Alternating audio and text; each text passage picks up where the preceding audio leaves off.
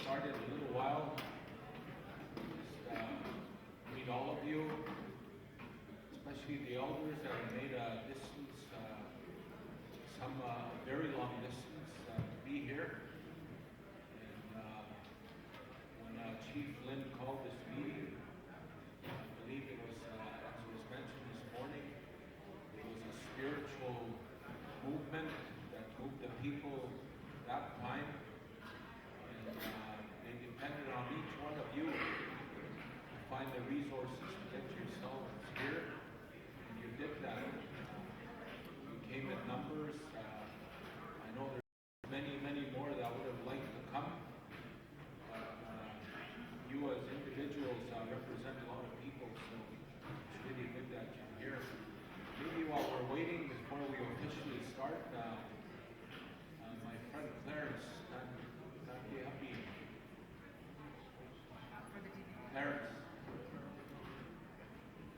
Clarence Woodstone, oh, he must be outside.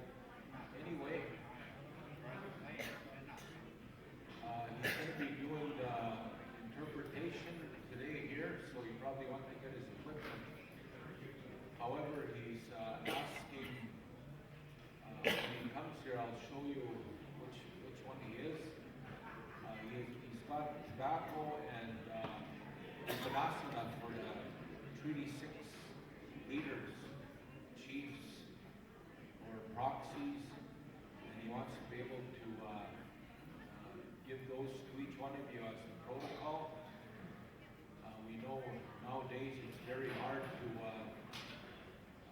travel these great distances, so he's trying to save himself some miles and some resources. So he wants to get as many as he can here today. So I think what we're going to do is we're going to ask our technical people to put the agenda up here for us. And whenever we're able to review, we're going to try to get you copies of the agenda. So be patient with us. As mentioned, everything here is done on a shoestring budget, very limited budget. I think the call went out to all the nations to donate whatever they could to this very important meeting. And for those of you that did donate or are going to donate, I know they thank you in advance, so thank you for that consideration. So I'm just going to kind of wait for the chief and the grand chief before we officially get started here.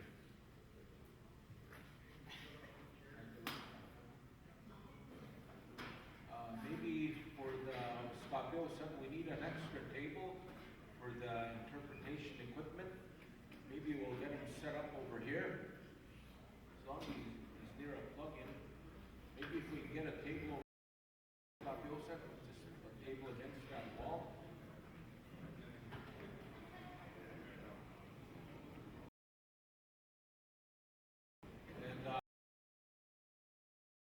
Provide a very good service. Interpretation, unfortunately, it's the Cree language, Plains dialect. And if we had more interpreters, and this is all volunteer, like we said, if we had more interpreters in the other language groups, we will do that too. However, the equipment, I believe he still has 50 of the headsets. Yanum Tanoche. 46. So whenever we have these meetings, we always encourage people to return the headsets. But four forgot to do that. So maybe it's one of you might have taken home by accident from one of the meetings. If it is, just return it back to parents. And these headsets and the equipment, they're very expensive. They're not cheap items. So if you do utilize them today and tomorrow, we ask that you return them at the end of the day. Like today, if you go ahead and get them, please return them today, and you can get them again tomorrow. That way he keeps an accurate count of the amount of headsets that he has.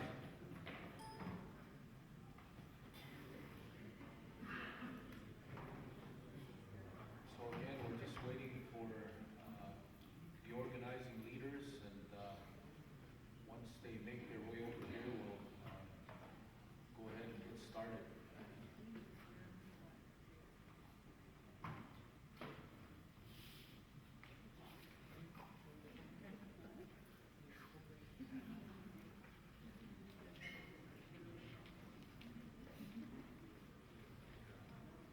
And as I said, we're going to make copies for you as soon as we're able to do that. But in the meantime, I think we're going to ask the text to put it up on the wall here.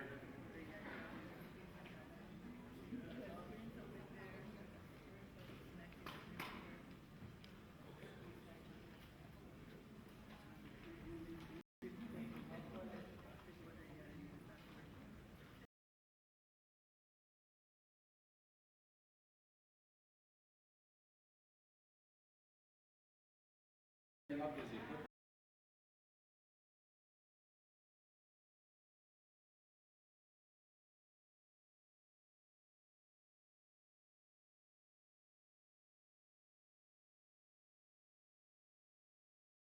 Lake Cree Nation, and maybe throughout the day, the Treaty 6 leaders can make themselves known to Clarence.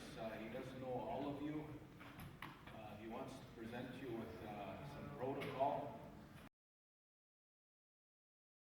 Stay out of the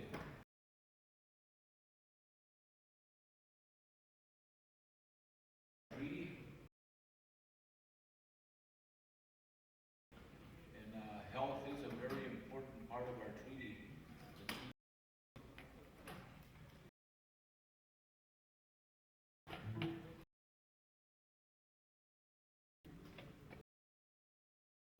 So,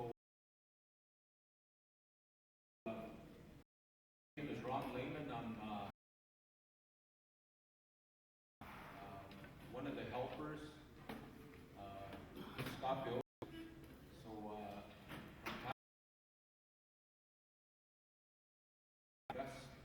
along with my brother here, Dennis Whitebird is going to be helping us out. So the two of us are going to be co-chairing the meeting today and tomorrow.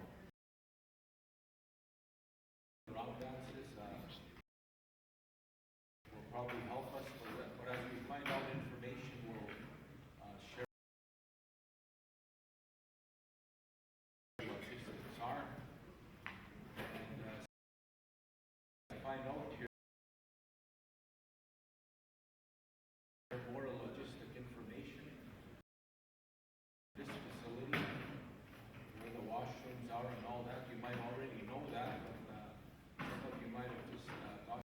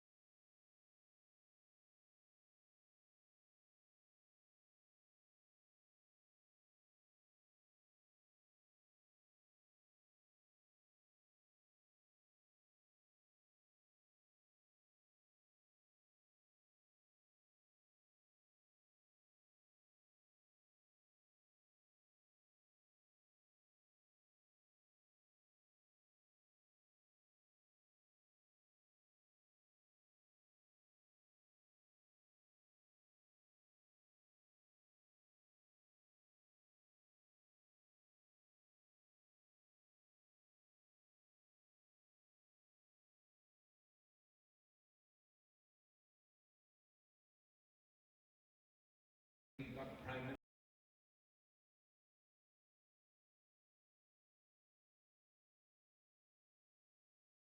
slashing and burning.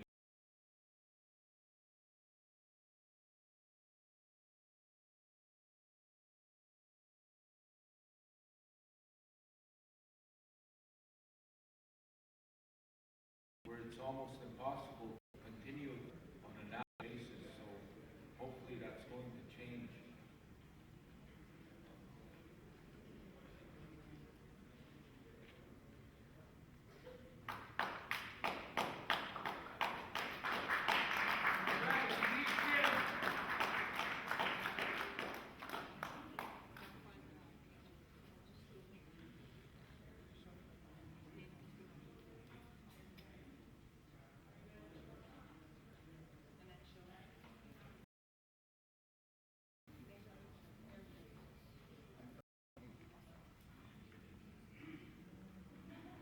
We have Chief Akos here, and Knack is close by somewhere. I know he's a very busy man. But with that, we're going to go ahead and get started. Our opening ceremonies are as such. An opening song is going to be rendered by Nina Waste. So if you can come forward, we're going to do an opening song for us, and then we'll go into the welcoming remarks.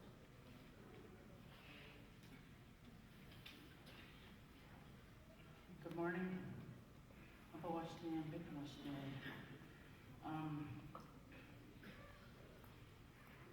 I listened last night from where I wasn't feeling good. I listened on the live stream and recorded what was happening here. And at one point, I cried because our children they're having a hard time out there. And as a woman, my duty is to protect them and to, give them back what they're going to need to walk in this world. And I work with a lot of kids. I work with kids that don't have parents. See the trauma in our kids. I see it all the time. And it takes, and even prayer people go through things that are they would break other people. And that's what I want to share from my heart, that everything that we do, we need to think about those future generations, because those are the ones that are going to have to live with our decision making, with our stubbornness, or with our kindness. It's them that are going to take the brunt of that. So we need to make sure that we equip them properly and give them the tools they're going to need, because things are going to get harder. That's what I'm told. I don't want to offend any Treaty 4 territory here. Dakota and Cree, some are very mixed. And I'm a direct descendant of Chief White Bear. And I know I see some people from the community. It's very good to see. We're here. Are the things that we're going to be doing, are they going to impact our young people in a way that's going to bring them life? Or are we going to impact them in a way that's going to bring something else dark? And this song that I'm going to sing is in one of the languages that I'm speaking today. I try to speak them.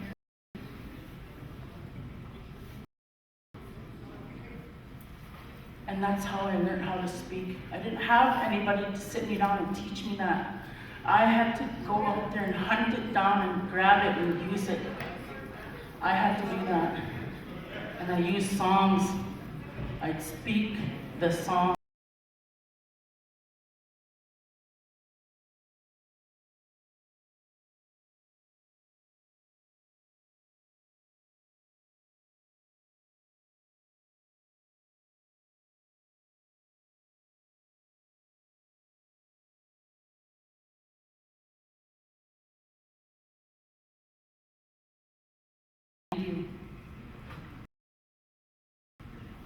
And that's what we want to ask you all.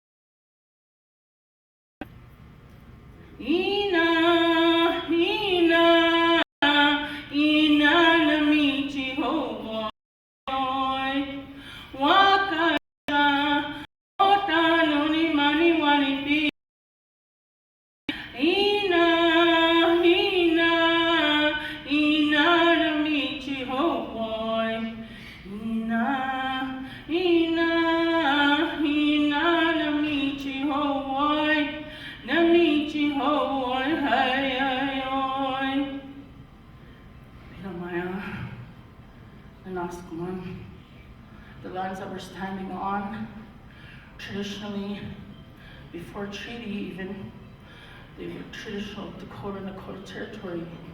Hey! Encroachment came and harm. They do it out of greed or ego. They did it because they were hunted. Easy to say that.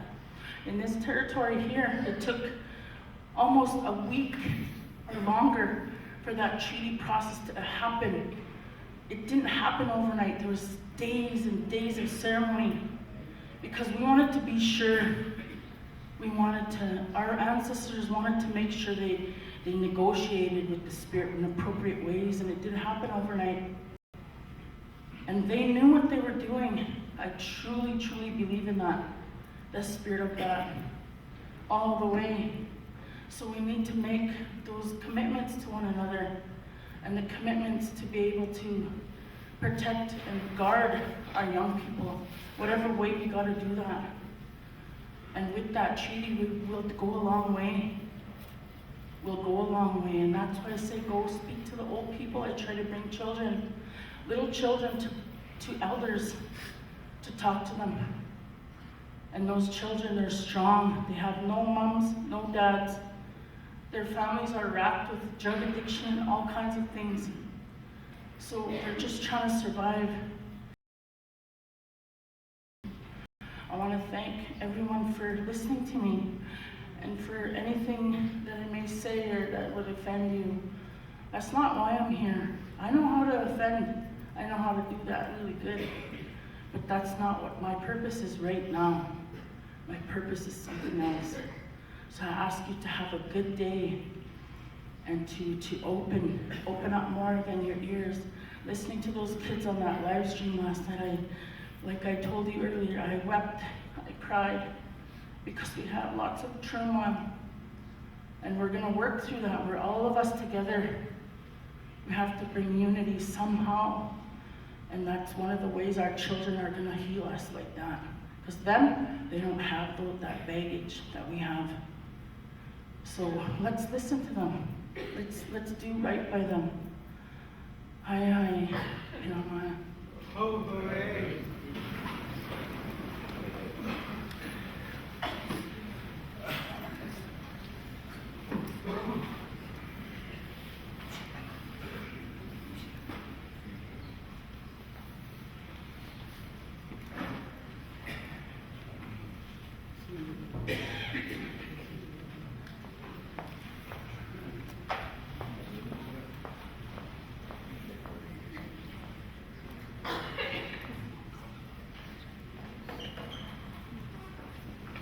Thank you for that wonderful song and for the message that has been delivered. We need to stand together as brother and sister and to bring our families together, particularly our children. I'm glad to be here once again, to be at the table with my good friend Ron. We've undertaken this role to try and guide the treaty discussions towards some good directions for the future.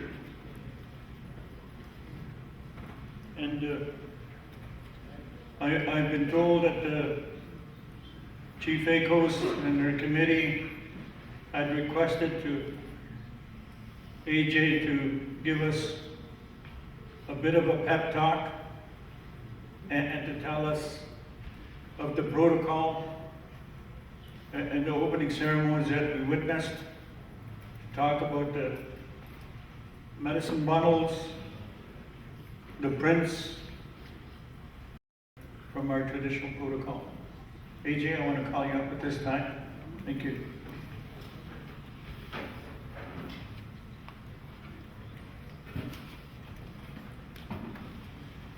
Good morning, friends and relatives. Naskumune bemicheti ego tasamina. Mumtunu saga asomiste potsika tego mamopun. This meeting was called in very short order, and we've got participants sitting in here from pretty well across the country. I want to be thankful of your call, listening to the call for our peoples to come together it took a little bit of doing for some of the elders in the community of Cross Lake, and some of us who have responsibilities in Treaties 1 to 11 to gather in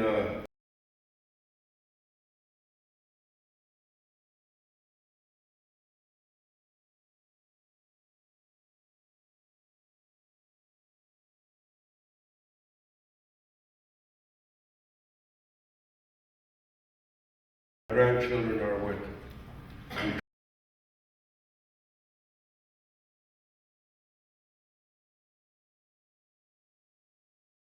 Neither can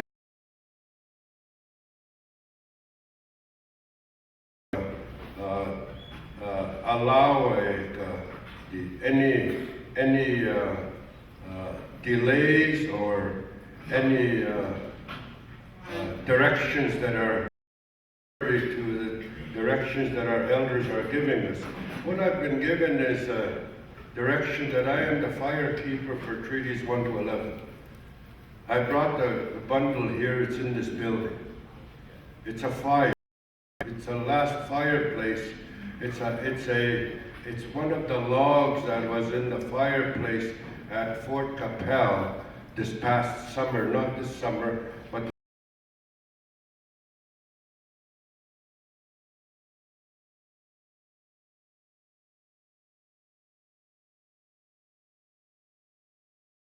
when someone calls for that fireplace, someone who wishes to carry on the next gathering for Treaties 1 to 11. And we also talk about Treaty 1 and those people, those treaties that are wishing to be affiliates also sign Crown treaties.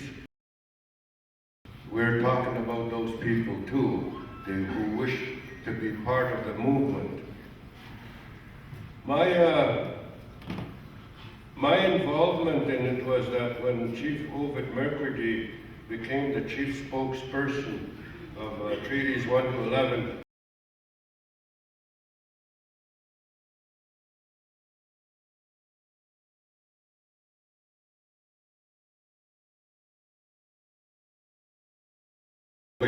I'm very simple. I told him, when you get a mandate, even if it's an interim mandate, we have a job to do. We have a job to do, and that's the treaty.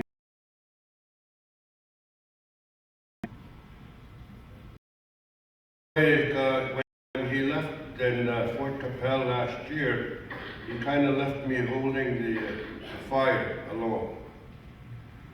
I'm still holding it alone. I'm still looking and encouraging First Nations peoples and tribals to take up the fire. The fireplace is very special, particularly in these times when our communities are hurting. The fire is one of the spokespersons in the spirit world. You take that fireplace home, you're actually taking a praying spokesperson to your community to bless your home, to bless your homes, to bless your community. So I'm still saying that the fireplace is still available for those across the land who wish to have a gathering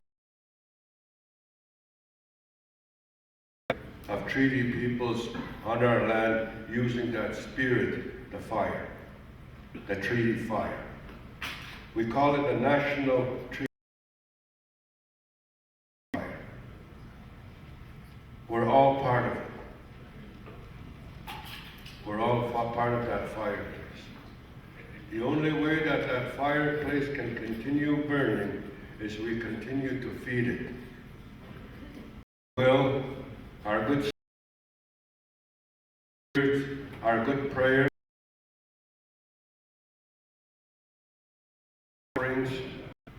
and our good prayers.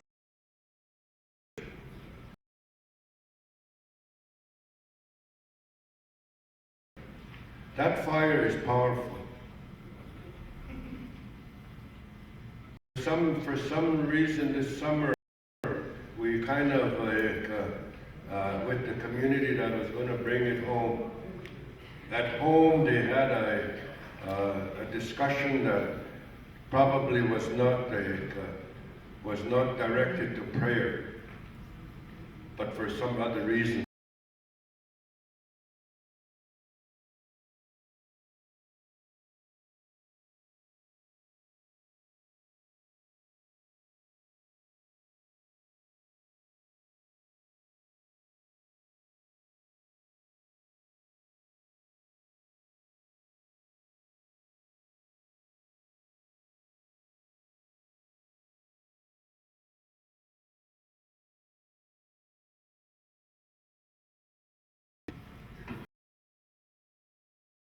It took me years to get back Mom and Dad with my grandma and grandpa. Believe it, that they were no good, that what they were doing was no good. That's what I learned. I had to unlearn that, and unfortunately, they passed on while I was still unlearning that. Today I miss them. Today I miss their words. Today I miss their ways and their beliefs and their values. But I want to say that what I heard when I was just a little tiny kid from my grandma and grandpa and my mom and dad, I still remember that. And I still know, and I still believe in it, and I've witnessed it. I witnessed the power that we have as First Nations people. I witnessed the power that we have not only in your churches, but also in your lodges. We have power. We're spiritual people, we're praying people, we're very unique people. The spirit world understands us in our lodges and also in our churches. I've seen it. I've seen miracles, not only in our lodges, but also in the white man churches too. I've seen miracles. So we're special. So this morning again, I want to state that the fire is here. If you wish to invite it to your community, there is protocol. They call me the protocol keeper. Treaties 1 to 11. I wish to urge you that we keep the movement going. That it is important for our youth for 100 years.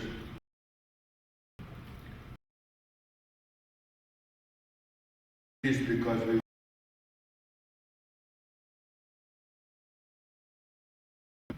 are in their spirit, in the spiritual way, ask their guardian angels and their spirits, what shall we do with this white man that's coming? And the spirit world told them, sign that treaty. Because they are going to be many. And they are not who do you think they are. And many times they will not tell you the truth. You sign that treaty because they can hurt you.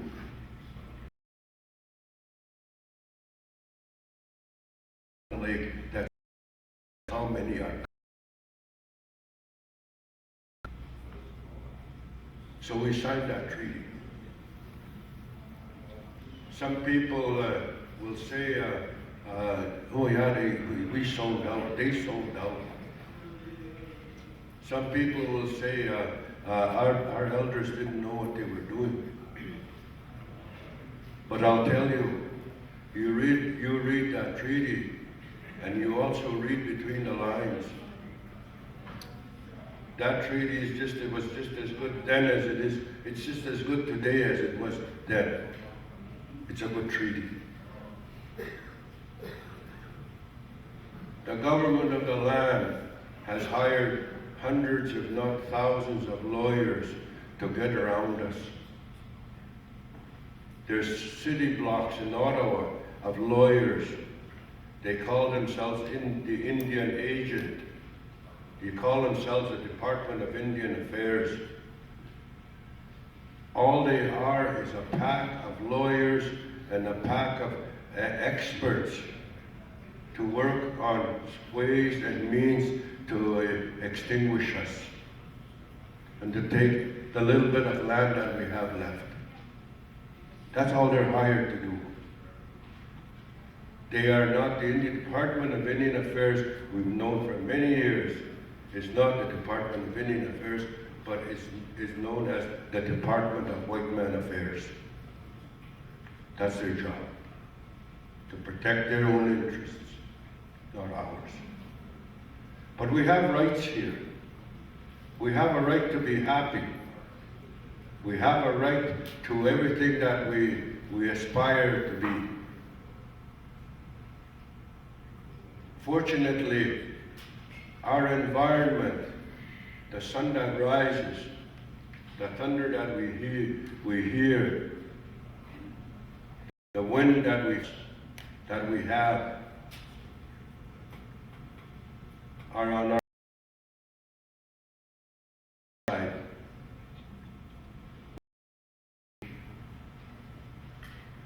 All that was created to look after us.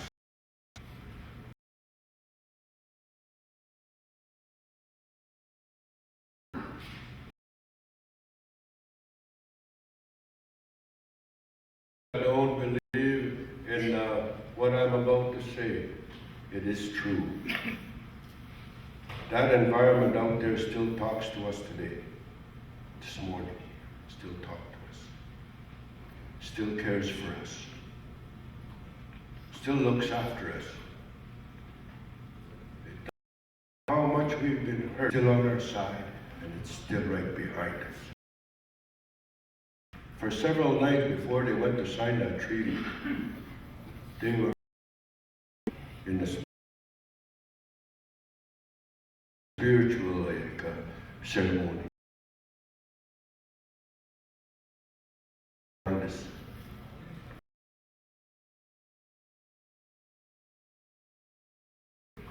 And they were given us that way.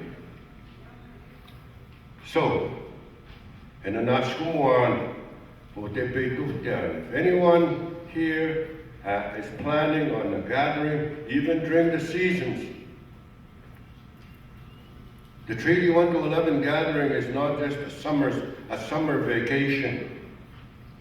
It can be a fall, winter, or spring gathering to host the next Treaty 1 to 11 gathering and on that fire.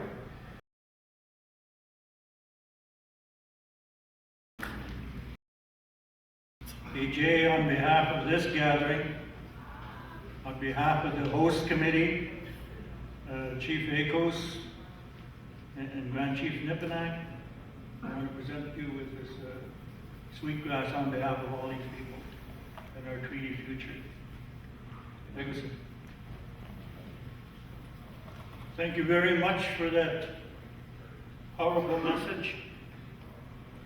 At this time, I want to call on Chief Michael Starr from the Star Blanket Reserve to welcome us to his territory, our territory. I'm from Treaty 14.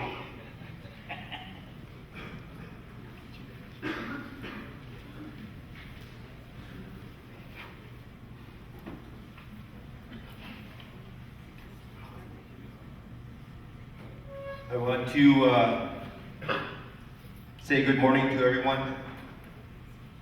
It's a very beautiful day, very kind day. Creator has blessed us with. I want to acknowledge our Katek, our wise ones that lifted their pipes this morning, prayed for this day, and prayed for us, and prayed for all our communities. I want to first of all acknowledge the organizers and the ones that brought you all here. And you can see and you can feel the energy. You can feel the importance of why this needs to continue. As our great friend AJ has indicated to us, and the importance of why it's important to gather, important to discuss the ways we need to look at treaty implementation.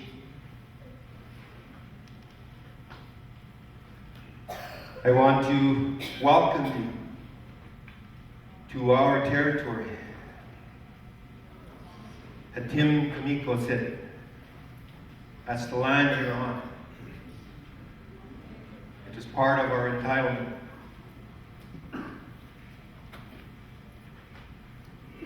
I just wanted to just very briefly say that we're just not quite there yet, but we're almost there. And very soon, this will be our true territory, which rightfully ours is, it's ours. I can never understand that as a young person, why we needed to take our own land back. But that's another thought and another discussion. I want to welcome as well to the Treaty 4 territory. We are in this beautiful land of ours. And we have to find ways where we can, truly work together. Our community is no different. We have certainly attained some of our successes. Our young people have been able to move forward in life in a good way, in a humble way, and learn some of the things that they've been taught in our elementary and secondary and here our post-secondary education. And we encourage them to do that. We encourage them to find our treaty right to education. And encourage them to find and understand the cunning of the white man. That true understanding that our ancestors wanted. So that in turn, as we say, we acknowledge all our leaders here, they'll tell you that's what we want our young people to do and to learn. So that we can understand better what they are doing to us. The impacts, the legislation that they are doing to us. And it hurts, as we say. We heard your grandmother this morning.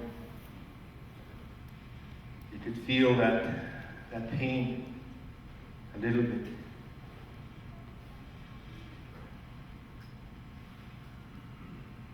So, friends and relatives, we need to find ways to encourage our young people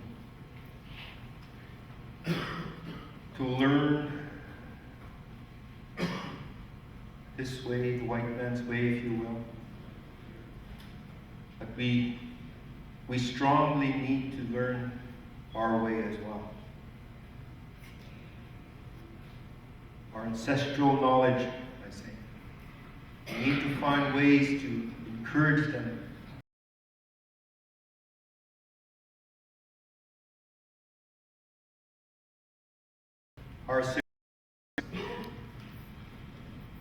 And even though there's different types out there, we still need to invite them, acknowledge them, in a good way invite them to do those kind of things, because that's important too.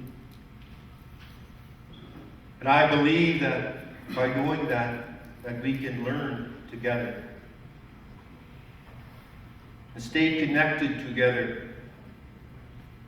That's the true meaning of our nations.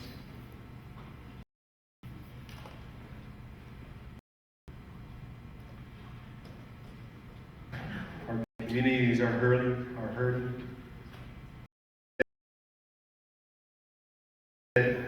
Our young people are no different. They're experiencing that pain, that anger in our communities.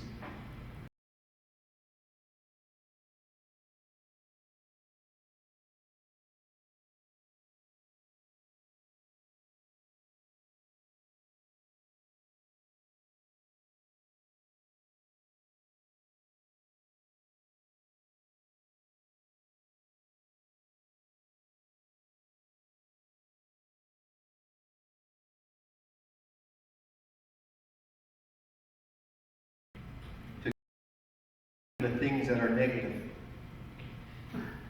Encourage them in sports and culture and recreation. It's a little bit easier to say that, but how do you do that? And that's what we need to do. To keep them active and keep them busy. Keep them motivated and keep encouraging them. That's what we need to do. And I said that's the challenge sometimes in our communities.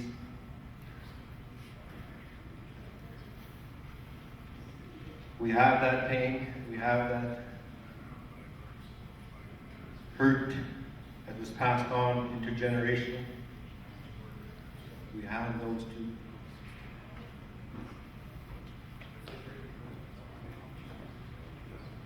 But I'm here too to encourage our hope in our discussions, in our movement, that the things that we do together, the things that we discuss, that we move forward that way, in a good way, in a true meaning of treaty implementation.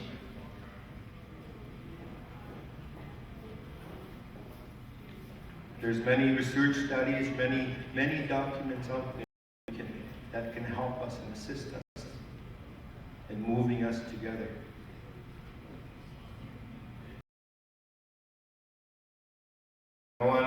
guess, close by, saying that,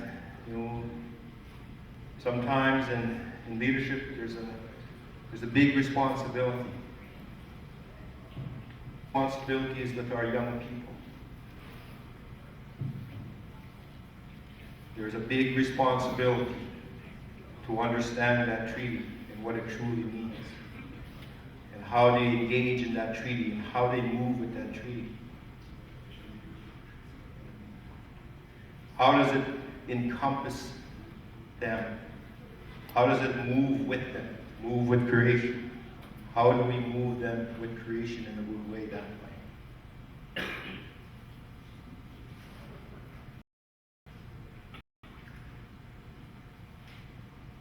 And I understand that they gathered yesterday, our young people.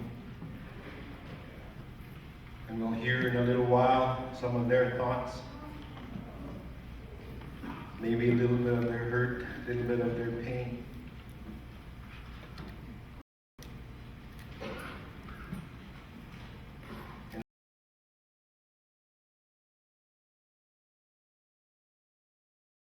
Good.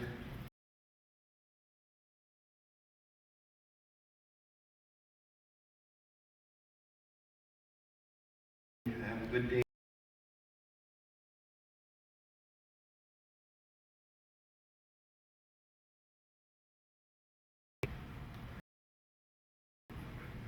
As a leader, you have certain things that you need to do, and those are some of the things that I need to do today as well. I was honored to be asked to say a few words here to acknowledge and welcome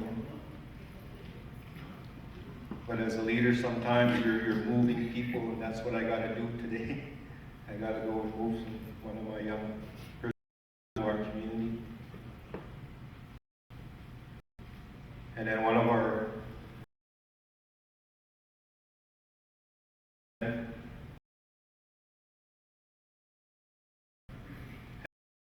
then this evening over at our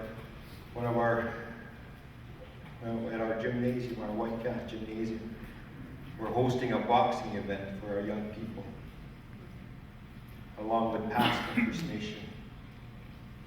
So we're encouraging and inviting them that way to make sure that they move forward in life in a good way. So thank you very much for listening. Have a beautiful day. Have a wonderful week. End today and tomorrow. Thank you.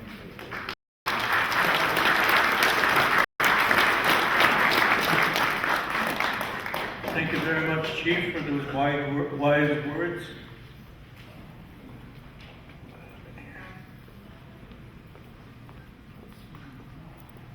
Is in the room.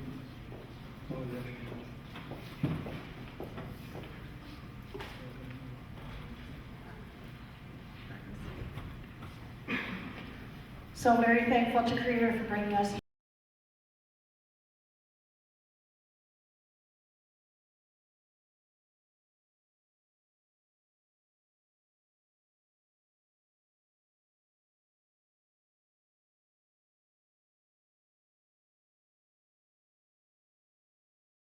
We're living.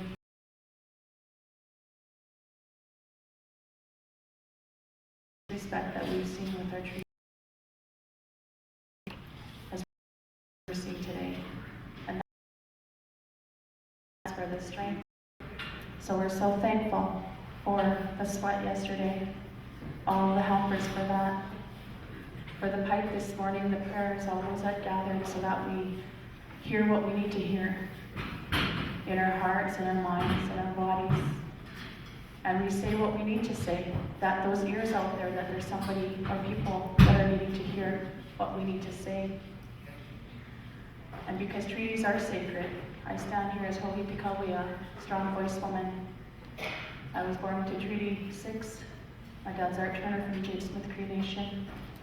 I'm born into the Wapiti Dakota Nation as well, on the Buffalo, and I acknowledge the cloth that I'm cut from, the cloth where I come from, my Kushi, my Kokum, my Mushum, my grandfathers.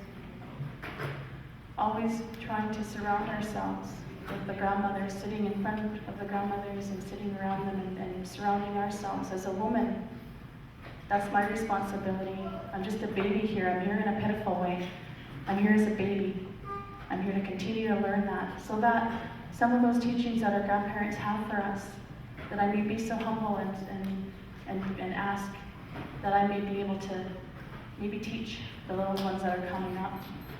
Learning from our babies. We talk about it often, but do we really learn from our babies?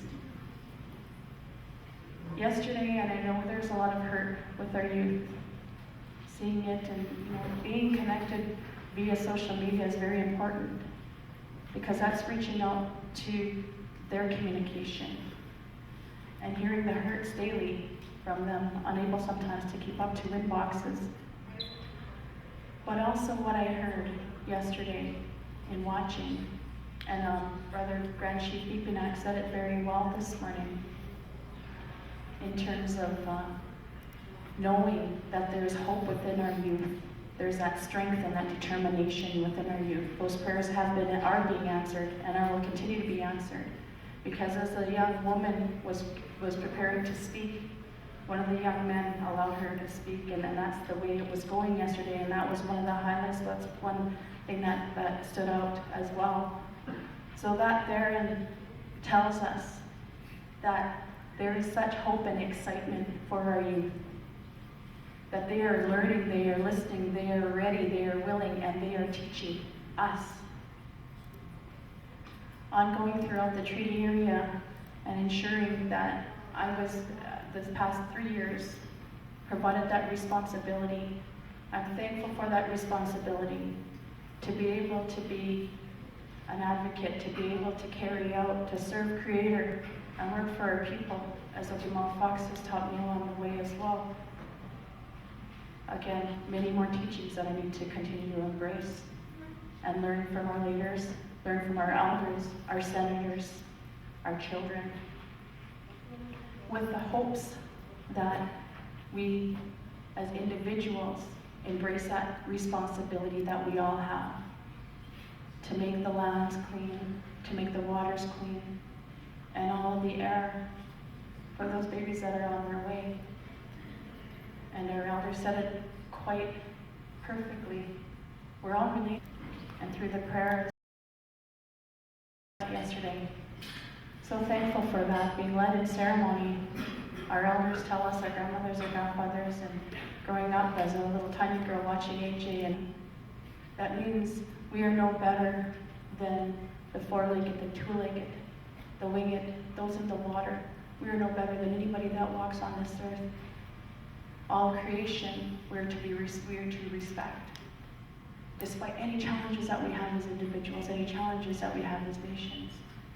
I thank the people of Treaty 4 for embracing us here, for allowing us to gather here, the people, the elders, the children, the leaders.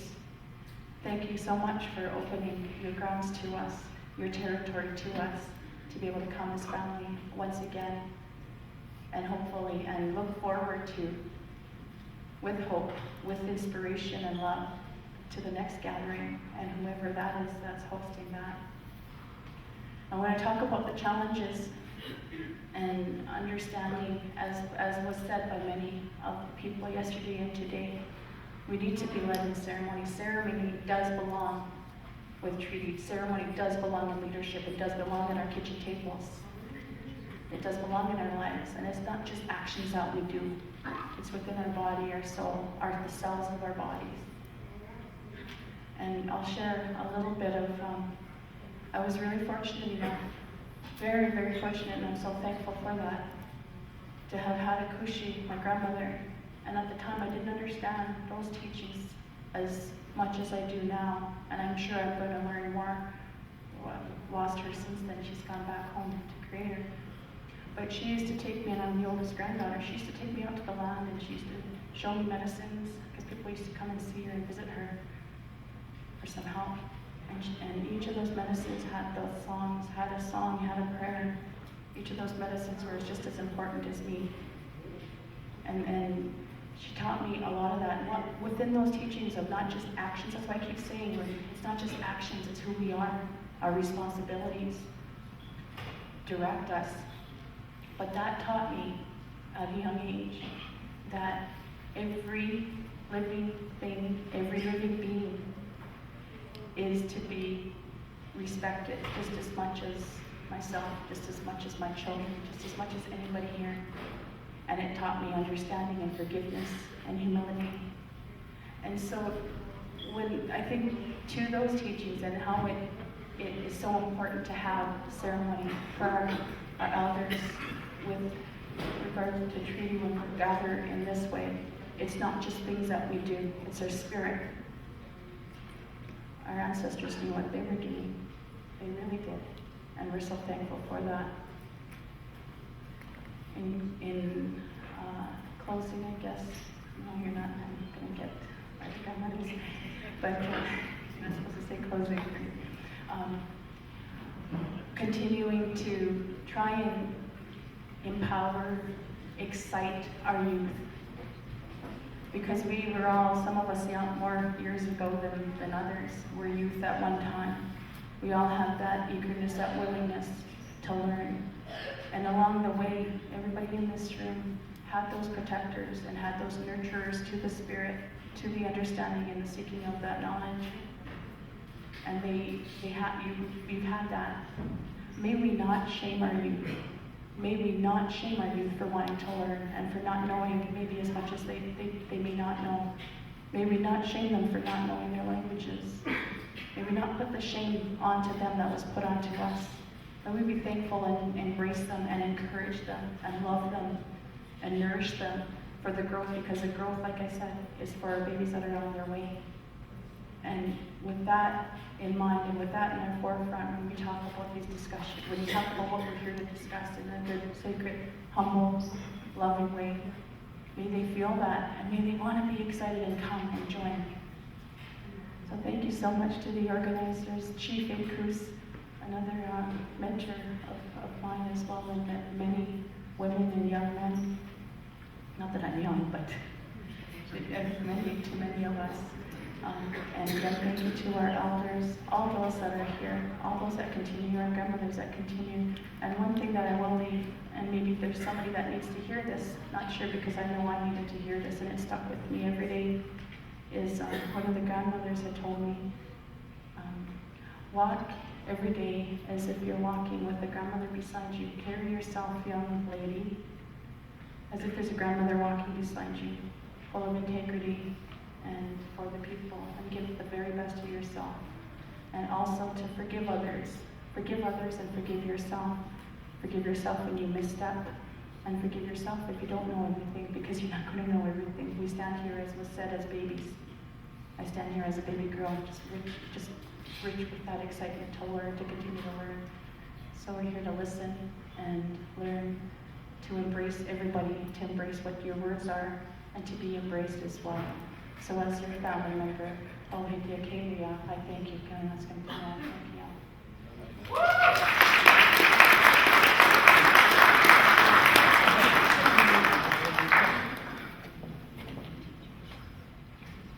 Next, we want to call on Julie Big Eagle from the Buffalo People Arts Institute.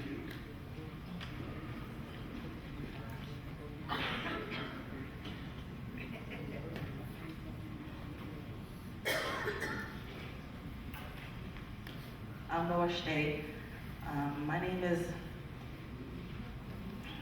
Morning Bird with a Good Voice. I'm Bizit Kanawashte, and I'd like to welcome everybody here this morning. I just wanted to say a few words on behalf of the organizers, and I'm honored to be able to help. I know there's a few people that are helping today, and I can't give it all credit to Buffalo People Arts Institute, but definitely to Chief Derek and Chief Lynn, and also to the University of Regina, Shawnee Pete, and to First Nations University. I know Cadmus Delorme is here, and he's kind of the ambassador to First Nations University, and so you'll see him running around. And if you need help with anything, you can always approach him, as well as myself. But I wanted to kind of, kind of give you a background. Like, I know that a lot of the First Nations University people, the staff and administration, and even some of the students aren't here today because they've honored us by allowing us to use this space. But they're actually in Prince Albert. The convocation is on today, so I guess I give greetings on behalf of First Nations University and just welcome you to this wonderful space. And I'm alumni from SIFC, and I see a few other alumni in the crowd.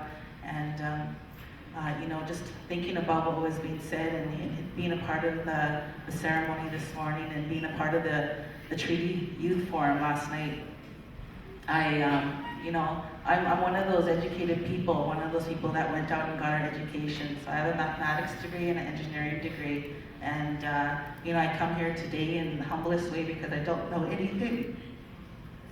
And, I was listening to Ryan McMahon. He does a podcast online. And he was, Justice Murray Sinclair spoke. And he was talking about quitting being a lawyer. And there's been so many times when I wanted to quit being an engineer because what I wanted to do with that engineering degree was to go home and help my community. And that was 2004, I graduated. And I was going on that path to help my community. And I also was in chief of council for 2 years. And if I could choose an engineering degree versus chief of council, I'd have to say that chief of council, being on that council, was probably the worst job I ever had. I'd go back to school for another 5 years because there's just so much hurt in our community. Hurt at every level, and there's so much lateral violence that I had to get out. I only lasted 2 years. And so I think about those people who were in ceremony for 5 days, negotiating those treaties. I was like, that's what I needed. And we don't have that enough in our councils, in our chief council meetings. And I know I had a baby during my term, and I ended up bringing him to some of the meetings. And one of our meetings that I ended up going to, they would smoke. Back then when you could smoke at your meetings, well, I think you could still some places. But they stopped smoking in the meeting because I brought him to the meetings. And I'd just rock him underneath the table with my foot. And then I'd nurse him, and then nobody would know, that I was nursing him. We'd just continue on talking. And, and so I felt like, when I think back, I felt really honored that they stopped smoking for my baby. They take it outside, and they didn't have to be asked. They just did it. So there's all these things that I didn't appreciate when I was on council. That I appreciate now. I think it was my own idealized version, and I thought I would come back as an educated person and just change the world. And I took on too much, and I ended up having a mini nervous breakdown. And I don't tell many people that, but I'm like, I feel for the people in our leadership because I know the stress that they go through. The people don't appreciate them. So I appreciate our leadership because I know, and I'm like, I don't know if I could ever go back in that field. You have to have thick skin, and you have to seem to know everything. And the people expect you to know everything, but you can't. So when I grew up as an urban Indian, and I didn't know about residential school. I didn't know that we were survivors. I didn't know about intergenerational. But I know that all we went to was powwow. I thought Sundances didn't exist anymore until I was in my 20s. So, going to ceremony has helped me in my journey. And, and so I'm kind of stuck right now. I work as an engineer, and, I always wanted to work in water. I always wanted to work in helping Mother Earth, and I'm not there. And, so I'm just kind of stuck right now. And I come, I'm a part of this because I want to learn. I want to hear from the elders. I want to hear from the youth. And, I feel like I can contribute as much as I can, but I feel like I'm still like lost. Just trying to understand, kind of where we want to go. So we take my husband and I and some of our friends and family. We created a nonprofit, Buffalo People Arts Institute. We kind of had this vision. We created, everything around Buffalo. And I can't pinpoint the moment Buffalo came into our lives, but it's always been there now. I understand it. And, and just like Buffalo People Arts Institute, maybe you don't know why we're here, but we're here because we want to bring back the buffalo. And we're here because, I see my nieces and nephews hurting. I see them, wanting to harm themselves, and not knowing where to go for help, and just having obstacles to be able to offer that help. So, we want to help our young people by helping them to know themselves, helping them to bring back the buffalo, whether it's, spiritually, mentally, emotionally, even physically. We went to the Buffalo Summit in Montana last month, and we want to be signatories to that treaty. We want to help because I know that's what our children need. They need to know where they came from. And the biggest realization I had is that maybe I didn't grow up eating buffalo. Maybe I didn't grow up seeing buffalo. Maybe I grew up in the city and I never saw any buffalo symbols or images, and the buffalo are dead.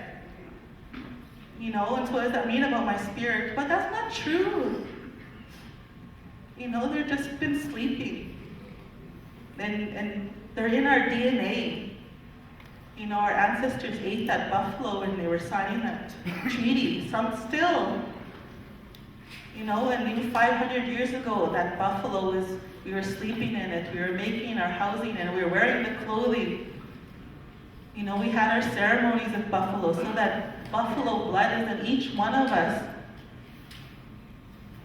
that are connected here on the plains, or even in Ontario, the buffalo, however far they roamed, and they roamed far, so that buffalo blood is in each one of us, and we take it and we pass it on to our children. You can see your physical traits of people who say, wow, you look like your grandfather, you look like your grandmother. And I always wondered why I had this hump on my neck.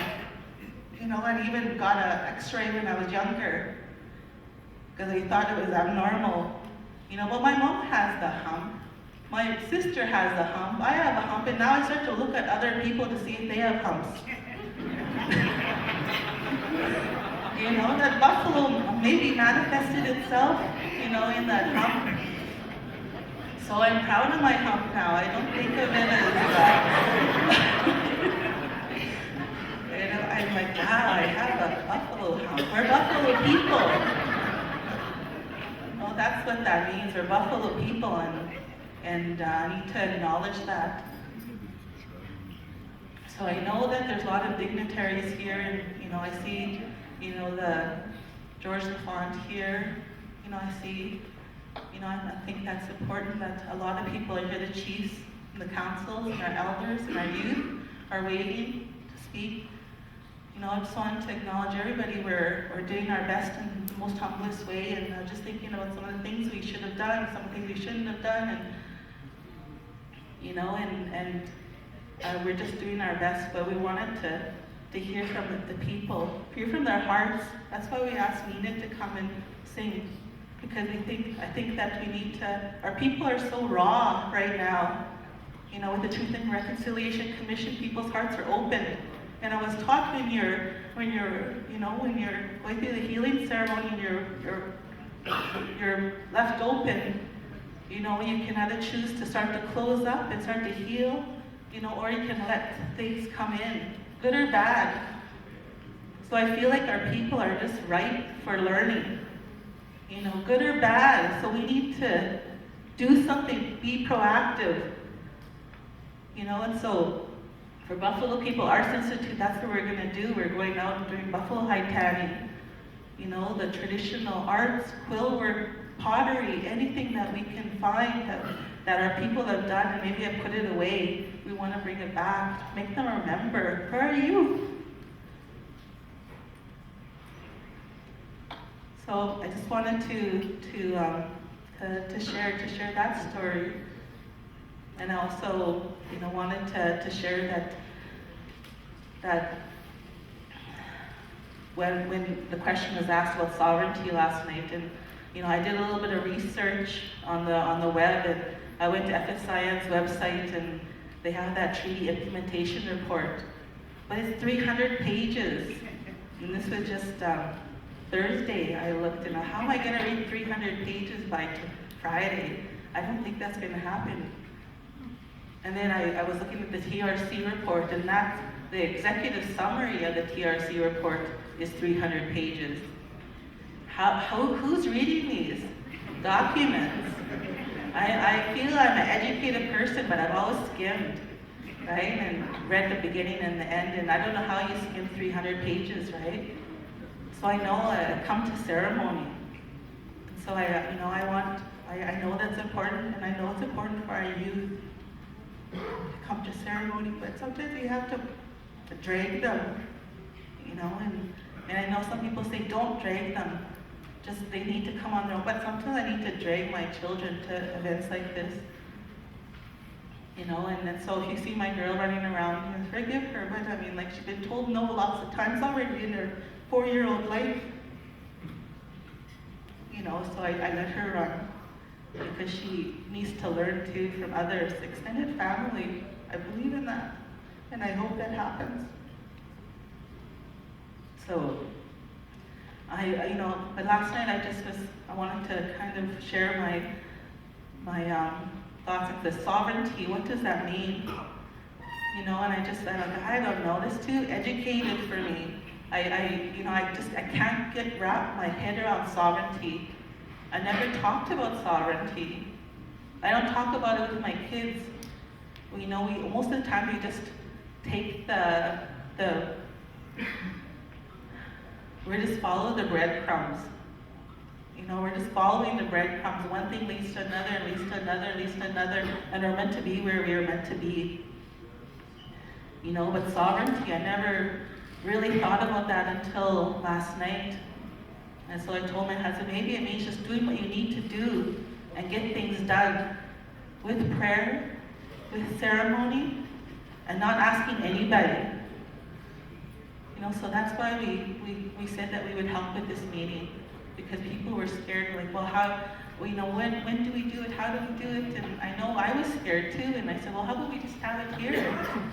And then, you know, and things just worked out the way they worked out. You know, so we're just all following the breadcrumbs. All of you are here for some reason.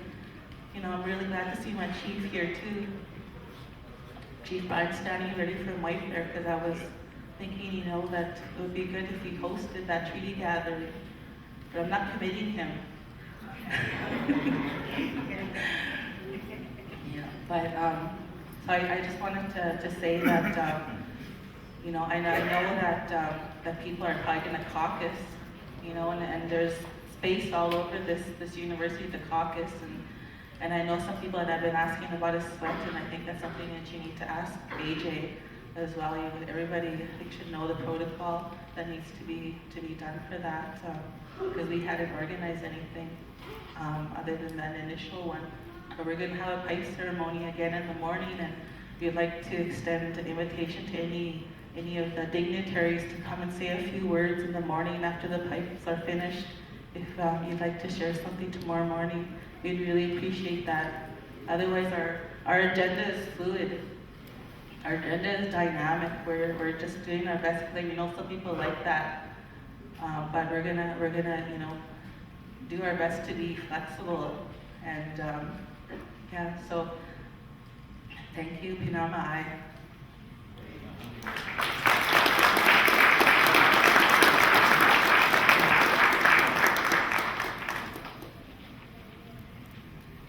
thank you very much for those encouraging words. One of the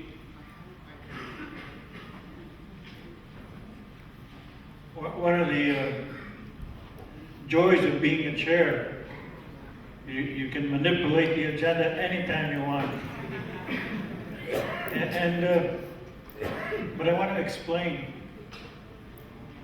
About a month ago, we were at the Treaty 4 gathering at Fort Cabell, and we were invited to a short meeting in a trailer by the powwow grounds by Chief Akos and Grand Chief Nipanak and some technical people,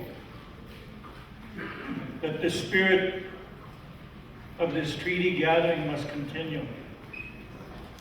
And so we began the planning process. And we wanted to call on Chief Akos at this time, but we're going to defer her comments. Grand Chief Nipanak. I want to call on the Treaty Commissioner for Saskatchewan, Commissioner LaFawn, if you'll join us. Commissioner LaFawn has to be at another engagement shortly, so we want to call him to present us with some words.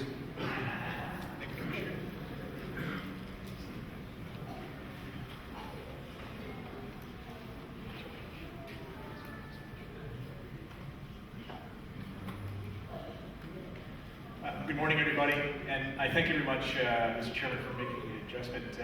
This evening in Saskatoon, there will be an honoring of Orest Murawski. If anybody knows who Orest Murawski is, will recognize that Orest was very instrumental in the Indian teacher education program at University of Saskatchewan. He's retired, and tonight they're expecting a large number of First Nation teachers who've gone through the ITEM program to be there tonight, and they'd asked me to do the same thing, which would be the MC for tonight, and so that starts tonight at 5 o'clock, and I want to be there for that because Orest Murawski, they're going to make a big announcement regarding a scholarship and foundation for him and honoring his contribution to First Nations education. So I want to put that out there, that my apologies for changing the agenda for me to allow me to get back to Saskatoon.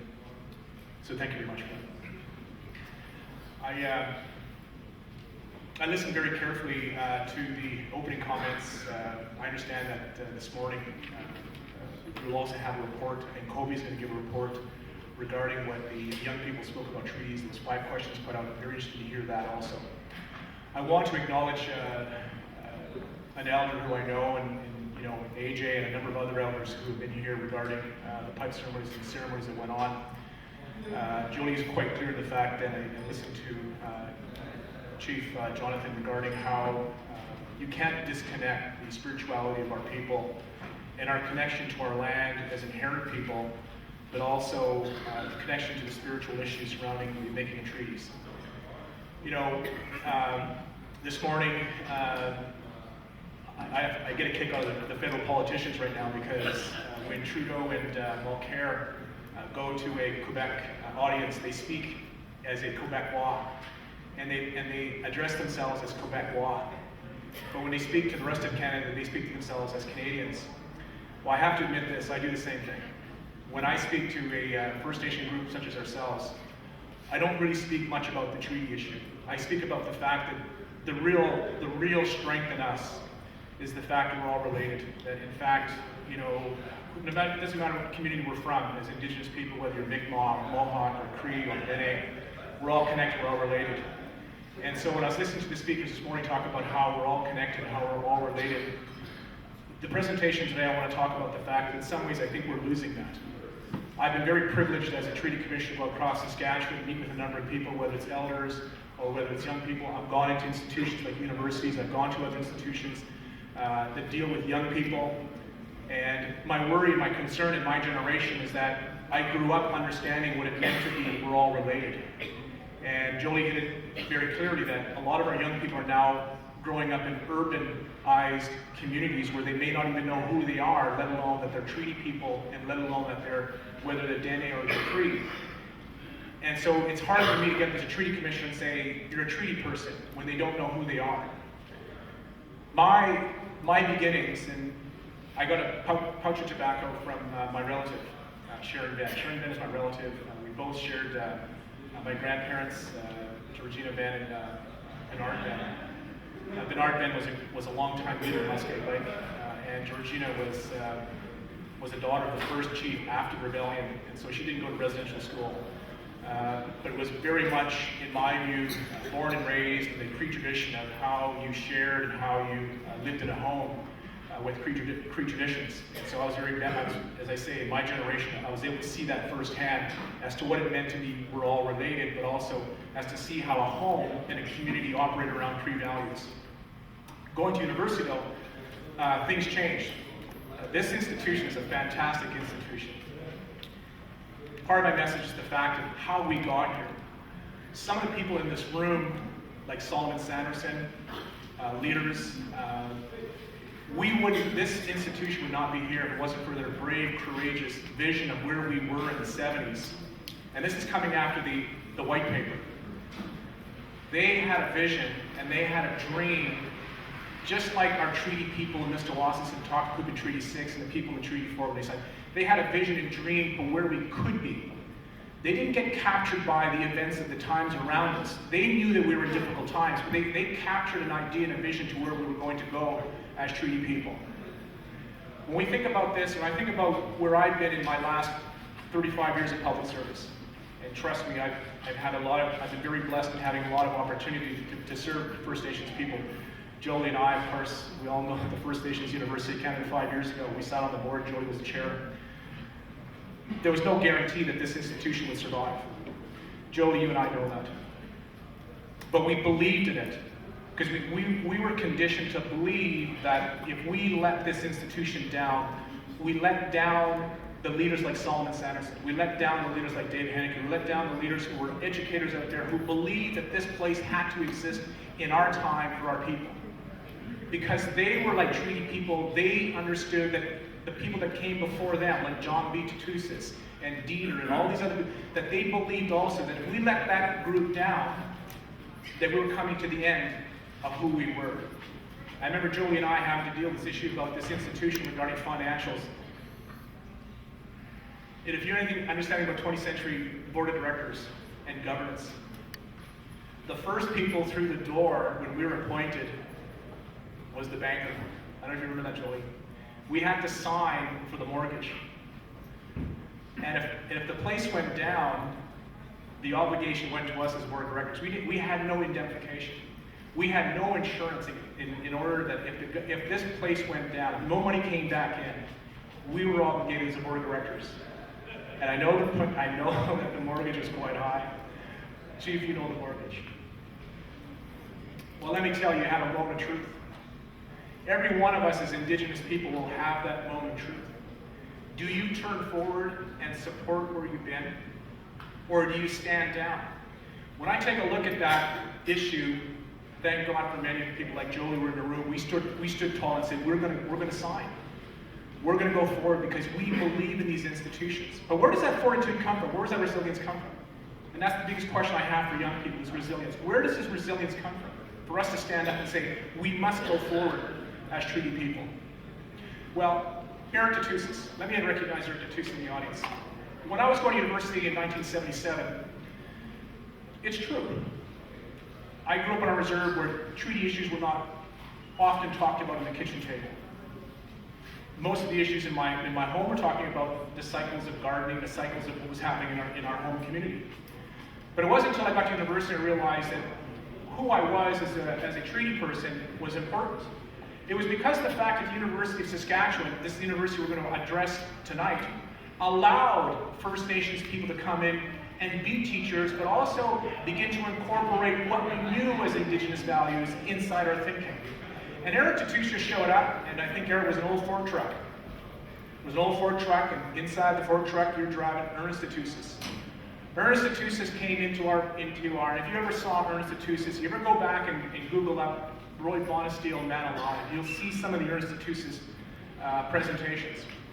Now, for a kid who was 19 years old or 18 years old, who had no understanding of what we're doing in terms of spirituality and First Nation pipe ceremonies, Ernest had a way to bring us all into the university. And we were doing pipe ceremonies at the University of Saskatchewan in the 70s, in the late 70s. It began to rekindle in my thinking as to what was the purpose behind this.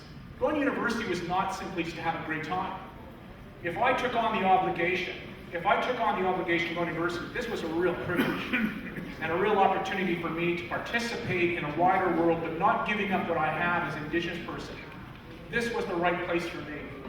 But it wasn't for that type of teaching, if it wasn't for that type of inclusiveness inside that institution, I don't know where we'd be with this generation.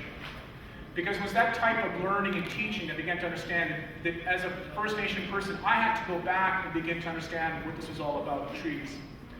And of course, we went up to sweat lodges, and I remember the pipe ceremonies in Beardy's with the pipe steerings from the people from Frog Lake coming out there, giving their time and effort. People from Onion Lake, I thank the people like Chief Wallace Fox, who's a real, in my view, the 21st century, understanding of what treaties are in the 21st century, and not giving up, as I say, standing up and going forward with the treaty issues and the treaty messages. But where does this all come from? And I have a concern, as a treaty commissioner, I have to say this. This video I'm about to present, and some of you have seen this, and O'Brien saw it in Calgary, Dutch in the back, we saw this when I presented this in Calgary. The reason why I show this video is because it was produced in 1977. It was called In the Spirit of Our Forefathers. I went to university in the late 70s. I saw this. Today we have social media. Today First Nation children can log on Facebook, they can go to the internet, they can be in Chile, they can be in Peru, they can be in China. They can Google up websites and they can be there. When I was hungry and thirsty for understanding who we were as Indigenous people and treaty people, there again, the leaders of that time, David and Solomon, I can go on with this list, they understood that their time will pass also. But they understood that we needed to have something back that people recognized that the 100th anniversary of Treaty 6 was an important demarcation in our history and evolution as treaty Indians in a country, and if you see the video, we were not being recognized appropriately. The problem I have as a treaty commissioner is that after 38 or 39 years, because next year we will celebrate the 140th anniversary of this treaty in 1876, when I listen to David Henneke's speech, the frustration I have, and I think this is the frustration that Jody's expressing, is that we are still inside and captured inside what David Henneke's trying to say to us. He's trying to say to us, wake up. We must continue this fight. And the young people I see that don't really have that understanding, compassion, and that vision that our elders have, we must get back to them. So I want to sort of stop there, and if I can, I don't know if I can dim the lights down. And I ask for your privilege on this.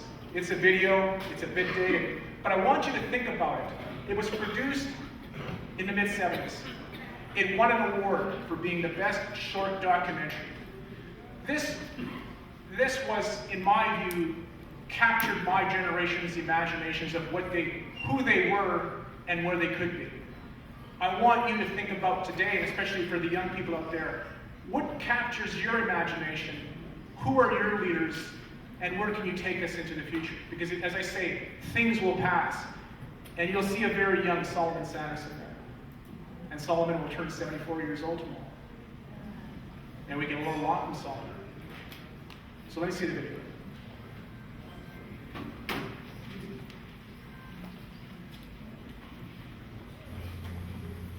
Can you see that?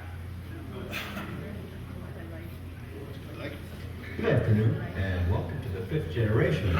If you recall on an earlier program, I mentioned to you that we'll be bringing to you the award-winning film entitled In the Spirit of Our Forefathers. Well, today we're going to do just that. But first, these messages.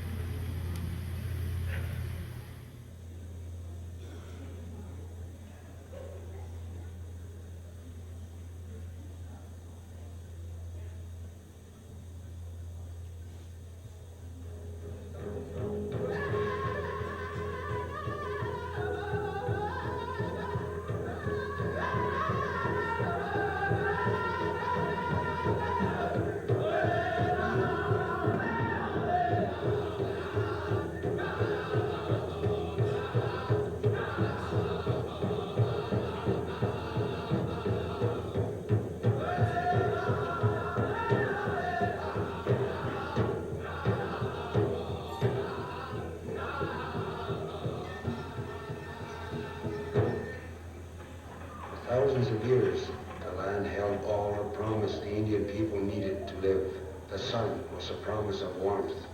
The water, a promise to quench thirst. The land and the buffalo, a promise to feed us and our children. In 1876, the promises of the land were replaced by the promises of the Queen. 121,000 square miles of traditional homeland was secured by Canada. My people and their way of life were driven into transition. In 1976, we come to Onion Lake Reserve, Beardy's, and Mistawasses. We come in a thoughtful way to reaffirm the treaty, to discuss and rediscover the purposes of our forefathers.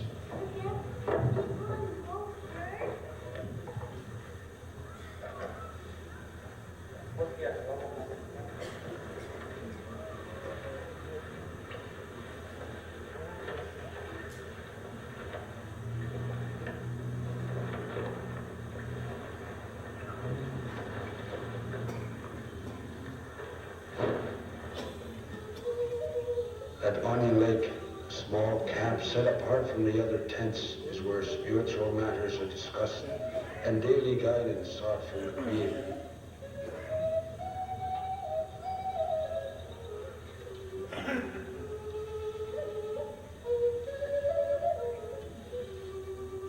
Years before Treaty 6 came about, Chiefs Wikaskukseno, Kihiwan, Omachis, and Hiskayo felt the winds of change blow cold over their land. They traveled to meet W.J. Christie, chief factor of Hudson's Bay Company, to speak of their concerns. Disease and starvation were eroding their people. The buffalo and many fur-bearing animals were becoming scarce. Now, settlers and traders came to their country like an overflowing river in spring. Message followed message between the Indian people and the government in Ottawa until it was decided that in 1876, Lieutenant Governor Morris, in the name of the Crown, would meet the chiefs at Fort Carleton and Fort Pitt. 100 years ago, the government chose the place and the time of our meeting. Today, we ask the governing people to come and join us on Indian land and share our observation of the treaty.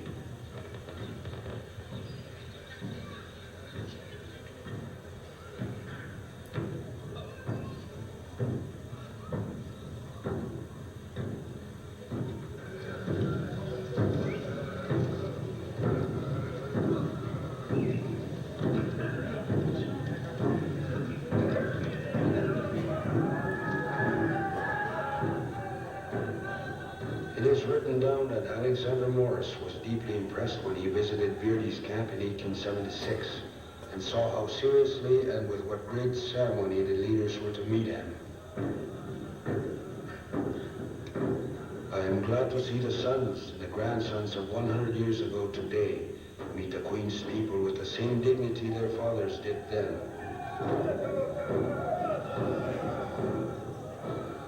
The lead man in the procession carries the 100-year-old pipe stem used to greet Alexander Morris a century ago.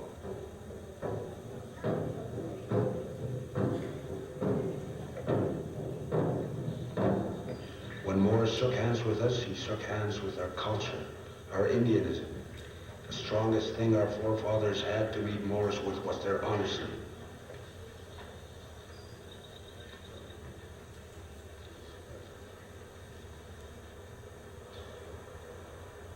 The first presentation made by Chief Justice Emmett Hall will be to Chief David Ahenekeu, Chief of the Federation of Saskatchewan Indians. Please step forward, please.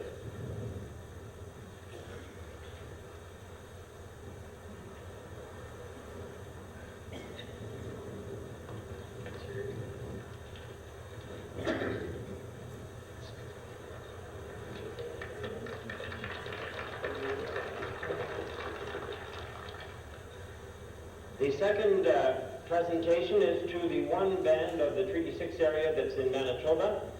It's the Matthias Colomb Band, and the chief is Chief Pascal Heddy.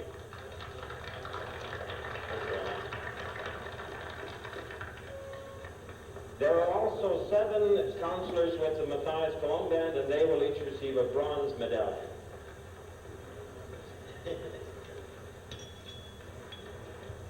The next presentation is to Chief Roderick Okamal, who has 4 counselors.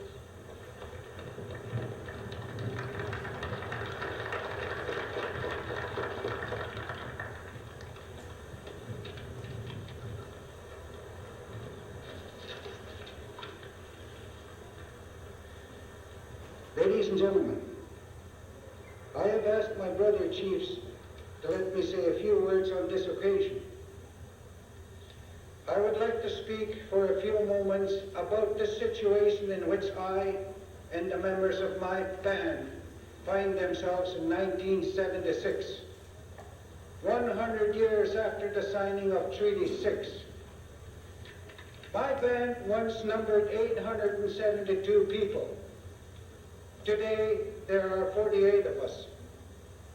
We are scattered throughout this province on different reserves, in cities, and living under conditions which civilized people would not tolerate.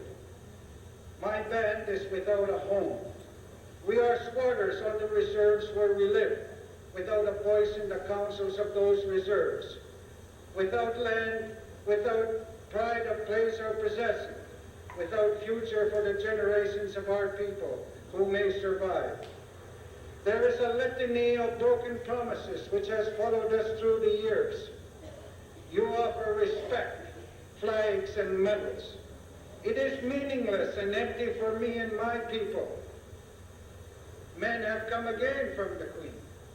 I ask these men here today if they will honor the treaty signed by Chief Lucky Man 97 years ago. Will my people have a home, honor, and a future? We, who have no home, ask in the name and the spirit of Treaty 6 that this treaty now be honored and our rights granted. It is with profound regret that I cannot, in the name of my people, accept your presentation to me today.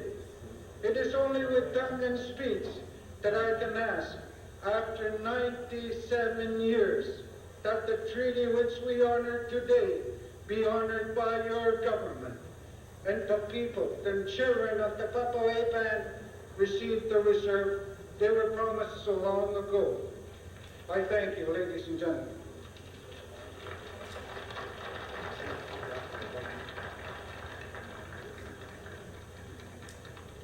The voices of the present speak with the same clarity as they did in the past.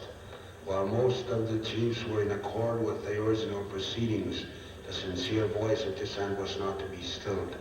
Chief Stuyvesant said this 100 years ago. I find it difficult to express myself because some of the bands are not represented.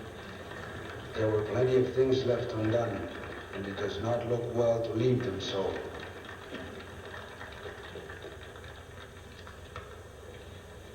Let this moment not be lost or abused in our struggle to be what we are. Let us stand up and be strong.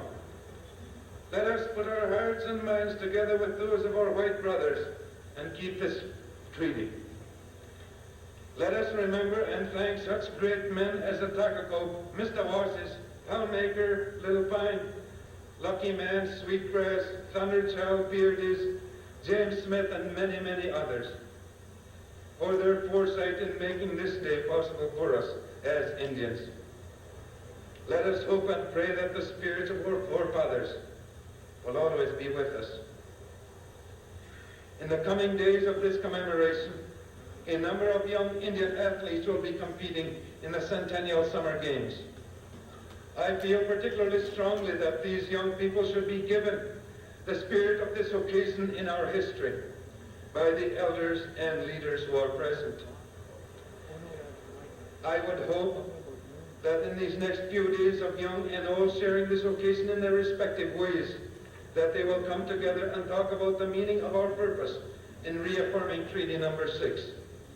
You, the elders and leaders, have the responsibility to teach our youth in this way. You, the young people, have the burden of learning, understanding, and accepting the responsibilities that our forefathers created for us, by which you are bound to the Great Spirit to continue. This challenge I give you.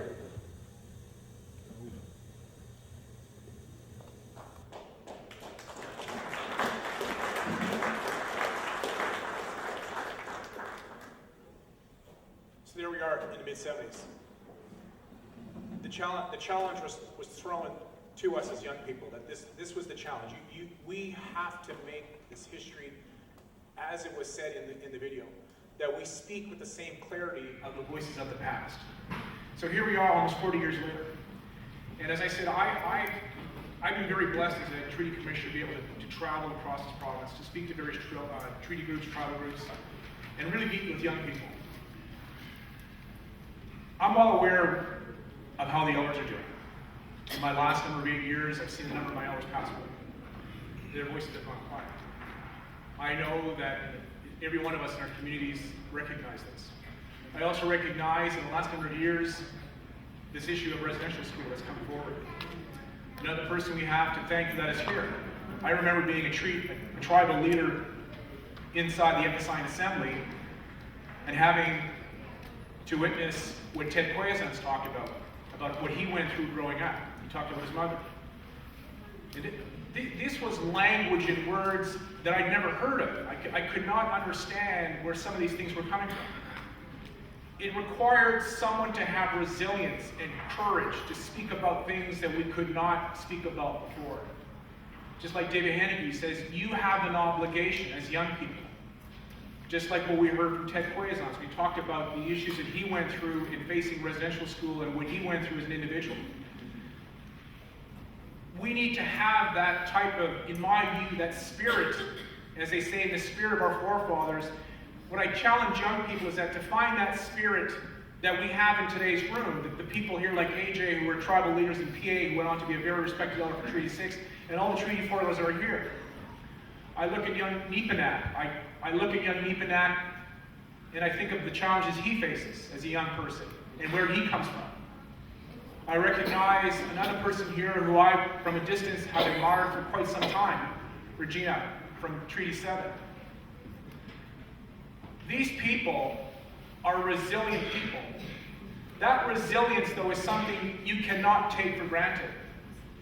We saw what residential school did to a lot of our people. You might think we're resilient, but you know deep down we've been hurt.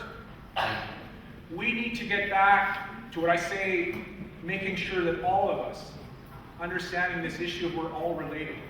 If something is hurt, we need to respond to it. This is what treaty making was all about through Mr. Wass's eyes, as I understand it. He understood what his people were going through. He understood the challenges he was facing in his time as a leadership in 1876. The plains were being cleared out. The buffalo was gone. Disease and pestilence were there. He didn't stand down. He stood up and he said, I will sign, as for me, I will sign treaty. And he spoke about education, talking about our children. All of you know this. He spoke about our children's children's children. He believed in the future. When we talk about we're all related, as Cree people, as Anishinaabe people, as Dene people, as Indigenous people, we know that we're not only related to ourselves as people, but we're also related to our land. And we're also related to the history of our own people.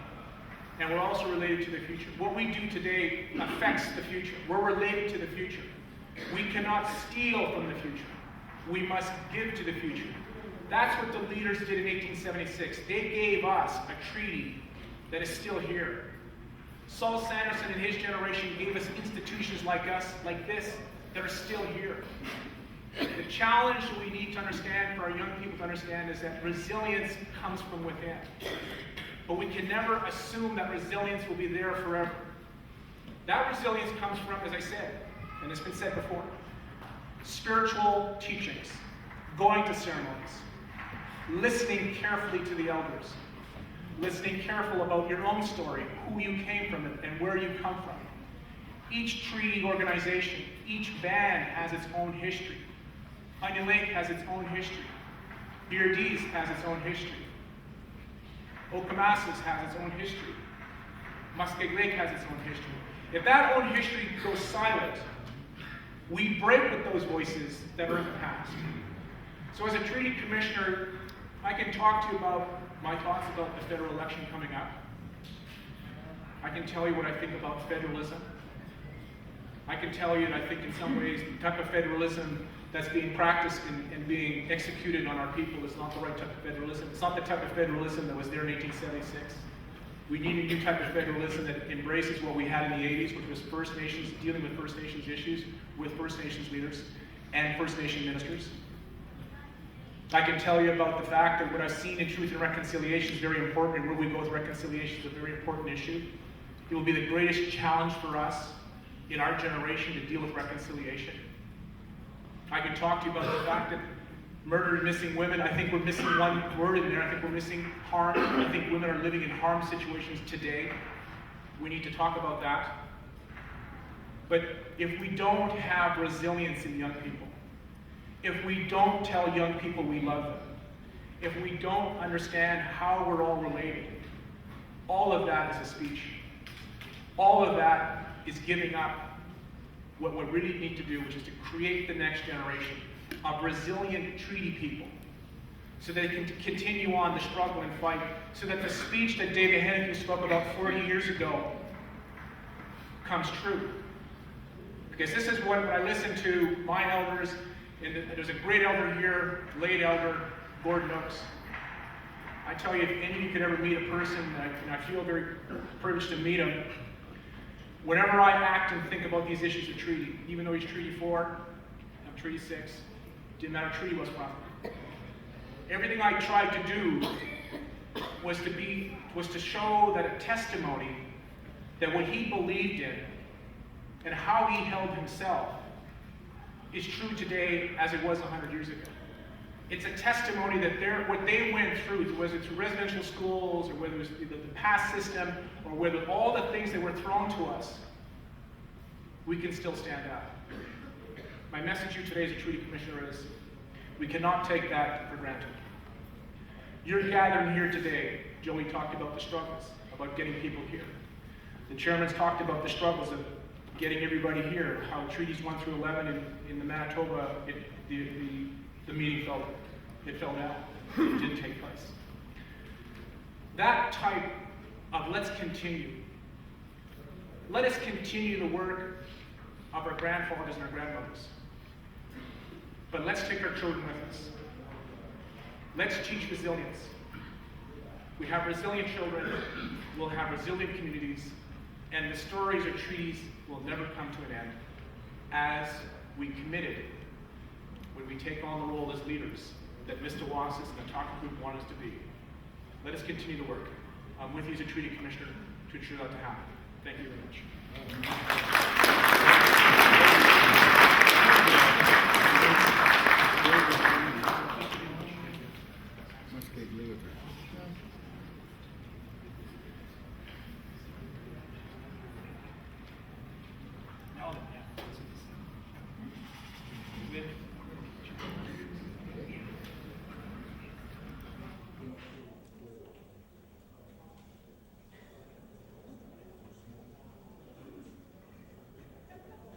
Thank you, Commissioner LaFawn.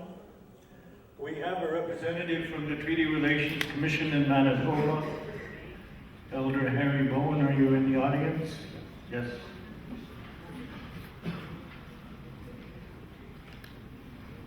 We will have one final speaker before we break for lunch. We'll call on Chief Akos to thank our sponsors.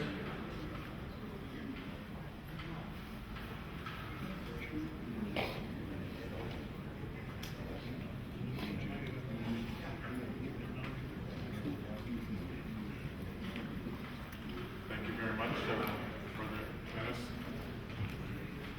I'm here on behalf of Treaty Commissioner Jamie Wilson, as well as the Elders Council of the Assembly of Manitoba Chiefs.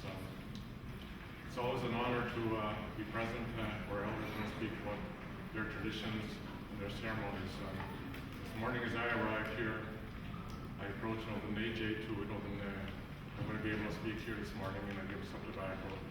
We welcome to the territory, but also to use the language of the people that are represented.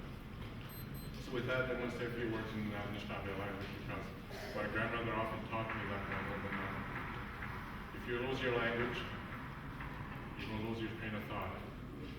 You're going to have to use somebody else's ideas, somebody else's language to explain who you are. And exactly that's where we are today. We don't use our languages, as our source of authority and our mandate to be who we are. So with that, I'm going to speak the language of our people. Amigo Chindu no Magritok. Ajunanga Bian Shnabe. Sinisota was the art. Amiga Tondi Naman, Nagamish Kali Biguan. Dragish Miniguisa. Agizes Kenny Mapinikas. We cannot enjoy it. Kishi winning with the garden of the Sian. It's like the Polish Mikade. Not that I'm any of the Arabia. Kajkai Biguan. Ajunanga is Miniguisa and Kajkai Biguan. Kajana went along. She you know my on the long. As you know, we are all going to go. Come is a confirm. Come here, I'm not going to get out to your community. Not going to get out of Irish. Can you spag any of your chicken on one? You might get on the one. She go in and pick up me out of the tour. You might as well Irish me. I'm out of the TRD. No more than the tour. I'm not quite sure. 지금 엄마가 그것이는 이니시에이션 해주신 지기는 지만 못 지게 마모도 이번에 또면은 아니 스페시고 그냥 그냥 위고스는 가서 So with that, my friends, for us in Manitoba, we also have a treaty commission. At the outset of the treaty commission, with my good friend Dennis Whiteberg, when he was a treaty commissioner, the first thing that he did was travel across Manitoba and talk to our elders in their own languages about their history, about their knowledge about treaties. So we talked about them for 4 months across Manitoba, talking about them. Some of the elders, 89 years old, 92 years old, actually cried, saying to us, it's about time that the teaching of treaties are going to be reaching our classrooms, so that our young people can know who they are, can have a sense of pride, can have a sense of dignity, and a tolerance that's so much needed. So those elders have often told us that you're on the right track to be able to share each other. It's about relationship. Further on, Dennis Whiteberg was he assembled the best academics in National Canada. Academics who are professors, either on behalf of government or on behalf of us, what land claims. Simply to ask them, what is in there in writing talks about our people?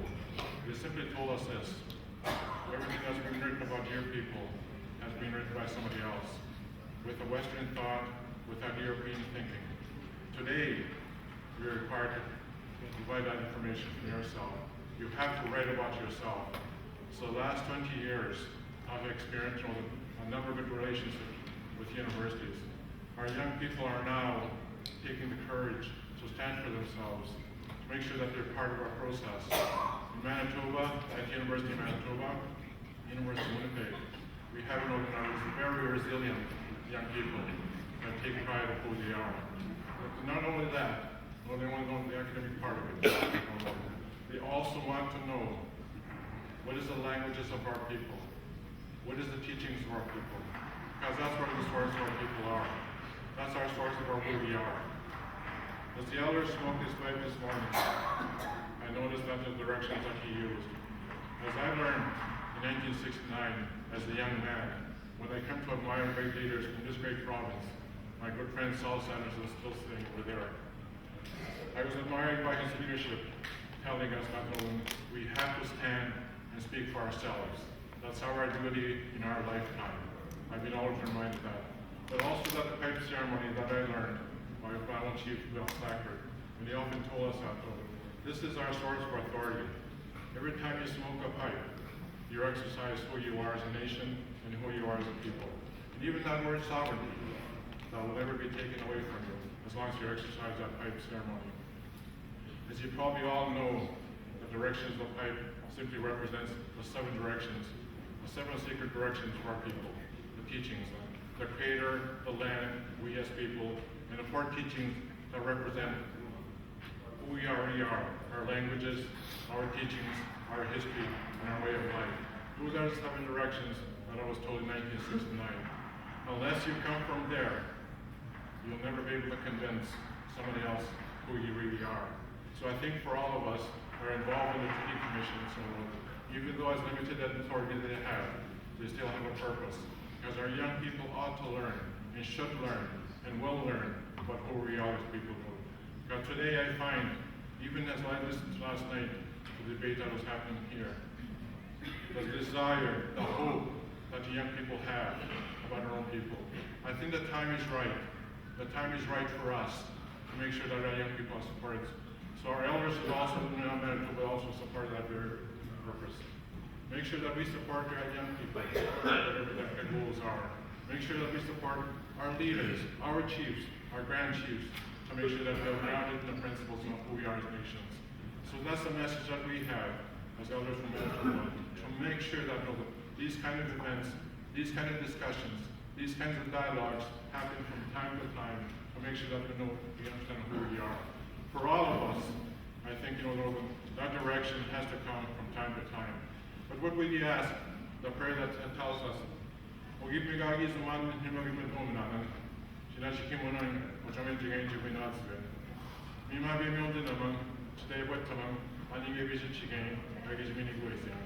in other words, we ask the Creator to bless us, the courage and the wisdom that we need. But we have a responsibility in our lifetime to make sure that we believe to do the things that we are gifted to. In other words, it's action. And that's what I'm asking the chiefs, even today, our great leaders today. Make sure that we have a collective action. Individual chiefs is not strong enough. We must work as a tool community. In 1969, I witnessed when all the chiefs stood together to challenge the government what the 69 white paper was going to do to us. I've seen great leaders over time standing together. And I think, that's what, our chiefs need to do. Imagine treaties 1 to 11. If all 300 chiefs stood before here, imagine how much might we would have, right? The 600 chiefs across Canada. No, we're so divided because of programs and services. We're so divided because of the way the government treats us. We're not a time to complain to all of us now. We're a time for action. So for today, that's my message to young people. You have hope. You have that vision that's in the distance. We will support you. It's time to be rich.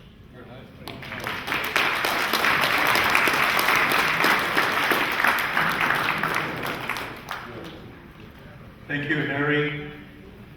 I understand that some of the people didn't really hear in the back. So Harry, I want you to come and repeat your speech. Okay. We have a lot of respect for our elders, and we know that some of them have medical issues such as diabetes. We are going to break very quickly, but I want to call on Chief Akos, one of our host chiefs, to come and say a few words. She will be the final speaker.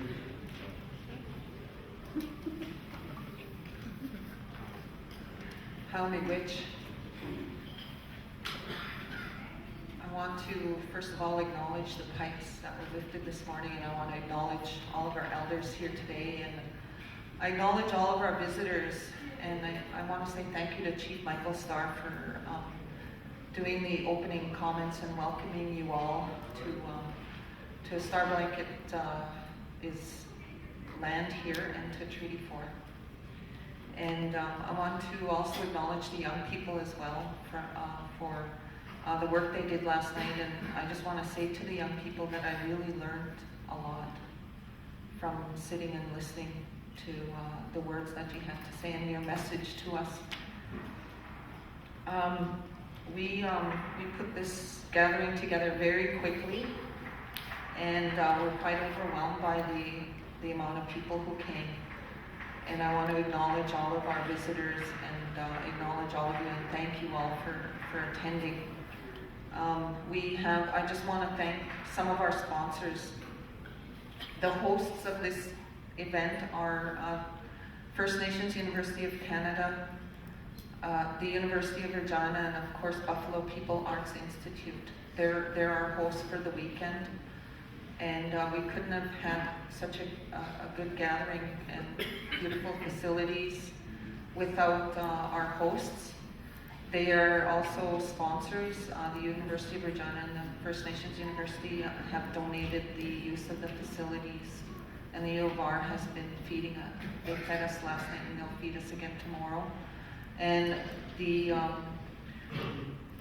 Federation of Saskatchewan Indian Nations has hosted our lunch, so I thank you very much. And I want to say a special thank you to Dutch Laurent for making lunch happen, and also for our live streaming, so that the people who could not be here are able to join us through live streaming. And I want to thank our technician here for doing this last minute. Our sponsors also include Ocean Man First Nation, Kakwistahal First Nation, Pheasant Rump First Nation, Pie Pot First Nation, George Gordon's First Nations, Pipitsis First Nations, Sapatawiak First Nations, and Fishing Lake First Nations, and of course Sakame First Nations. And also we got a donation from AFCO Sustainable Communities for our meeting. I'm very, very proud of Treaty 4, very proud of our First Nations for helping and assisting with this gathering, and for supporting the ongoing work of the treaty movement. Whether it's, I kind of give my uncle AJ a sideways look sometimes, because we have not just the treaties 1 to 11 movement, but we also have the nascent Treaty Alliance, and we seek to bring in treaty people from other treaty areas, not just the numbered treaties. And I know that they want to be a part of the growing treaty movement as well. And I think that that the work that our forerunners done, such as AJ and Regina and Ovid and all of you, all of the people who have made treaties 1 to 11 happen, it's because of your work that we can envision a strong treaty alliance across Turtle Island. So I want to say thank you to the people from the Treaties 1 to 11 movement for starting this, for having a vision for our future generations.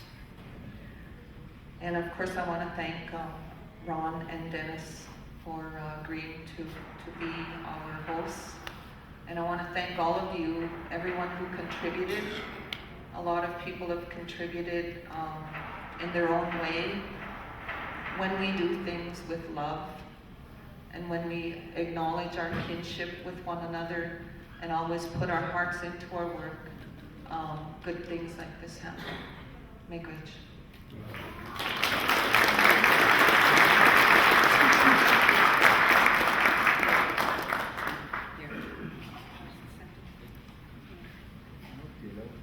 Okay. Thank you very much, Chief. Grand Chief Derek.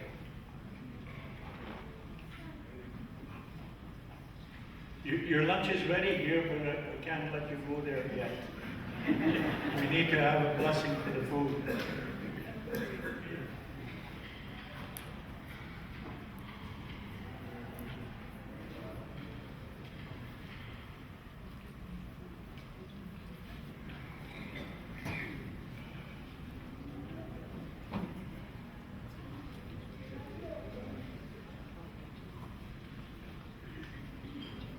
Okay, we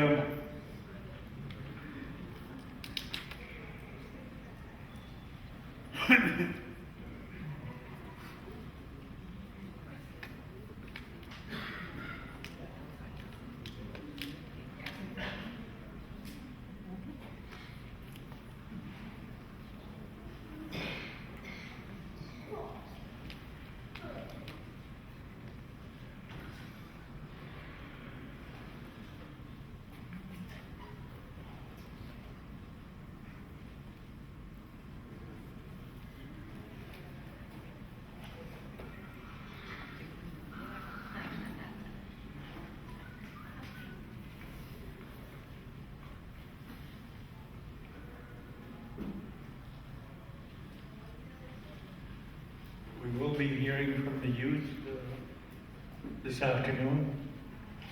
Colby Katosis, if you're in the audience, you'll be giving the report. report on behalf of the youth?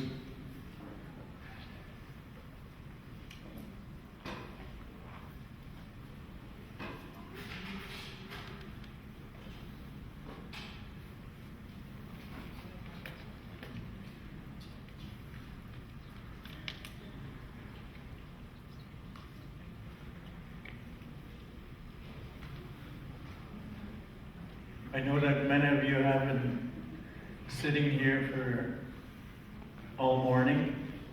We have washrooms on the other side of this wall, if you need. And behind me and behind this wall, we have a registration table. We would kindly ask you to register.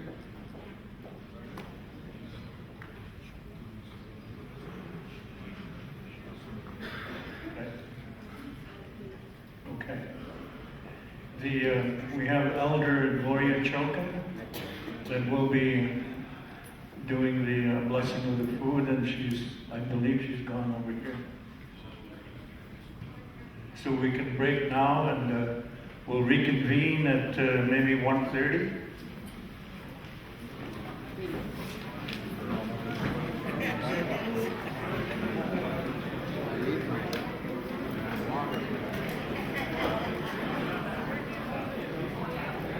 So again,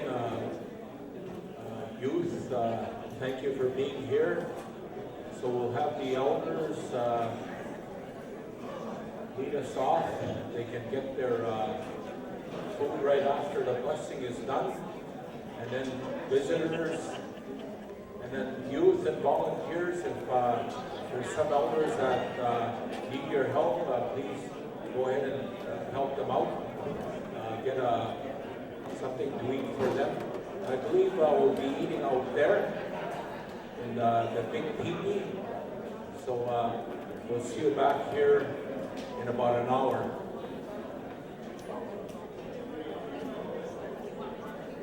And if you want to come back in here to eat, that'll be all right too. I think we have volunteers. They can, once you've done your meal, probably some garbage receptacles here, so we try to keep it clean.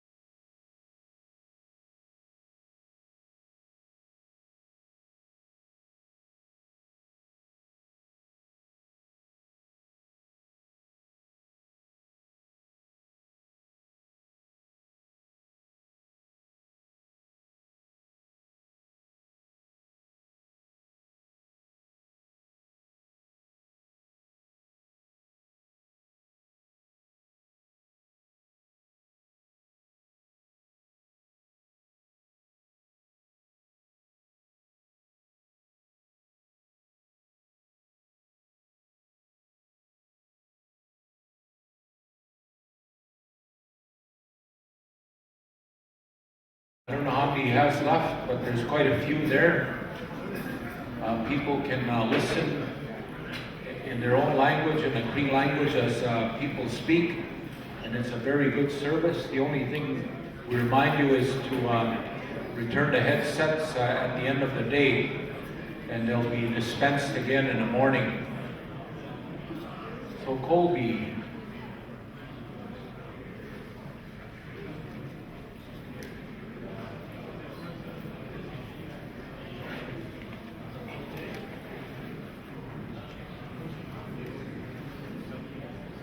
Colby Tatusis, we're waiting for you.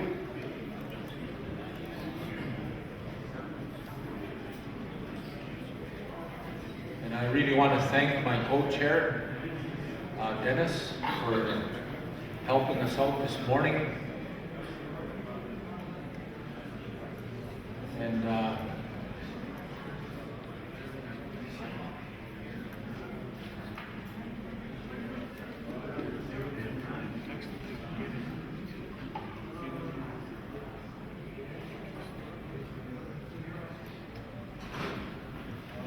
And again, I want to acknowledge another one of our great leaders, Chief Stuart Phillip from the Shuswaps in interior BC, the Union of BC Indian Chiefs.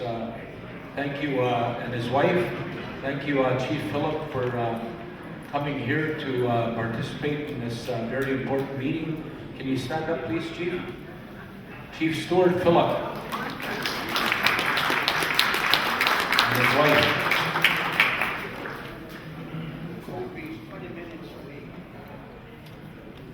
Okay, we're going to have to move on.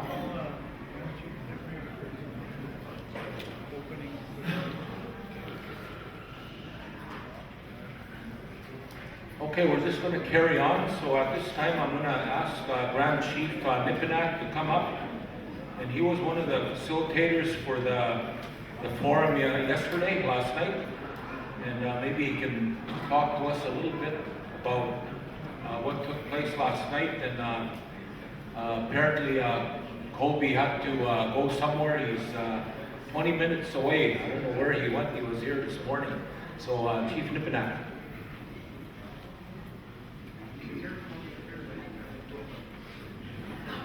Miigwech, Anishinaabe, Ibn Makwan, Dishnikas, Makwan Totem. It is true, last night a youth forum did happen, and there was some young people who stepped up and made some valuable contributions and really worked with that powerful energy that we have amongst our youth, showing us that the future looks good, the future is bright amongst our youth. I'm not going to provide the summary for you because I think that it's important that we empower the voice of the youth that are here. You know, it's been a number of years now that I've been participating around the treaty table because I don't really know anything else that's effective for us. You know, I studied the laws of Canada, I studied its constitution, I studied its common law heritage and its history that was borrowed from Europe. I studied it very thoroughly, all the way through law school. And I graduated, you know, with some of the top thinkers from some of the top law schools in this country, as Anishinaabe and indeed from the Minnegozi Anishinaabe people. It doesn't make a lot of sense for me to continue to see us follow in that path of the Indian Act, which is created from that law. You know, it doesn't make a lot of sense for me to see that we continue to put ourselves through these Indian Act processes and systems. And that's why I put my effort and my dedication into the treaty side of the discussion. Because the treaty is outside of that structure, it's outside of that system that they created and they imposed on us. The treaty, I believe, is alive and strong because the spirit that was invoked in the 1870s when these treaties were agreed to, it's still here today in 2015. Doesn't matter if it's the 1870s or if it's 2015, it's still here because the spirit doesn't know time. It's beyond time. It transcends, you know, the generations. And as long as that message continues to pass through to each of us, through the ceremonies and through our laws, which we observed in that teepee this morning when the pipes were raised, will be okay. We'll get through these dark and difficult times. I'm wondering where all the kids are. Quite honestly, I'm here, I have my little girl with me, Meadow. She was in the pipe ceremony this morning. She's 5 years old. Her name, Anishinaabe, is Ninisobenesi. And I was very honored to bring her into the ceremony when she was still a baby to receive her name. But where's all our kids? When we went to treaty meetings in the early days, when our ancestors went to the treaty meetings, did they go and leave the kids somewhere and then go to the treaty meetings? Or did we go as families to the treaty meetings? Because I'm pretty sure we went as families, and there was every generation that was represented at our meetings, right to our youngest ones. My little girl's here running around trying to keep herself busy by herself. She did some beading out here this morning by herself up against the wall, just to try and occupy herself. But I really thought there'd be other children here, because the networks that we're building within leadership, the children need to have a chance to build their networks too, because they want to look forward to the next meeting so they can come back and meet their friends again and familiarize themselves once again with the treaty family that is in this room, because we are a treaty family and we have to remember that. So please, when we call the treaty meeting together, bring the little ones out, because I think it's important for them. Even if it doesn't seem like they're listening to the treaty messages, they are. It's going right to the core of their spirit, because they're the strongest ones to be receiving that information. So please bring the children out when you can. It might seem like a little bit extra work chasing them around, but it's okay, because as a community we can all do this together as a family. So I also wanted to acknowledge Grand Chief Philip, who's come out here from the West Coast, and his wife, who's made the trip with him. Very, very honored that he responded to our call to talk about some of the subject matter this afternoon, and that is about tar sands expansion and pipeline expansion, and our need to start formulating and thinking about how we're going to deal with this as treaty people, because we haven't really weighed into the discussion yet. And it is tied into a lot of the different things that are happening, on a national scale. And it may seem like it's irrelevant, but our treaty people have not even yet began to articulate for the broader Canadian society what our treaty lands mean to us. And I think now is the time, because they want to put these metal snakes across the land. So thank you, Grand Chief, for being here, because his people have been fighting on the coast for a long time now. They've been through these processes. They're standing up at the front lines. And this is a leader right here, who you're going to hear from later on when we do that presentation. I did approach Colby this morning when he was outside the door, and I asked if he would be willing to speak on what he saw last night, because there was no summary report that had been done, because we finished fairly late at night, and there was a big, thick stack of paper that was done from all the thoughts and ideas that were shared from the youth, as well as our elders and our leadership that were there. There was no summary report, but I asked him to speak based on his observations. There was no notes for him to go with. And I think that's what we're asking from our youth, is when they're participating in these forums, don't always just focus on what we can write down, what we experience when we write things down and then articulate it through paper, but articulate it through the heart and through the spirit. And that's what I was hoping might happen. So what I'm going to do is I'm going to ask any of the youth who were here last night, if you have something to share about your observations in treaty, what you feel about the discussion last night, I'm going to ask you to come up, because your voice needs to be heard in this forum. I'm not going to provide the summary myself. I'm going to ask you to come up to this podium right now and to speak and to share on what you saw and make that contribution to this room. Is there a youth who's willing to come up and speak on what they saw last night in the meeting? Here's one. Miigwech. Aye, thank you.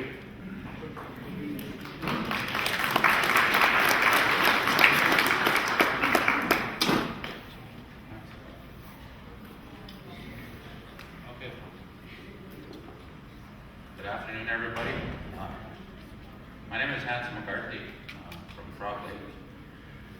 I was in the youth forum yesterday, and what I seen was something that was astonishing and surprising to me. Because where I come from, not to be harsh on where I come from or what goes on over there, is that I went to the U of A, University of Alberta. I go to these meetings around Treaty 6 area, and you see kind of a lot of people not really willing to talk about issues relating to sovereignty, treaties, or even voting. Especially when you go into the U of A, that I guess I can say I'm going to be critical of that program there, because when we came to this education building back here, you looked at some of the people that work there, they're talking about coming with an open mind, talking about what treaties mean to you, what sovereignty means to you, and basically talking about a relationship, and basically coming from a point of view where that you don't have to be really critical on each other, but let's work together for a solution. Some people believe that, well, it's good to vote. Some people believe it's not good to vote. Some people have a different meaning of treaty and sovereignty, but what was happening is there was a collaboration, and people weren't so critical on each other. But back home, as soon as you start talking about treaty issues or sovereignty issues, they kind of criticize you. Why are you talking about this? It's too late. You guys are no longer a nation. You guys are no longer sovereign. You got to go be an Aboriginal minority. But it really surprised me looking at how the grandfathers, the grandmothers, how the leadership and how the youth were working together, and how we had our discussion groups as well. We're basically letting people speak without fighting amongst each other. And that was really surprising to me, because back home, when you get into those meetings, as soon as someone talks, they all jump all over you. You're not right in what you say. But here, it was like there was a level of respect, and there was people were letting each other speak. And there was also people that were, especially the youth, not scared to speak their opinion and speak their voice. They weren't scared. And that was really beautiful. That's what I want to take back home when I came here. I come from Treaty 6 territory. I drove 7 hours to be over here. And back home, I'm kind of like an anomaly. I'm something kind of that's a bit odd, a bit different from the opinions and from the perspectives I talk about.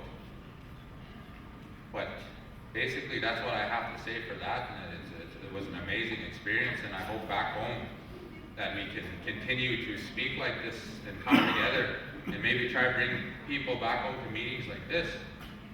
Because I believe that in meetings like that, that's where the truth will come out. Even though someone believes, oh, they're not sovereign, or someone believes something different, at least we can discuss without arguing like it's some kind of Jerry Springer show or Maury or something like that. But yeah, like we can talk and we can say, well, let you speak. When you go into these ceremonies, sweat lodges, sundances, you see people speaking, and you let them speak and you respect their opinion. You don't see someone coming up with a stick, oh, I'm gonna beat you up or something like that. But they have rules, they have laws, and when I came down here, it's like we were following those laws, even though the agreement wasn't there on a lot of issues, but it was just respectful, and it was peaceful, and it was calm. And that's what really surprised me. And that's what I have to say about that.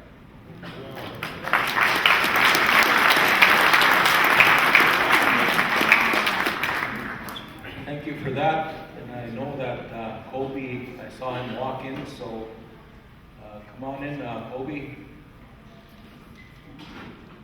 And as I mentioned earlier, Kobe's been in a leadership position, and I know he's going to be taking up where his ancestors have left off, and his uncles, and so we welcome that. Kobe?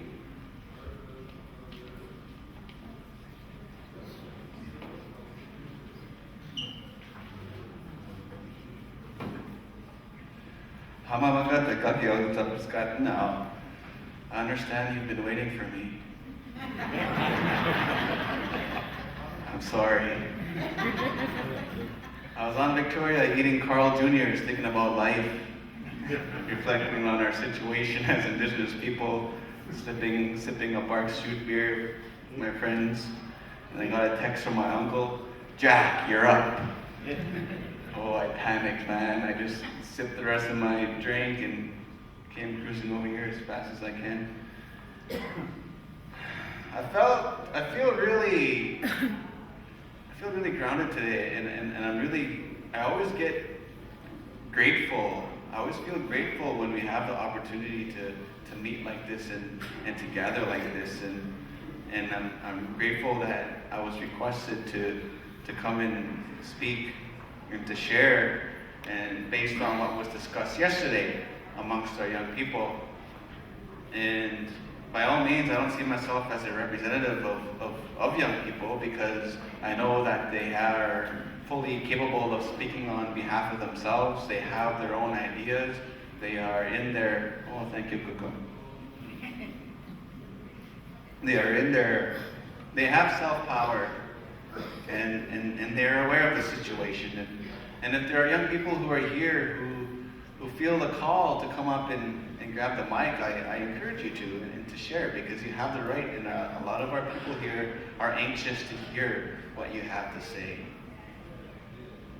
I was talking to my brother, and I was asking him, I was thinking, because me and him, we have some good dialogue and conversations, and sometimes when my mind goes blank, I'll send him a text, and he'll do the same thing when his mind goes blank. And one of the things that he shared and reminded me of, in terms of a point that I would love to get across and for us to begin to reflect on this weekend, is the reality that colonialism has been working. It's been working. And it's to the point where one of the main barriers within our communities is not only the system that has been imposed on us, but also our own people who have began to identify themselves as that system. Because that system is so ingrained and enmeshed in the dynamics of our community that it's began to meet our basic needs as a human being. And when the system meets my basic needs as a human being, I begin to identify it, whether I'm aware of it or not. And when we have young people or anybody who begin to speak about alternatives to that system, automatically people who identify with it take offense to those alternatives. They resist it. They ostracize you. They begin, lateral violence takes its role, where rumors and misinformation gets shared. And that's been my struggle at home. And I know there's a lot of people out there who are also struggling with that same dynamic within our home communities. I remember in 2002, or one of those years in the early 2000s, when we had our Treaty of 1 to 11 gatherings, and it really looked like we were organized. We had spokespersons from each treaty territory. And one of the things that I've always said, and I want to remind us today, is that how is it that the knowledge that is being shared today, being shared at home?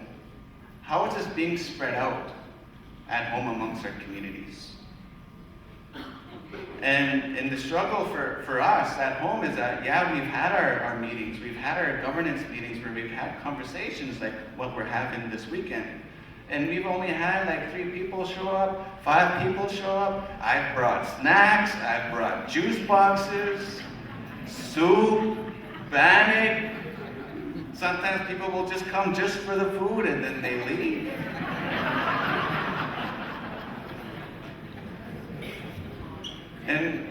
looking back, it's funny and it is a struggle, and sometimes it gets really disheartening. It puts a damper on the motivation, because it's always going to come down to what are we doing at home? How are we spreading the truth and knowledge of who we are as Indigenous people at home? And if it's not happening at home in our own communities, then we're just going to keep spinning our wheels, and then we're going to see young people repeating the same thing that a lot of our people have been repeating over these, how many years? 20 years? 30 years? Not to devalue that, because this is definitely important. Meetings like this, even though there's a lot of talk, and oftentimes it ends that talk sometimes, that's okay, because this is our paper trail. This is the proof that we know who we are, and that in affirming the existence of our treaties. I was told that just as long as there's one person defending the treaty position, then we'll be okay, as long as there's one person. And when you look at the dynamic at home in our community, you notice that those of us who come to Treaty 1 to 11 gatherings, or Treaty Alliance meetings, or even to our elders gatherings, it looks like there's lots of us, and we're like-minded people. And then when we go home, there's only like, what, 3 of us in our community, or 5 of us, or 10 of us in our home community. And the question I wanted to pose here, and for us to have a conversation about, is how do we change that? What needs to happen radically to disrupt what our people have gotten used to? And when I begin to think along those lines, I get anxious, because we talk about how our people are impoverished and that we're struggling, and there's truth to that. However, when we have our own people speaking along the lines of perceiving Canada's solutions for us as the best idea in the world,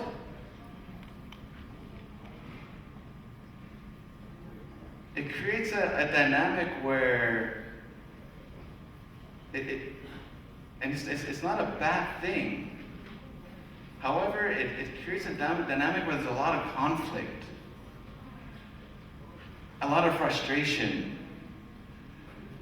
And that's not a bad thing.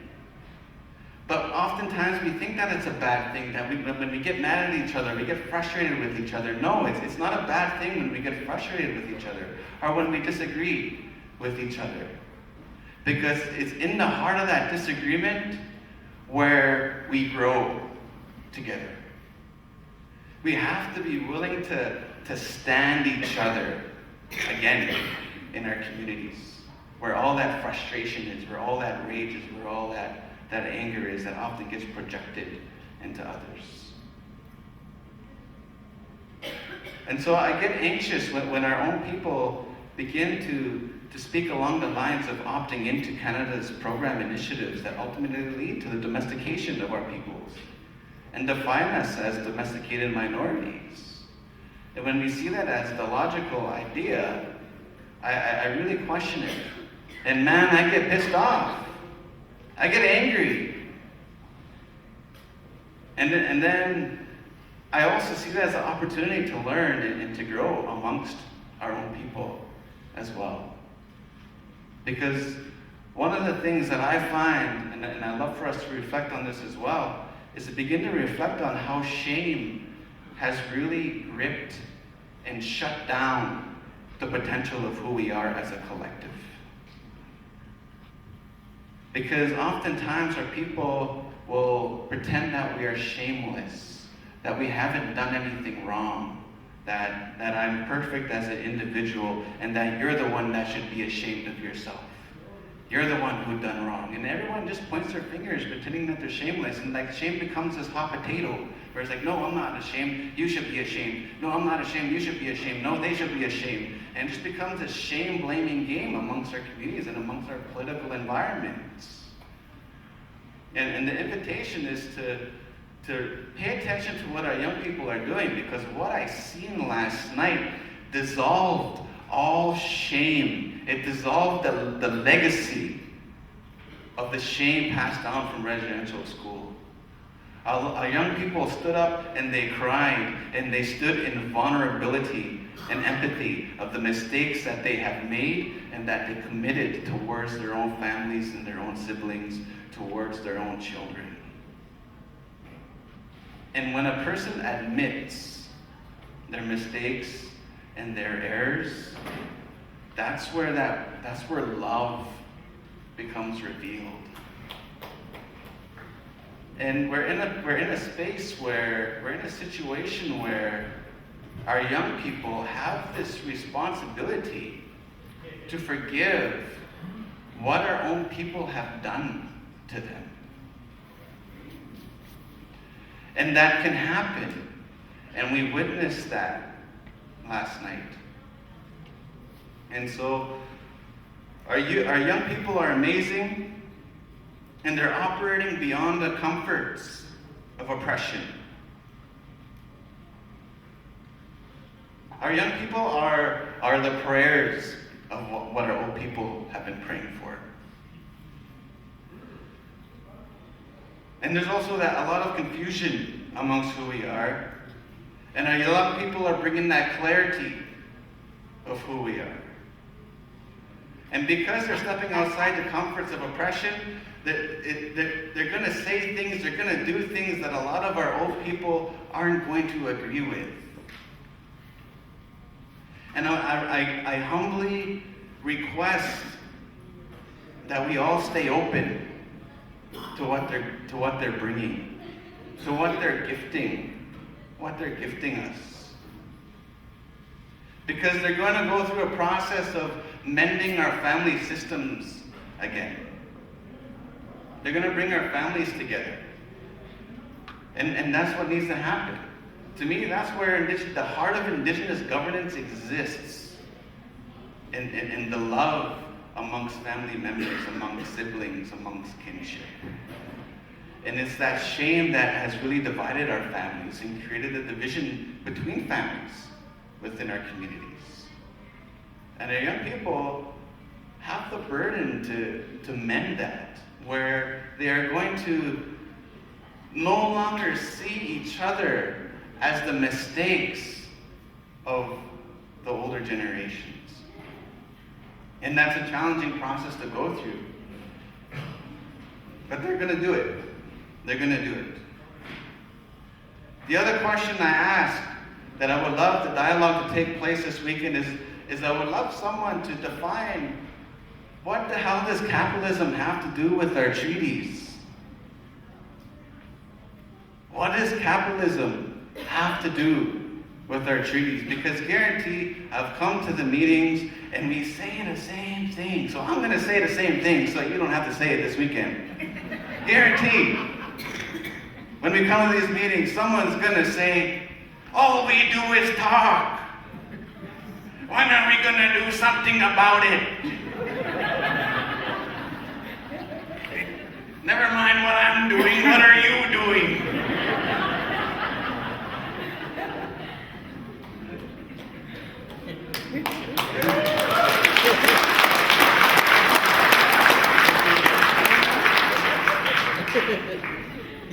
So you don't have to say that this weekend.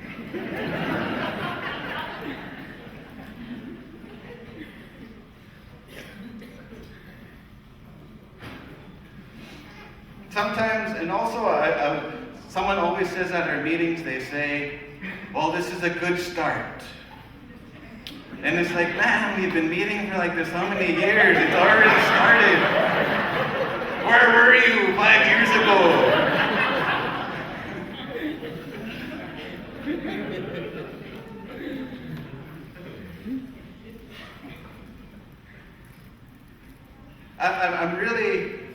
I'm really concerned. I get concerned when we have our people begin to agree that capitalism is the solution of our nationhood.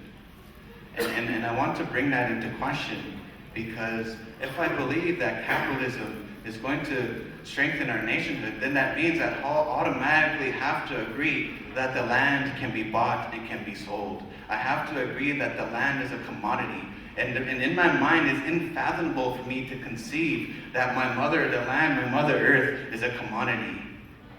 That doesn't make sense to me, and that doesn't make sense to a lot of young people. So when we speak in capitalism terms, or when we look into economic development as a solution, or as the only solution, or the go-to solution, I bring that into question. Because we're looking for a solution in a system that is obsolete. We're looking for a solution in a system that's headed for a crisis. And people who know systems and who study these systems, they speak along those terms. If I think that economic development and capitalism is going to sustain my grandchildren, I'm living a fantasy. And to me, it comes down to really establishing some momentum in the movement to being clear collectively being clear on defending the treaty position. Not necessarily moving anywhere or moving forward in a direction, but more so, how do I defend this treaty position? Because our young people, even the ones that aren't even here yet, are bringing solutions that are going to reveal the way forward. In the meantime, how do I defend the treaty position? And how is who I am as an individual going to influence or affect the collective? So I wanted to ask those questions and leave that up to the people here, and to our young people and our elders, our women, and to have the dialogue. And personally, I think we should just throw the agenda out. Just throw the agenda out. Why restrict ourselves to an agenda and open? Let's have a space where we can actually construct and establish our movement, the treaty movement, for our people to begin to understand and remember who we are and where we came from. Because we're live streamed, and I want to say hello, to my mom, who's probably watching. I love you, and all those who are watching, on live stream on the internet. We need to establish our movement, because it has nothing to do with establishing a movement or to vote or to hope that this next political party is gonna be a kinder colonizer. If you take each political party and call it, just rename every political party and call it colonizer, it makes more sense to me. And so the question is, how do we defend our treaty position, and how do we begin to focus on the alternatives and the potential that exists on our side of the garden, on our land, on our side of nationhood? Because that's how our young people are speaking. That's the kind of thinking that a lot of our young people had. That's what we heard yesterday amongst our young people. So a lot of that action, exists in our young people, because they're preparing themselves to parent. They're preparing themselves to parent their children and to raise them in the consciousness of who we've always been since the beginning of time. And I commend those young parents who were speaking last night, because I'm not a parent yet, but I'm practicing.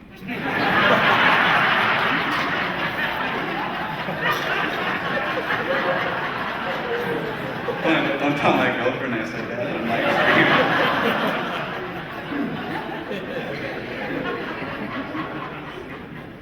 So I don't want to take any more of that time, take any more of our time. And thank you for the invitation. And I believe someone's going to come up and give a more thorough, in-depth report of what was discussed yesterday. Thank you, Lunas Kumtin.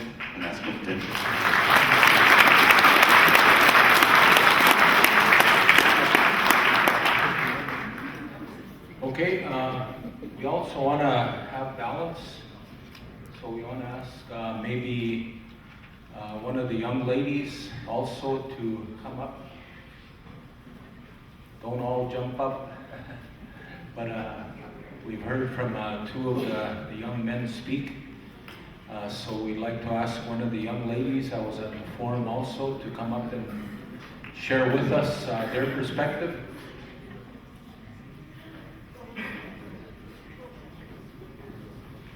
Okay, we have one coming up.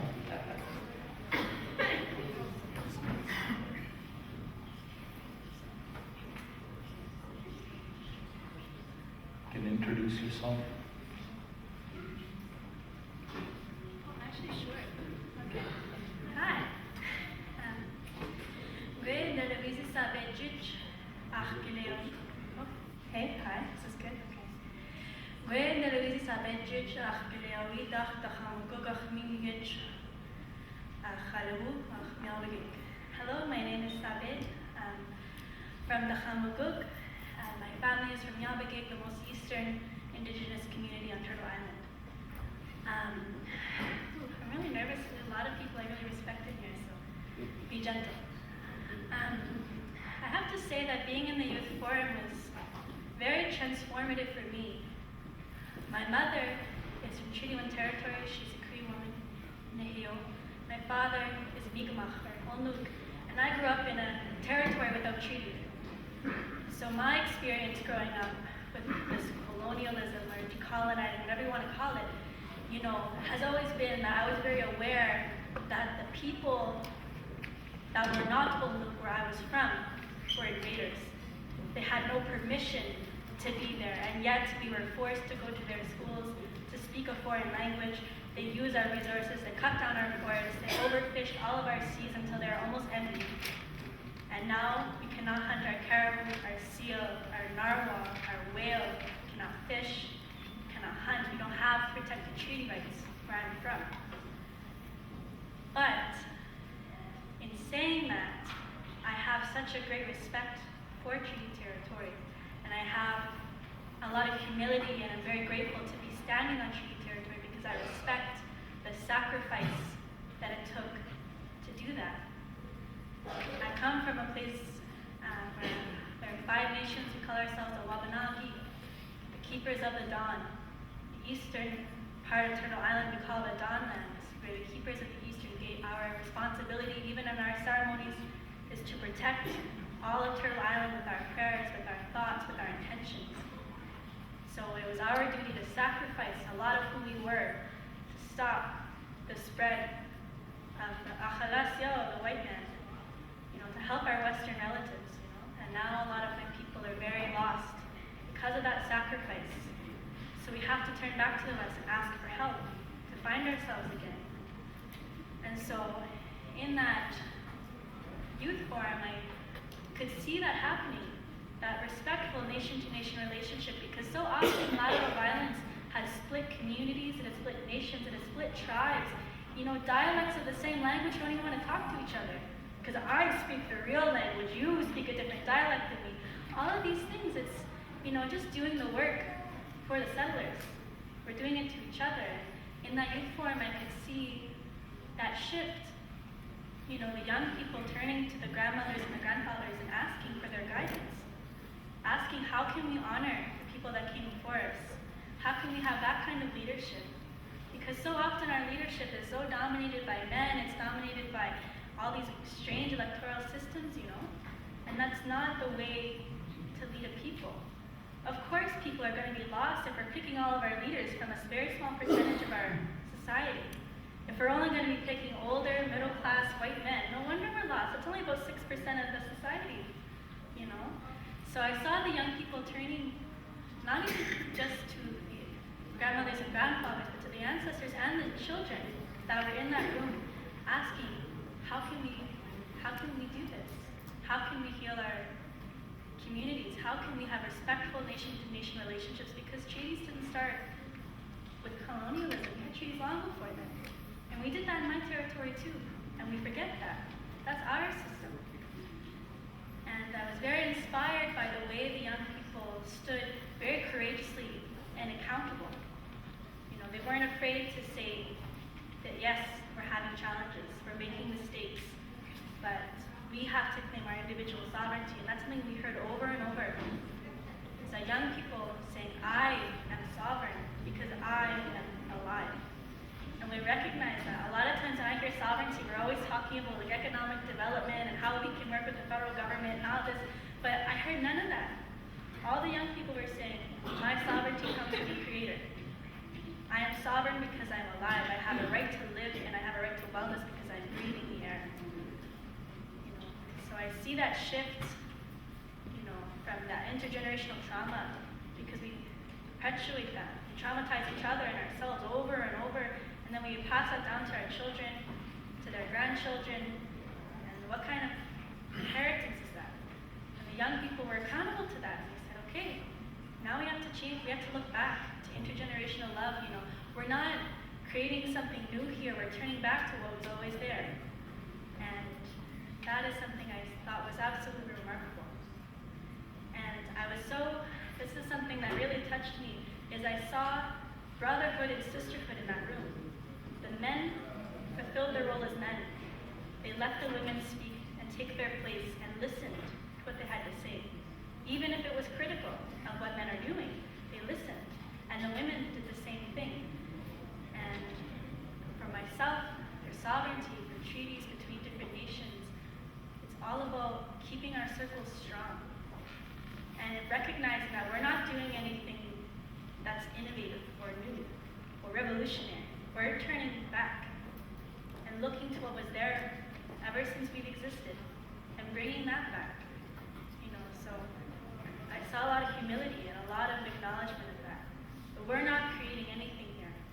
We're looking back and we're just sharing what our people have always known. So that's all I have to say. Although I'd like to share a quote from an elder from my community. She's Isabel Knockwood. She's a residential school survivor and a grandmother of many, many young people. And she said, quite beautifully, I thought, happiness is my revenge.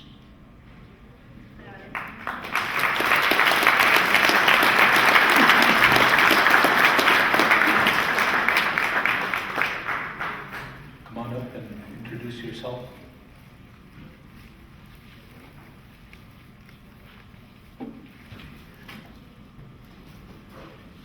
Bonjour,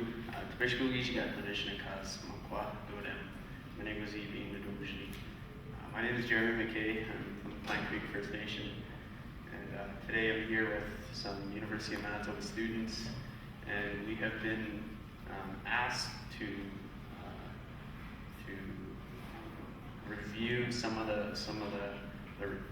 review the written component of the youth forum yesterday and digest it and then communicate it back to you folks. So I'm going to use some written cues as well as some electronic cues so I can remember what was written down. And the way this is going to work is yesterday we were asked 5 questions, and there's 5 of us up here, so we're each going to share the answers to each of the questions. And I thank Professor Leah Gazan for giving us some guidance, and also to Grand Chief Derek Dinkunak for inviting us today. So question 1 was, what does sovereignty mean to you as an Indigenous person? And how is your understanding of sovereignty impacted by having to coexist within colonial institutional structures that impact daily life? So we had a number of responses that varied greatly, but we tried, for the purpose of this conversation, to extract some of the common themes and some of the things that we found interesting. So I prepared a couple sentences that I hope is going to summarize each of the points and each of the words that were offered by the youth that were participating yesterday.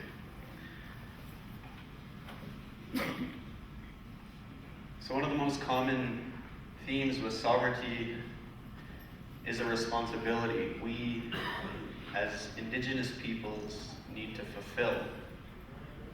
And the source of these responsibilities is Creator, is our spirituality, natural laws, medicines, and other traditional things like that.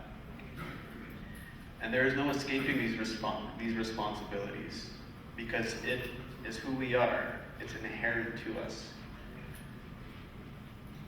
So if we think about sovereignty in this way, as responsibilities that are inherent to us, sovereignty can never be taken away from us, whether we like it or not.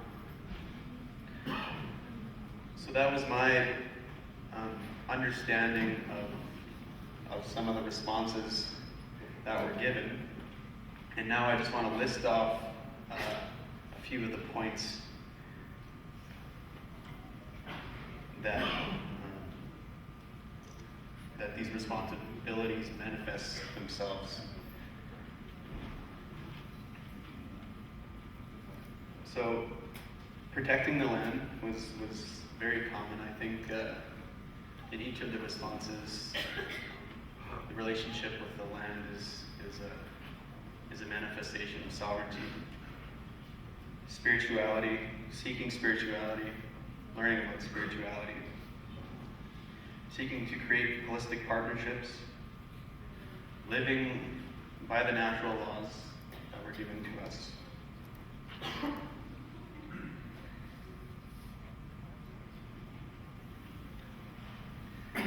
Acting in such a way that expresses our free will, but over and over again, our free will was noted to be within reason. Identity came up over and over again. Learning who we are as Indigenous peoples, learning our relationship with others who are living amongst us. So that was the answer. So those were the answers on what the young people thought of sovereignty. Again, I just want to echo my colleague who was just up here. She not once was money brought up, not once was power brought up. Over and over again, it was the natural laws that define our sovereignty. So that's question one. I'm gonna invite my other friends and colleagues up here to continue on.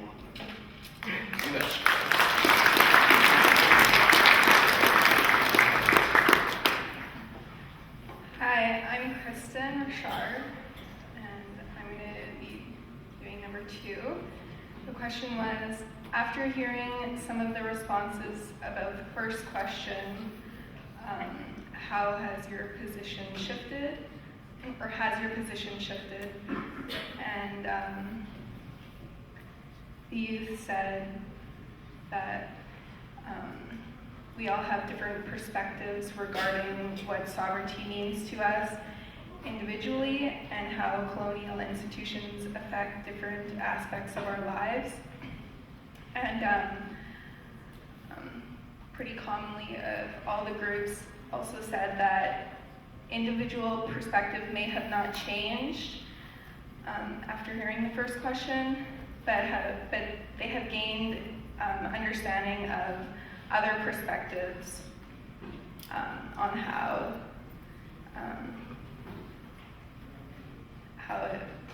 others see sovereignty.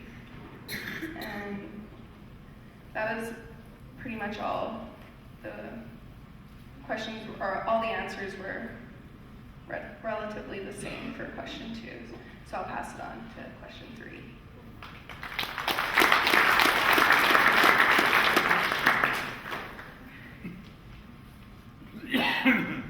Bonjour. Hello everyone. My name is Nathan Legacy. I'm originally from Nepal, Manitoba, now down in Winnipeg. doing my graduate studies there, so hopefully I can be even more smarter. So, smarter in quotations, because we're always learning, not just in the academics, but also here today. I've learned so much just at the youth conference. My mind's blown with the amount of information there. So, for question 3, the question was, referring back to your responses in your last small group discussion, what are some ways you exercise your sovereignty in everyday life? And then the second part to that question is, what are some of the cultural barriers, institutional, geographical, environmental, that make it a difference to exercise, that make it difficult to exercise your sovereignty? So the first part, the ways that we exercise, some of the more common answers were things like ceremonies. So the examples that were given were like smudging, being outdoors, hunting, and storytelling to and with our children. This was mentioned earlier. Things like the land, creator and spirituality, natural laws, medicine and traditional practices, ecological respect. It is who we are inherently, and goes back to the question that was mentioned by Jeremy in question 1.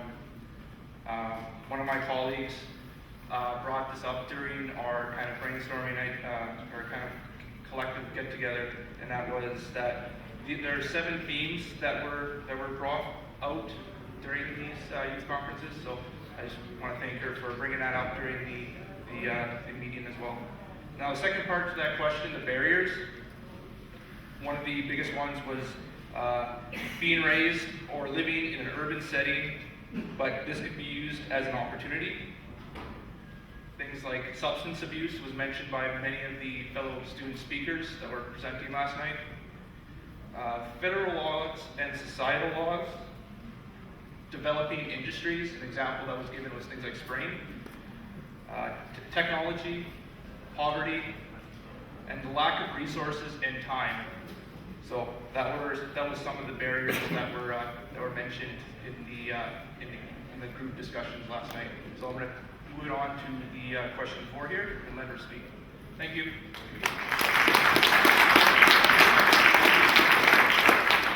Hello everyone.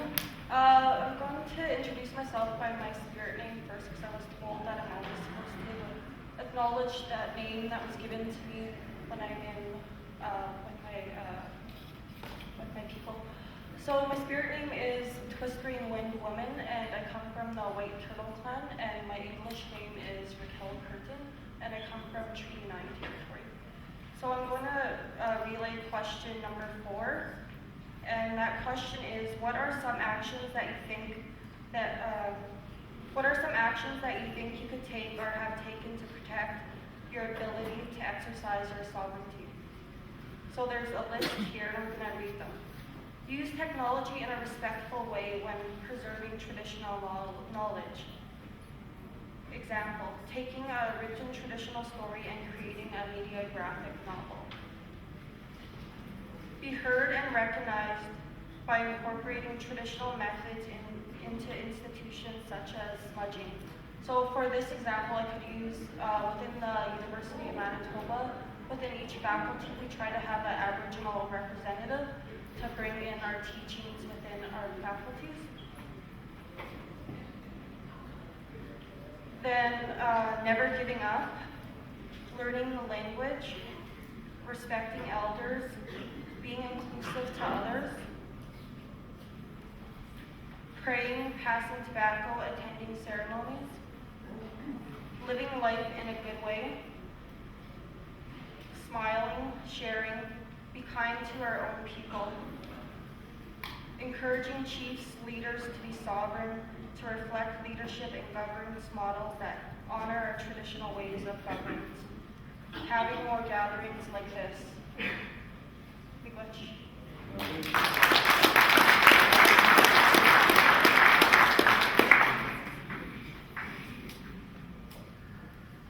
Hi everyone, I'm Sharon. I'm from Rosa River, but I grew up in Winnipeg. I was adopted. I'm currently a master's student at the University of Manitoba, and my thesis is going to be on the 60 scoop. I just wanted to point out some general themes that came out of the youth forum. And one of them was about the men talking about building up women as the leaders. And elders, the importance of honoring grandmothers and women as final decision makers. And third was space, ensuring that we're using spaces that are decolonizing. The fifth question wasn't written. It was people came up and spoke from the heart about the question. That question is referring back to the responses that you've heard in your small groups and within our whole circle. How do you feel the Treaty Alliance can move forward in a way to best support your exercise of sovereignty? So there was several people who came up, and what I'm just going to do is read a couple quotations from what they said. So the first one is, to truly honor treaties and our ancestors, we need to behave as nations. That's the only way treaty will be honored. The second quote is, when you talk about treaty, you need to know who you are. And finally, the quotation is, I had this dream last night that Ralph Goodall came to me saying, they're going to abolish your treaties. Then I ended up burning down INAC.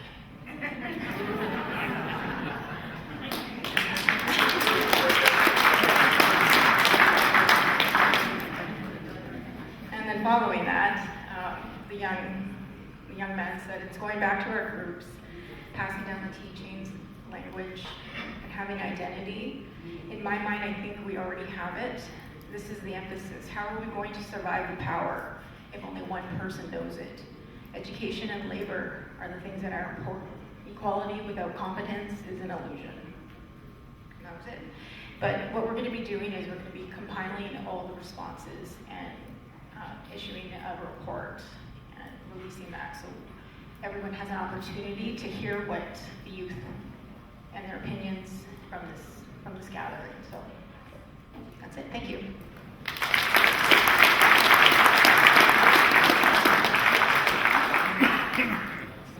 Thank you very much to the youth for their observations and also for future direction. I know that she is not expecting to be up here, but I want to call on a University of Winnipeg professor, also from Saskatchewan, particularly the Wood Mountain. Leah Gazan, if you could come up and wrap up this portion of our conference. Thank you.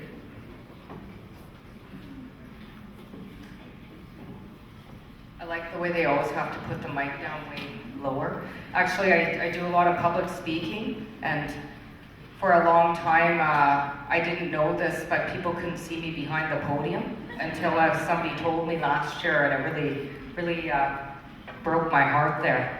But Buju Hayushkawashtewi, Red Sky Women, Indigenous Nakwa Dodem, Wood Mountain Lakota Nation Treaty 4.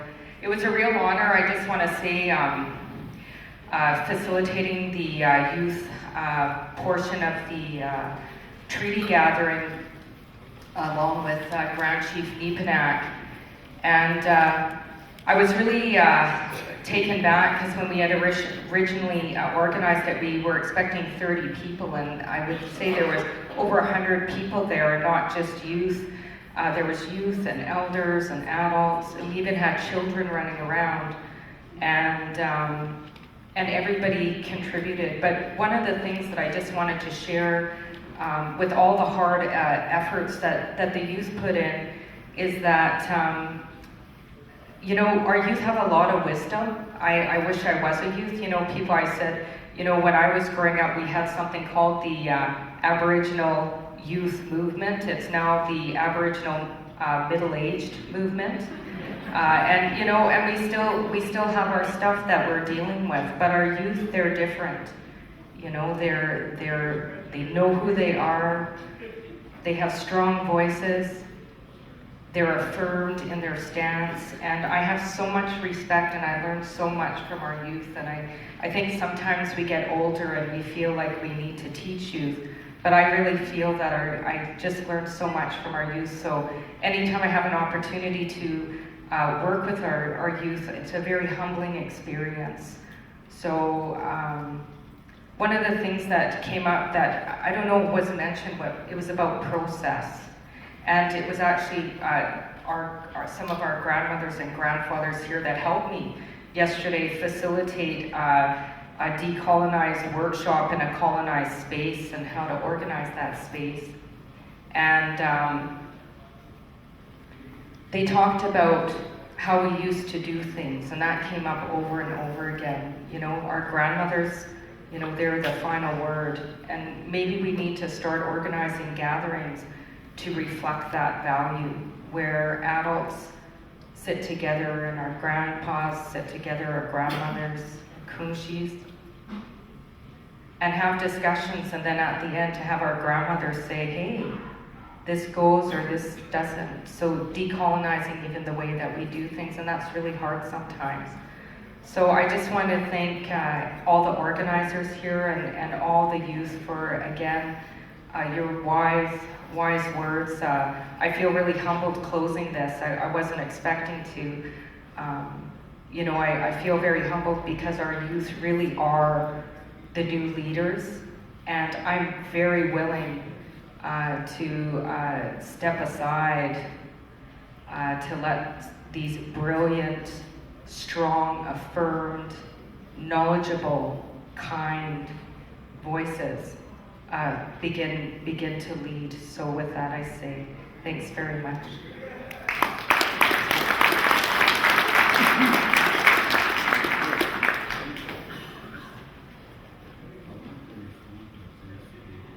Thank you very much, Leah. I want to do a little bit of a elder. Can I respond to the first two speakers? One of the reasons for the start of the National Treaties gathering was to give an opportunity to our people to speak. And I'm really glad that this gentleman has offered. He said, don't call me elder. Old timer. So anyway, here he is.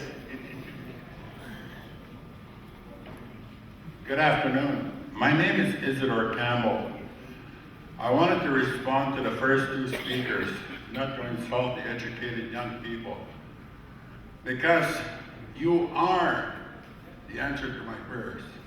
And I say that sincerely. In 1971, when I was just a 21-year-old man, I was at Prince Albert, where we condemned the Deputy Minister of Indian Affairs for introducing the white paper. I was given an opportunity, as short as it was, to speak. And I spoke my mind, rash, irrational, but I was still given that opportunity. Saul Sanderson was there. AJ was there.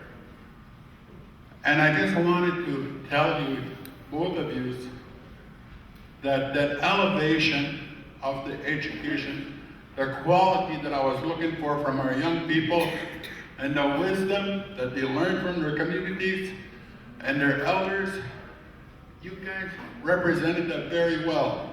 The first two speakers, as well as the university kids that are here. But I wanted to share that with you. And to the young person from Frog Lake, continue with your bravery, with your strength. I humbly ask you that because our people are in dire need to learn how to work together. We don't know how. I'm telling you from experience. I spent 8 years as a vice chief for Middle Lake Tribal Council. We wanted to walk away from the Indian Act. Our people said no. Why? Because of those things those young people are talking about. I now see it, and thank you for your education. And to you young people, continue with your bravery, your courage, but most of all, be humble. Thank you for listening.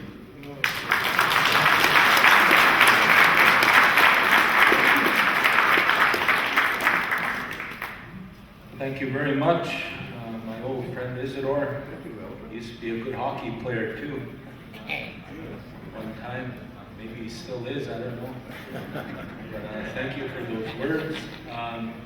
At this time, we want to invite Ogumau Fox. I don't know if he's surprised, but we were told he's going to speak on the First Nations Financial Transparency Act. So we're going to give him that opportunity to come and tell us what they're doing, Onion Lake and the others that are challenging this initiative. So, Ogumau Fox, Town John.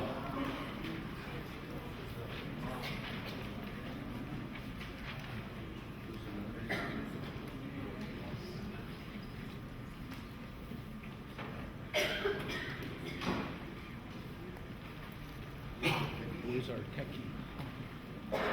Techie guy over here. Somebody is needed. While they're getting it ready, maganda sa ko, tamitan, mikta man nagbikskuan, matui, ako maantik tamskad na, utaw na, semantu ihone. Noot hiyo bagit tiuig man, stahiwag, stoptama ni hiya, minogos ikmat sa ganot na pikskit, stay na nas kumaw, mamiktigo.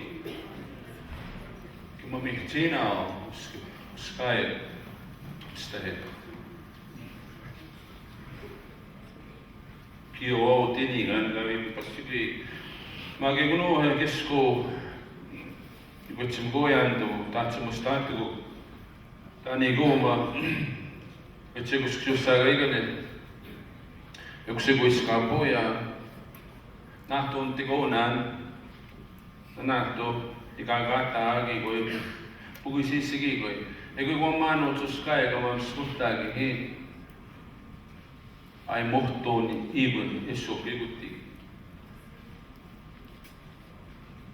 kayas managitega ginan totog subitos igi manansitos. Ladies and gentlemen, good afternoon. I was asked to come up here. I don't really like coming up here. I'm not one of those kind of people, but to explain a little bit of what we're doing and why. Sisigo niwino, kisigo nagayakoy. That's what the old man that I served and worked for and taught me the old ways. There are many things, and I really want to say thank you to all those young people. Thank you. I learned a lot sitting over there. You are the people, as my friend Isidore said, you are the people that we've been praying for many, many years. But you need to walk like this and balance. Umanigan, identity. You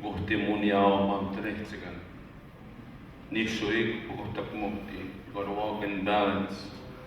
I don't know if this is going to show up there,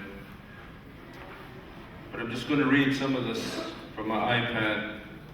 Unfortunately, there's a lot of light here for the room. Magaya, sovereignty, it took two sovereigns to enter into a treaty. Our ancestors that entered into the treaty, the Queen's representatives that came here. And I can only speak for Treaty 6. I've been involved in this for a long, long time. And I remember what Colby said, economic development. In the early part of my political career, economic development, war chest, because old people said they're going to turn the tap off in the future, this government and their policies. It does not matter which government is there, no sim. That's where we're at. They're going to turn off the funding. They want to starve us out as they did many years ago. So that part in our community, and now treaty in the last decade or so. But one of the things, I say this all due respect to the old people that are older than me, the spiritual understanding of treaty. I heard that talk today, keepers of the land. The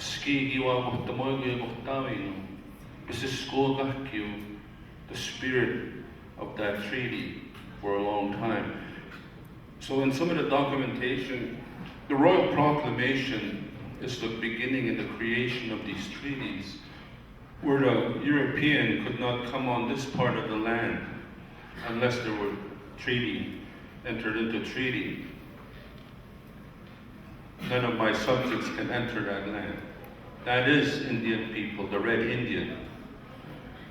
The BNA Act, many of you know this, in 1867, created Canada. So the two sovereign nations like this, the treaty people, the Crown, Canada was not even a part of this, right? But what happened in August of that same year in 1876, this infamous thing, Indian Act, was created. And I say this all the time in our meetings, in Fort Pitt, Fort Carlton, all these different treaty areas. Nobody was told at that time that now the Queen promised over and above what you already have. Nobody said to the chiefs and the elders, oh, by the way, Ottawa passed law called Indian Act.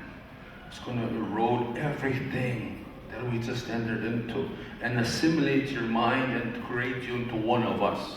Nobody said that back then, so in my humble opinion, that was always a farce.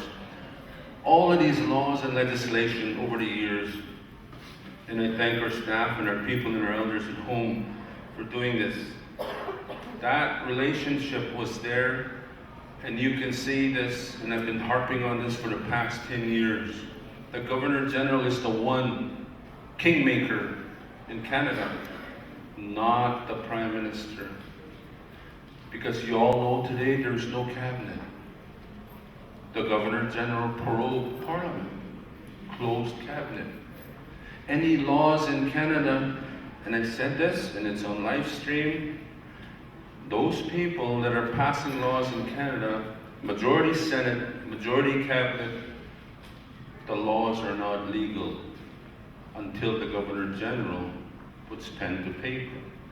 Same in every provinces. The Lieutenant Governor in this region is the one that says yes or no. So, and in the hierarchy, the elders over here, the ancestors, the Queen.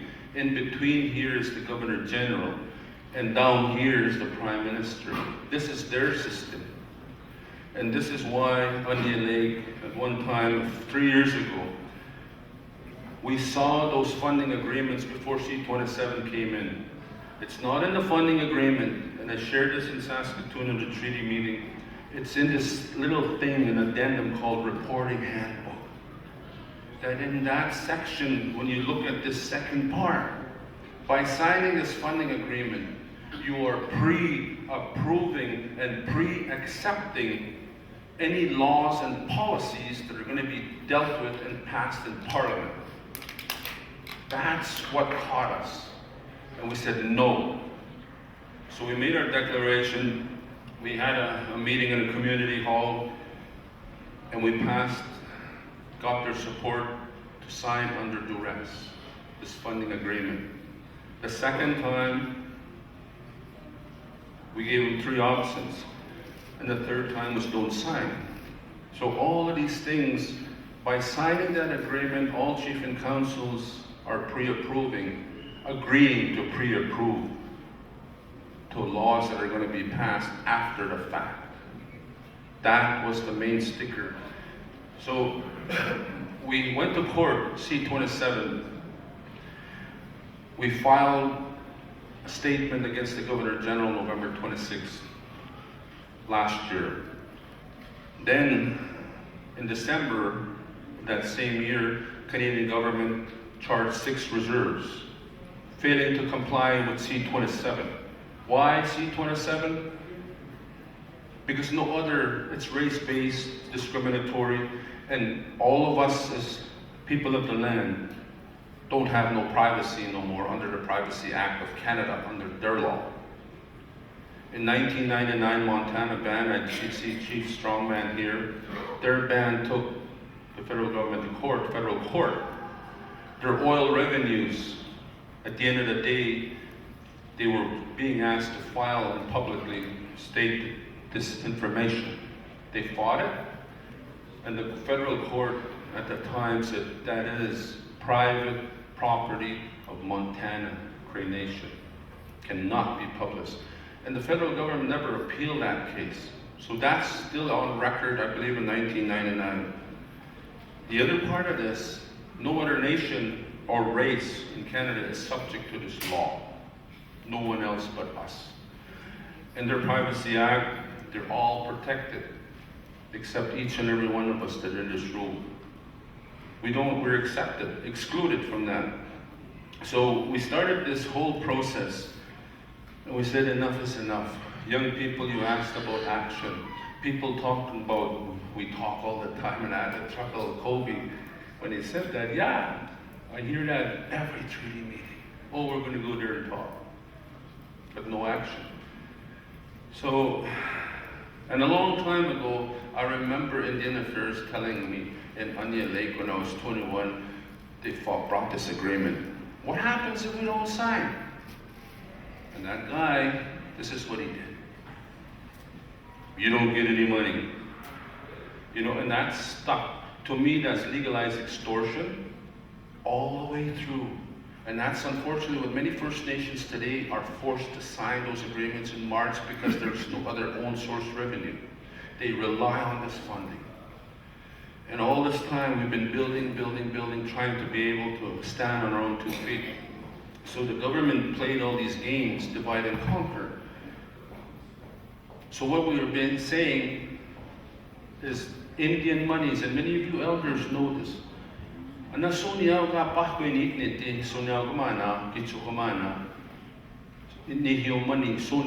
Indian monies, I've heard you guys say this. So one of the things that happened in that C-27, the Deputy Minister, Scott Stevenson at the time, filed his affidavit saying I. So in my affidavit on behalf of our band, we said that the federal government's always saying that this is public taxpayers' money. In his affidavit, and he was examined by our lawyer, they deny that it's public taxpayers' money and that it is Indian money.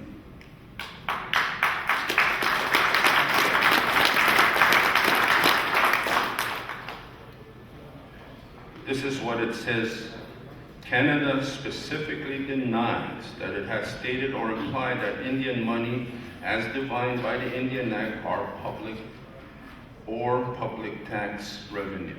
They specifically denied it in court. And that's what these elders have been saying for years. And that's what is now recognized in public in court. If these are Indian monies, then the nation should be able to access these monies. And that's the other part of this classification of this bureaucracy of this $8.7 billion. When it leaves Treasury Board, it's classified as Indian monies. When it comes to Indian affairs, that they make all the rules over here. So what we've been after, and we've been working with Ochapwis and Ermineskin and a few other nations, is a treaty-based budget. On the C-27, the court case, the provisions go beyond anything that are required from other governments or Canada, and I said that earlier. In the Montana case, and they're using Indian monies held by Diane. That's the other thing about this. They call themselves ANSI. They are Indian and Northern Affairs Canada. And all of you chiefs and council, look at their funding agreements. On the top it says Indian and Northern Affairs Canada. It doesn't say ANSI. Because it goes back into history. It was a higher level in the federal government system over the Prime Minister. The Department of Superior of Indian Affairs is what it was called back then. the federal government are using these monies held by Diane to force other nations to comply with an illegal system, that legislation. You know, this is what I remember when the young people are talking. This is like withholding the rations to force our peoples into residential school. And what needs to be done, see, I hear this all the time, wherever we go. You can be critical, you can point out the negatives, right? Unfortunately, that's the human behavior today. But it shouldn't be like that, as was reminded to us by some of the young people. Onion Lake has taken a treaty-based budget developed by Ochapois many years ago, and we've expanded some of the categories. Categories are based on understanding of treaty and not the program services developed by Diane. Treaty-based budgets, categories, education, health, social, economic development, infrastructure, housing, administration are just some of the areas. So this is ongoing work in our community. And the lawmaking also has been done for the past 15 years in our community.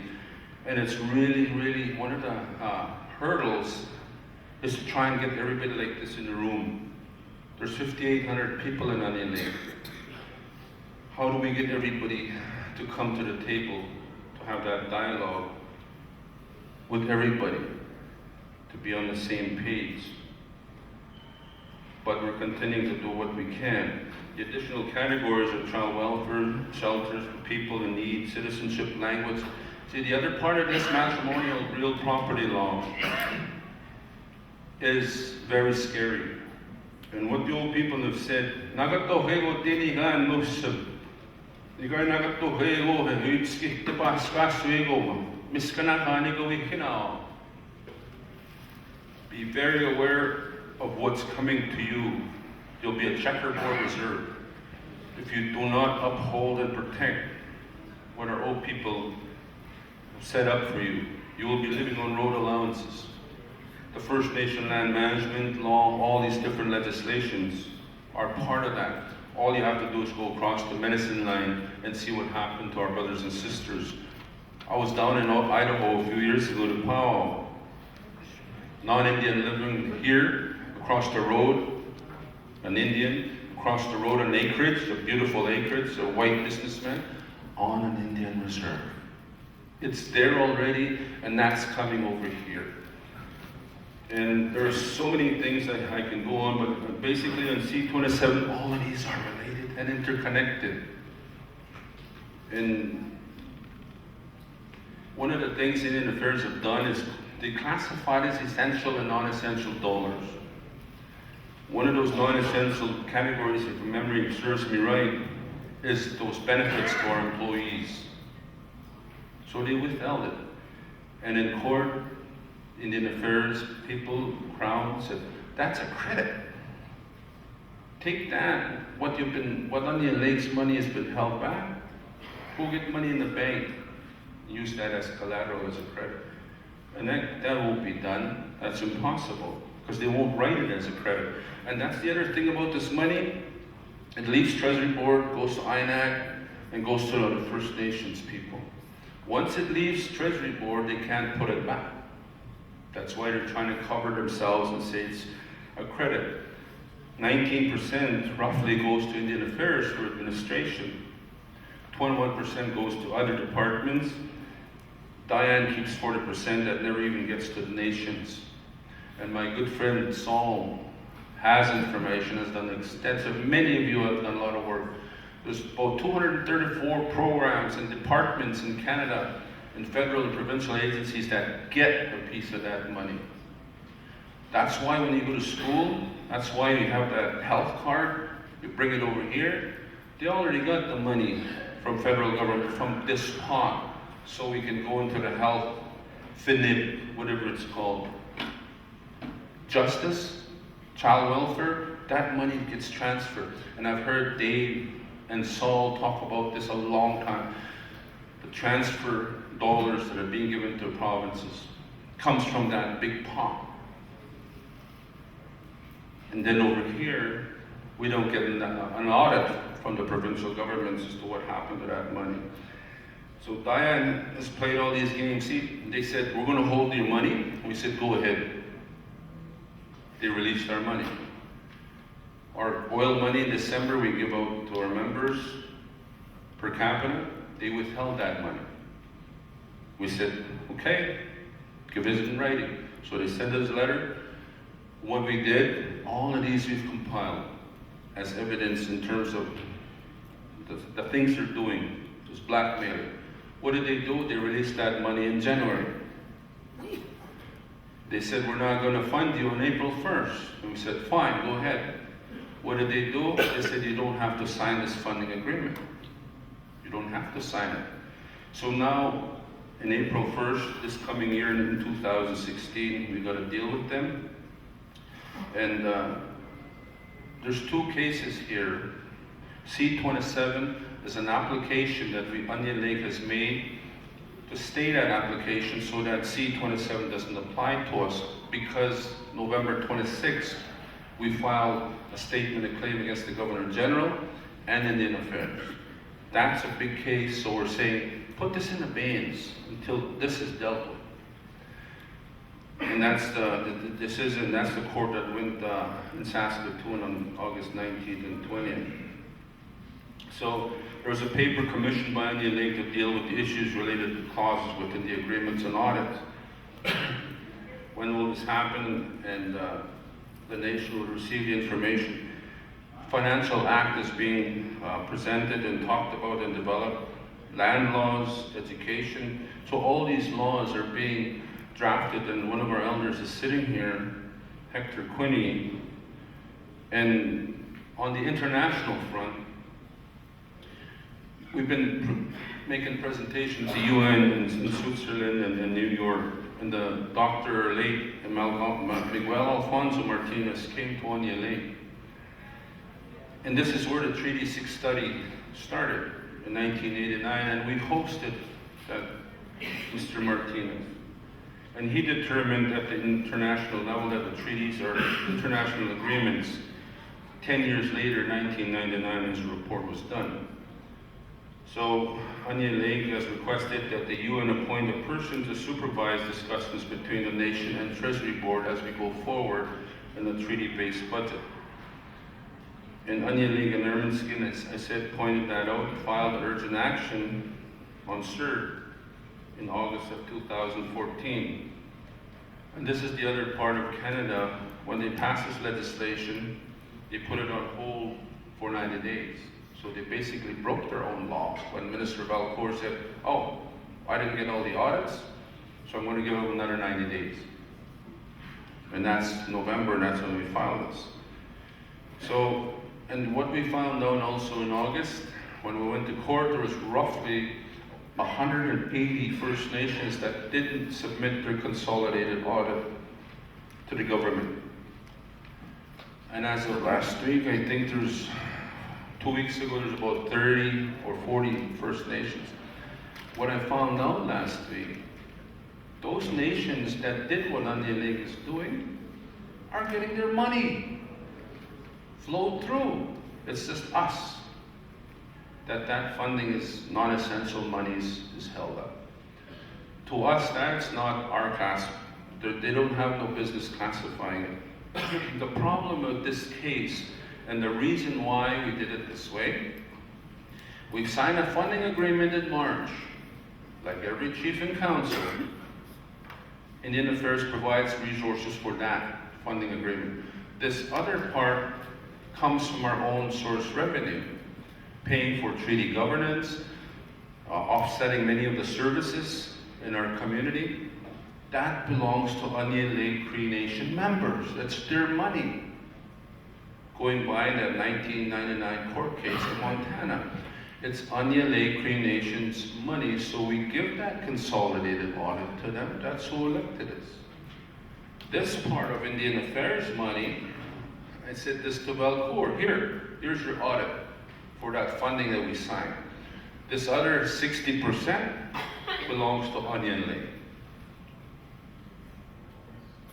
And then when I said to him 3 years ago when I met with him, if you don't like it, chief, there's a legal system in Canada to take us to court. So what did we do? We went to court.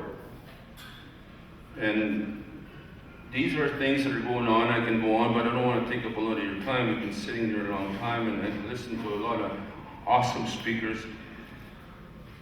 However, we're going to continue to fight as long as we can. And this is not about me. Those young people that spoke, and that little boy and that little girl sitting over there, that's what Muslim and all the old people at home have always instilled in us, many of us that are here. Think about those little children, as they did this for us 130 years ago. We weren't around, but they saw this coming. So now it's up to us. So those are just a few minutes. Like I said, I didn't want to take up a lot of your time. C-27 is being challenged by Aniele because it's an infringement against our right as a people. The Governor General needs to undo the wrongs that have been imposed on our people. And when Chief Spence was on that hunger strike, I shook hands with David Johnson at the Governor General's residence when Chief Spence asked me to come and speak for them when they had a meeting. And there's a picture somewhere floating around. We're shaking hands and I said, you are the one that can correct all of this, Mr. Johnson. You're a constitutional lawyer, constitutional professor. You know what I'm talking about. Our elders have been meeting for many years and they want to meet with you, the Queen's representative. You know you can correct this, and he nodded his head. He is the one that's the Queen's representative here. Those treaties are alive as they were back in 1876, 1871. The other thing of this, university students, you don't learn this in university. You don't learn none of this stuff. Because if you had learned this 40 years ago, 30 years ago, we'd be that much further ahead. They purposely did not want you to understand what they've been doing and the information that we've uncovered over the last 30, 40 years by many wonderful people across treaty territory.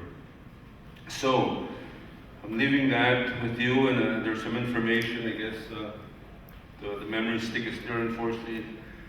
We couldn't put it up there on a good screen, but what we're saying, and I've said this at AFN meeting, Treaty 1 to 11, FSIN, Alberta Chiefs meeting, if all of us in Canada said March 31st, we're not signing this funding agreement anymore, do you think they're going to starve out 633 reserves? No, they're not. Already, they're buckling under this pressure because the Treasury Board is questioning now, why are you doing this to Onion Lake and not the rest of the reserves that did not comply? They're being held accountable by Treasury Board at Indian Affairs now. They're being questioned. So if we all stood together, and I've heard that unity again and again and again, but to the young people, when you said there's no action, this is one way Onion Lake is taking that action. Enough is enough. We have to stand our ground. And I'm hoping that the rest of the nations are going to come on board, as those other people now are not signing those agreements. We can make the difference. We are the powerhouse. And what we participated in this morning is always the key, in my opinion anyways. So Akamemo, Uskayek, thank you once again. Akamemo, Kaipo, may Creator bless everyone today. Hai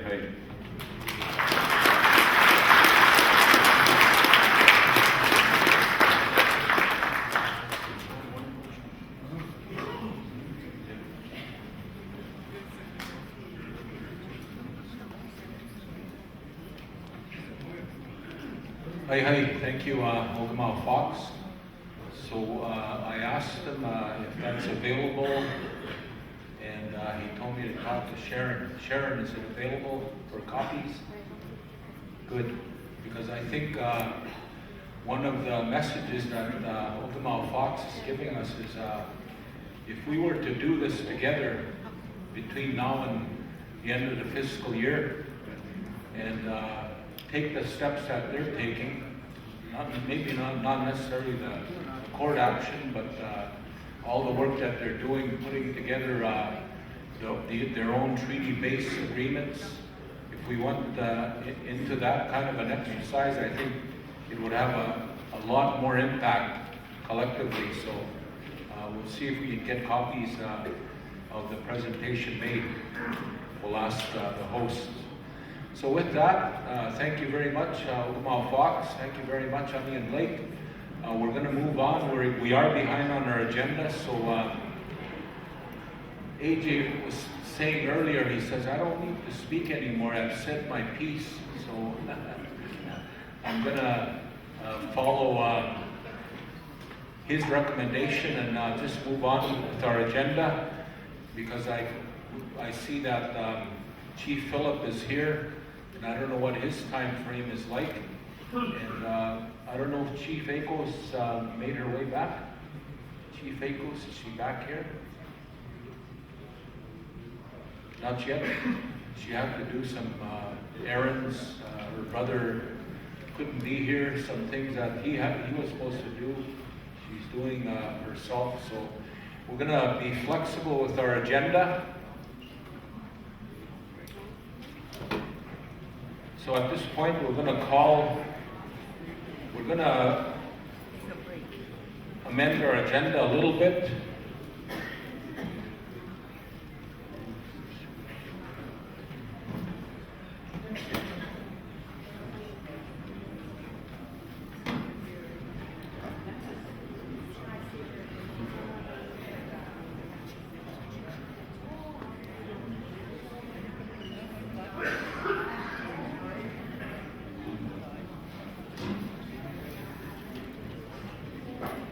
Okay, what we're going to do is we're going to ask Saul to come up, and I believe he's going to be very frugal with his time, but he wants to maybe set the stage for some of the open forum that's going to be happening. And again, we always thank him for his great work. And so I'm going to turn it over to Saul Sanderson to talk a little bit about what we've already done, some of the mandates and the recommendations that are already out there from our previous meetings, how we can use those today, and how we can move forward.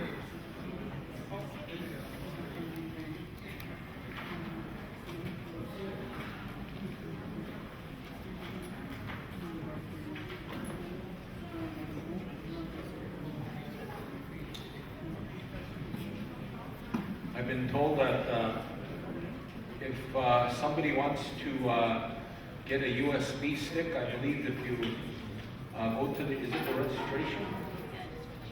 Just go to the registration table and they have some USB sticks with some of this information that has been shared with you. So with that, Saul?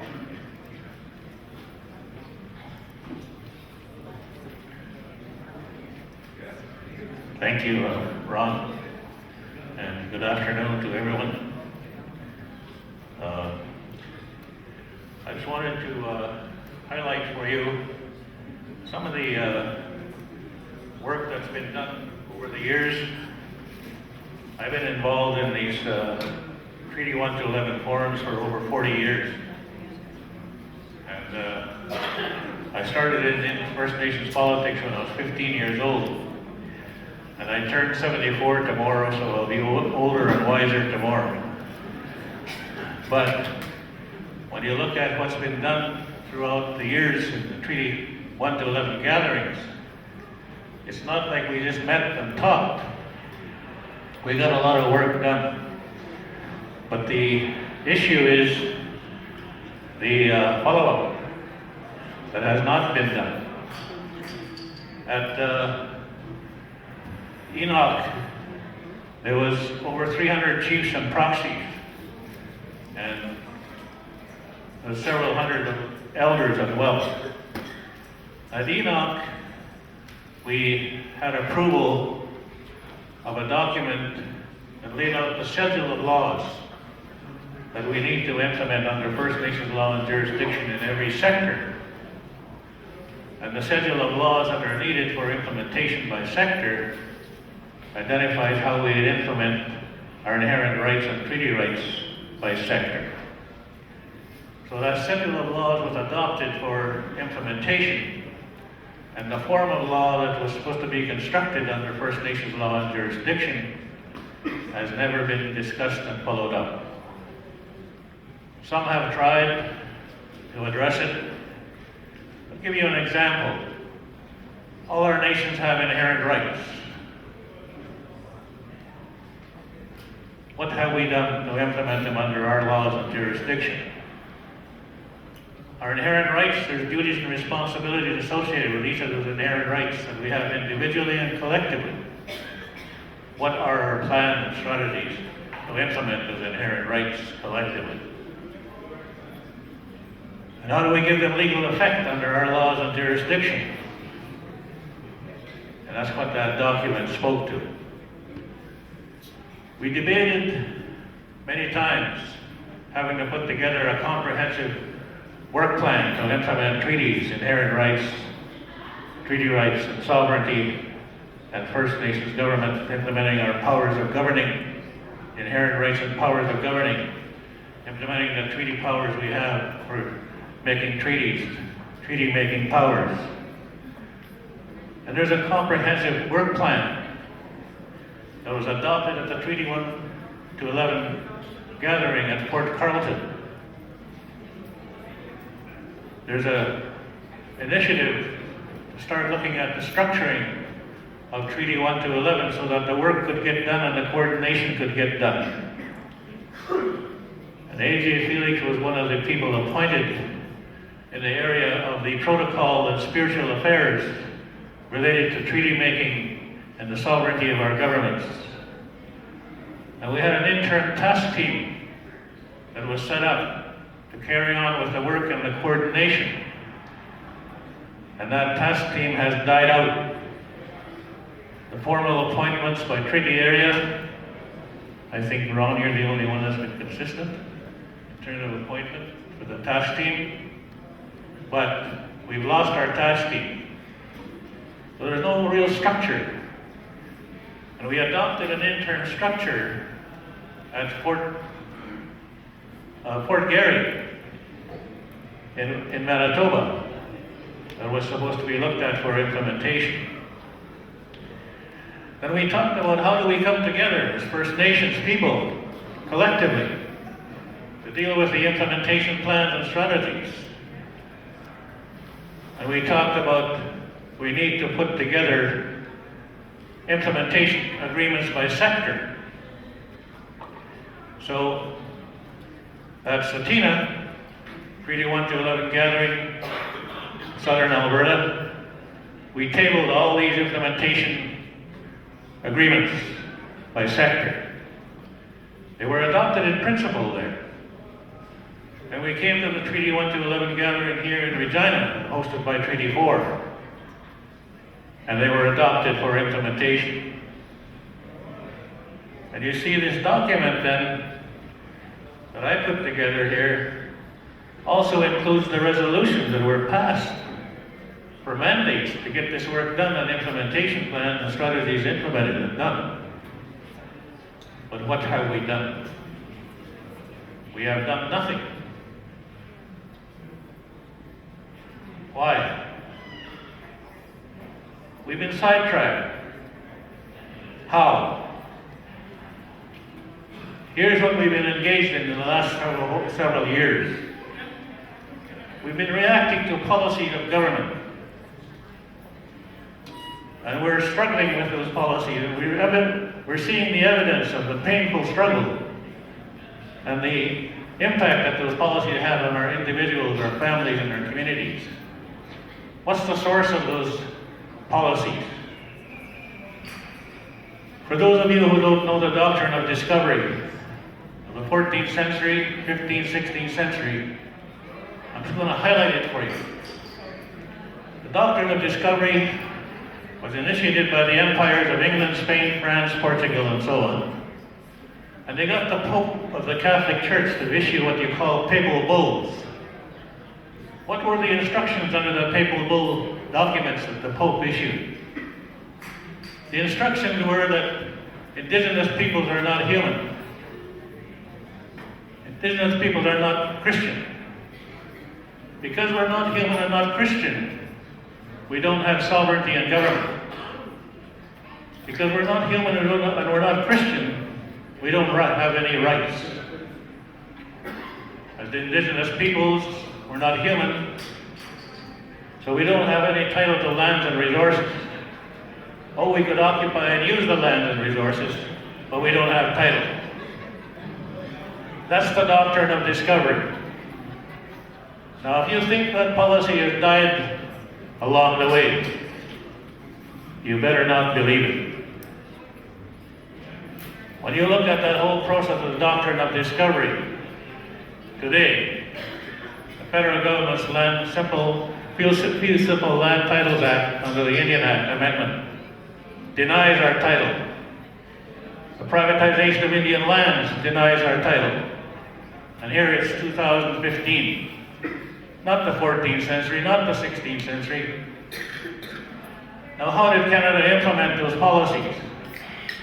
How did the empires of the world implement those policies of the doctrine of discovery? They implemented by constructing what they call Christian laws. How can you be a Christian making laws that denies the rights of the people?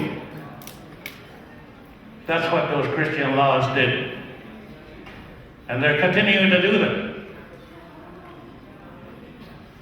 They had another law called the law of dominance. What's the law of dominance? The law of dominance is giving the right to kill without any fear of being charged for criminal offenses. Now you see, Canada didn't stop there. Neither did the rest of the world. They developed what you call the 1830 detribalization policies. What were the objectives of the 1830 detribalization policies? And who developed and implemented them? The empires of England, Spain, France, Portugal. The objectives were integration, civilization, Christianization, liquidation,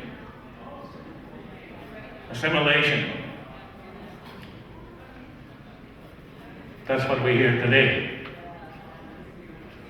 Now you see, those policies were based on the doctrine of discovery, instructions under the papal bull.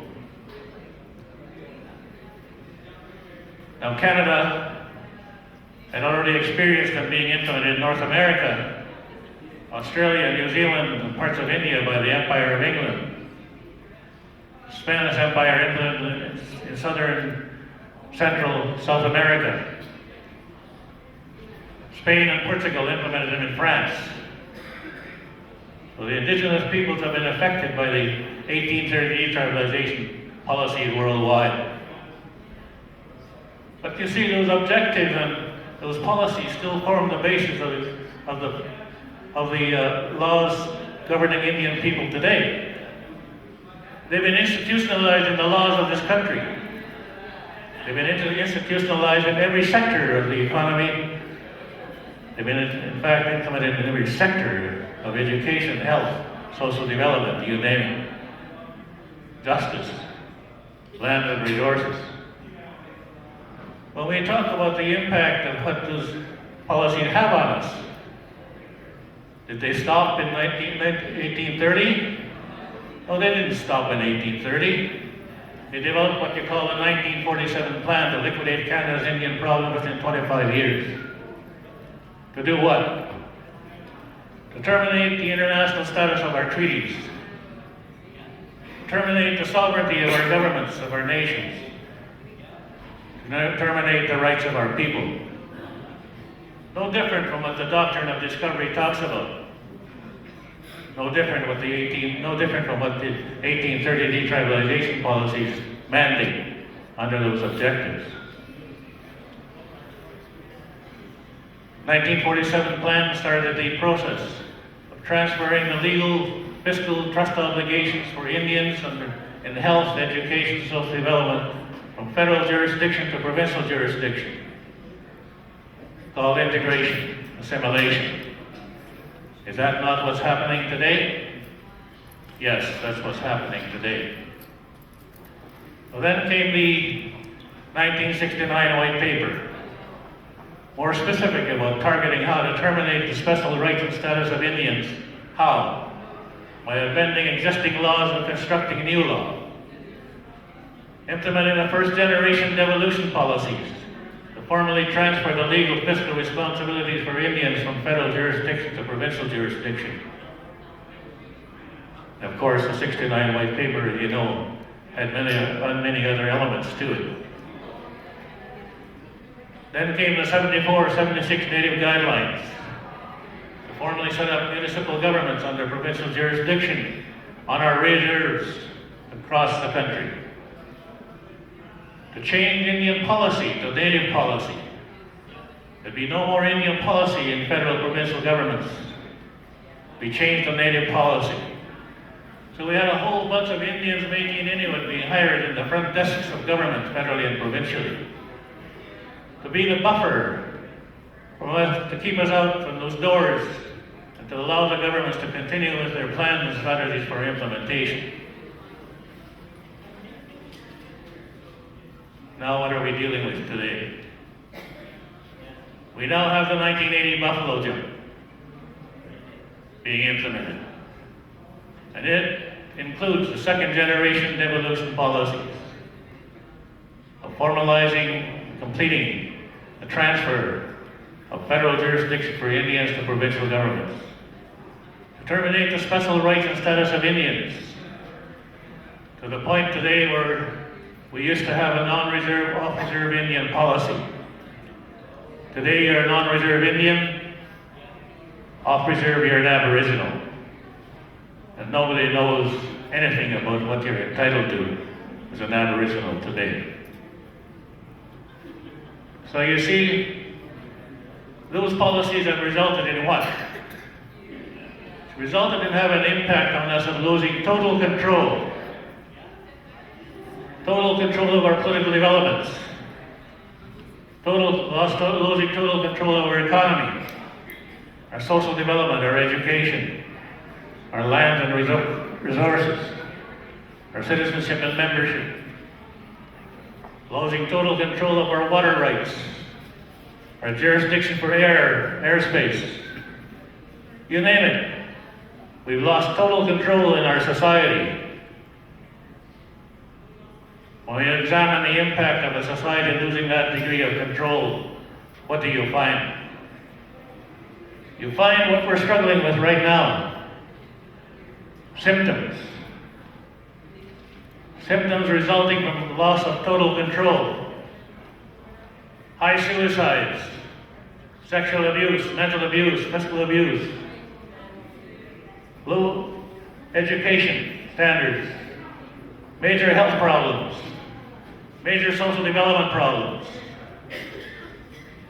Those are symptoms of the loss of control that we have experienced. Now you see, when we talk about implementation of the treaty relations, treaty agreements are much more than just having an agreement, than having rights. They're a process. And you hear many leaders talk about treaty relations, but nobody talking about what those relations are. They provide for nation to nation, government to government relationship based on the equality of government, jurisdiction, law, and courts. First Nations governments, federal government, provincial government. They provide for treaty relations to implement inherent rights and treaty rights by sector. How? By implementing traditional contemporary systems in the education system under a First Nations Traditional Contemporary Education Act. Why do we need separate education acts?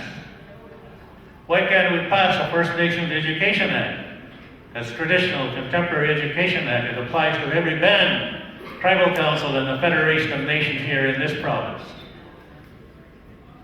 Why do we need to even deal and think about talking about the Finance Administration Act, Accountability Act of the federal government, when we can occupy the field with a First Nations Comprehensive Fiscalization Finance Administration Act of our own, under our own laws and jurisdiction, that will be applicable to First Nations by community, by band, tribal council, and the Federation of Nations here in this province.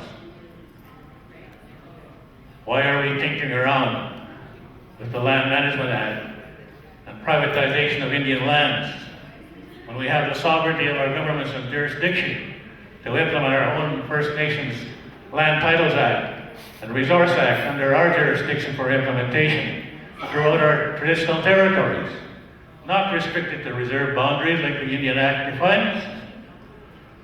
So we look at the challenges for the future. Why aren't we implementing a First Nations economy that's both traditional and contemporary? I got into a lot of hot water along with Chief Standing Ray and the former Chief White Bear, Chief Shepherd. And we set up the Bear Claw Casino, challenging the federal transfer of jurisdiction under the criminal code for gaming to the provinces. When they didn't really transfer any jurisdiction, all they did was make federal law, amending the Constitution so they couldn't charge the province for implementing gaming. That's all that law did. So we said it does not apply to First Nations. And boy, did I get into a lot of trouble with our own people, saying you're going to create gamblers, addiction problems. I said, well, you're spending one hell of a lot of money now flying to Vegas, going to Reno, and Donald Trump's casinos. Right now, keep that damn money at home so we can use it on our terms. Fix some of the problems we have. One of the church bishops, the Anglican Church, called me one day. He said, Saul, I want you to come and speak to my congregation. They don't support your initiative to set up a casino in Saskatoon. I said, Bishop, you really want me to go talk to your congregation? Because here's what I'm going to say. You churches got us involved in gaming. I remember going to the damn church basement for a bingo, carrying the cakes and taking them home if I won them. And you took all my damn money. I said, if I had a quarter left over, you took it on Sunday at the collection plate. But you never accounted for a damn cent, did you? Now, Bishop, you still want me to go talk to your congregation? He said, no thanks. I'll do it myself. So you see, when I talk about the whole issue of what we need to do in terms of the challenge ahead, you hear the courts talk about reconciliation. Judgment after judgment, see. We need to provide for reconciliation between the governments and the disputes between First Nations and governments, industry and First Nations. I say it's time we went ahead and developed our own economy. Under our own jurisdiction, implement our own Trade and Commerce Act, setting up our own Corporations Act so that we incorporate all our entities under First Nations law and jurisdiction. What are we doing today? To implement the 69 White Paper 1980 Buffalo Jump devolution strategies, what did the government require? They required our leaders to incorporate corporate entities under provincial law and jurisdiction, establishing education authorities, health authorities, child care agencies, all under provincial law and jurisdiction. Losing total control again over our own institutions and structure of governing. Why are we doing that? Why can't we incorporate our own corporate entities under our jurisdiction and laws?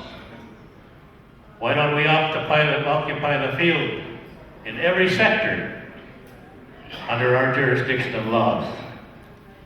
If we're going to reconcile, and we better be prepared to talk about decolonization. You cannot reconcile without decolonizing the systems. I already told you, these colonial objectives have been institutionalized in their laws, in their institutions and structures of government. And what most people don't realize, that since 1982, patriation of the Constitution, there's a huge need to establish new legal political institutions of government, federally in Parliament, First Nations in our communities, tribal councils, and so on. See, we don't talk about the interface of First Nations law and jurisdiction respecting our governments, our tribal councils, and our nations. At least I haven't heard any discussion about it. But we do a hell of a lot of reacting to the laws passed by the province and the feds impacting on us. What's wrong with coming together to talk about the interface of our laws and jurisdiction as they apply to our communities and our nations and our governments, our institutions and our structures? Nothing. So we looked at the future and the challenges ahead. You know, I went to the Justice meeting in Saskatoon the other day. The Bellsborough room was chock full of judges and lawyers from across Canada. And I had looked at their agenda for the 3 days. And they were rehashing old issues that they had to deal with in their courts respecting Aboriginals and the law. Not too many Aboriginals around there, but nothing at all on the agenda of how we decolonize that damn justice system that they're representing. So I tried to get on the floor. They wouldn't let me in the conference at all.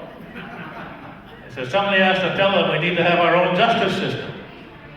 See, when you look at those relationships that I was talking about, political relations, treaty relations, under those processes, well, it includes the recognition of our own justice system under judicial relations. Why aren't we doing it? We can do it. So let's do it. Economic relations, how we can establish that economy I'm talking about. Fiscal relations. I talked about the need to have our own Finance Administration Act governing the field of fiscal relations and fiscal agreements. We're spending a lot of time reacting to the contracts that are in place to deliver services on behalf of Canada. Those aren't fiscal agreements.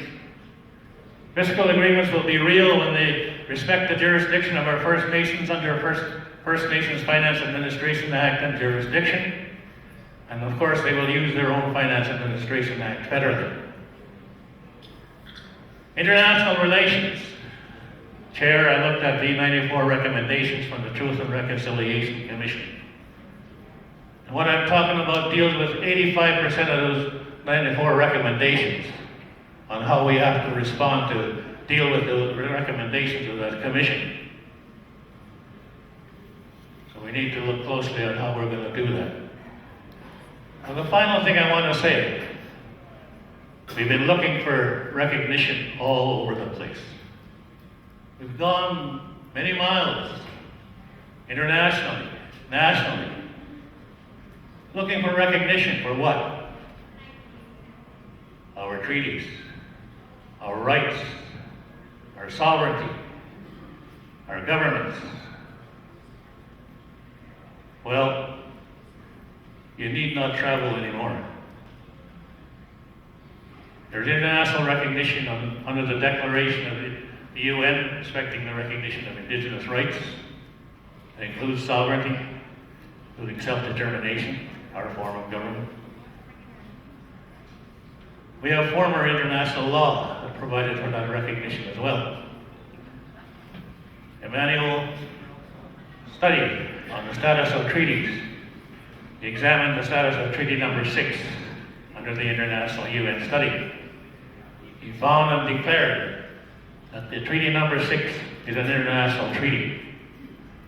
But he qualified that status of international treaties. How? He said you have treaty-making powers.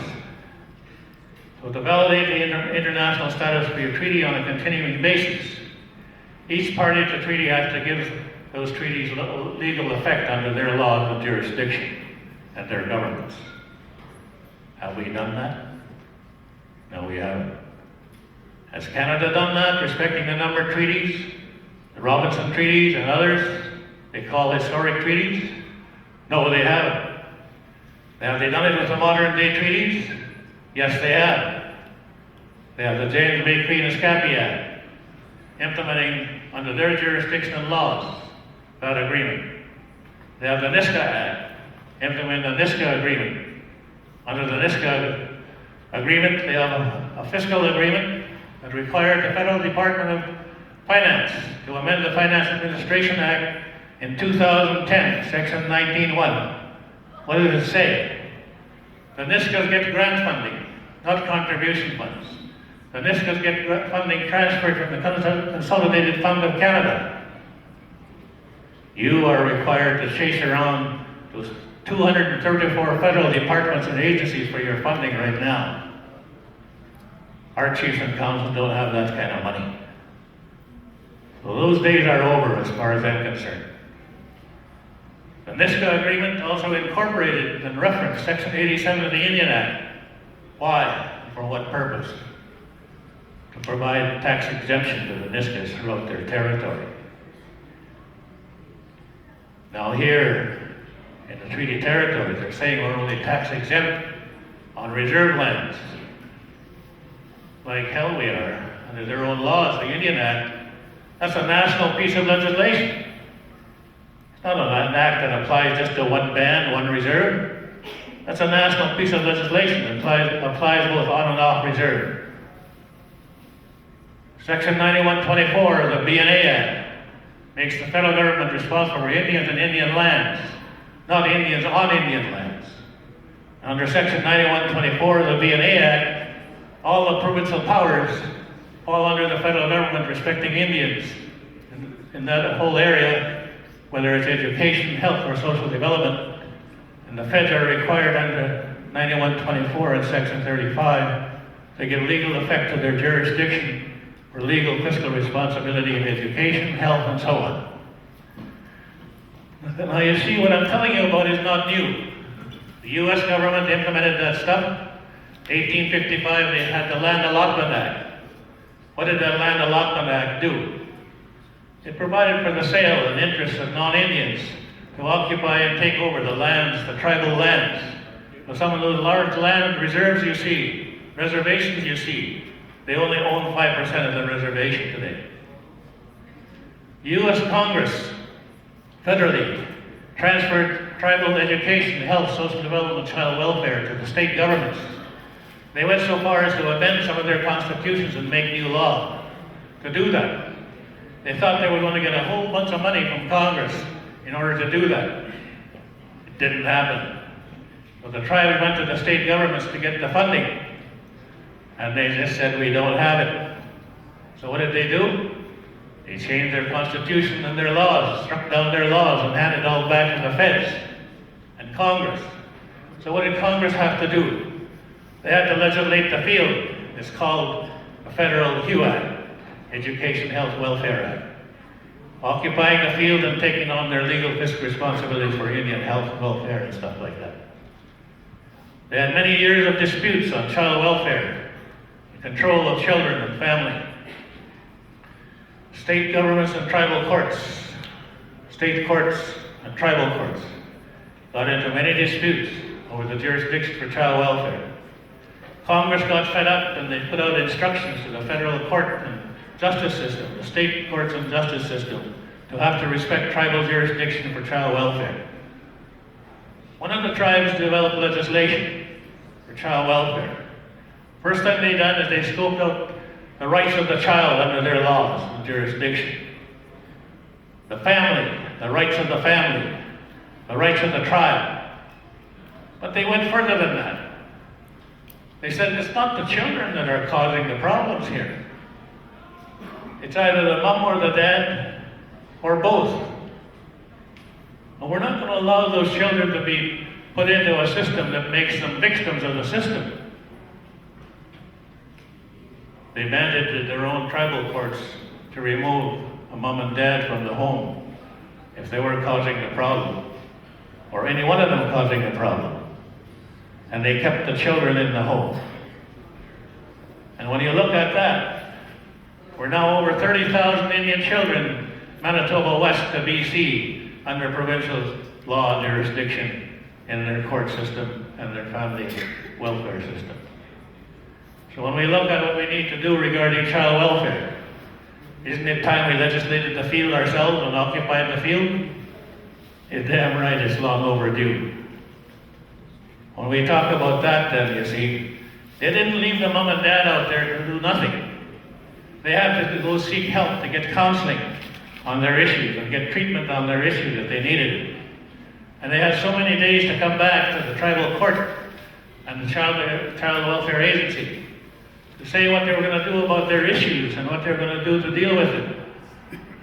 What they were going to do with their relationship if it affected the mom and dad, and what they were going to do about their children. So you see, there are answers, there are solutions to some of those issues that we're talking about having to deal with. And keep in mind now that yes, we're witnessing one hell of a lot of pain. My wife says what? Being colonized has been very painful, she says. But decolonizing ourselves is going to be even more painful. Why? Because we have to learn to work together. We have to learn how to take on responsibilities for who we are.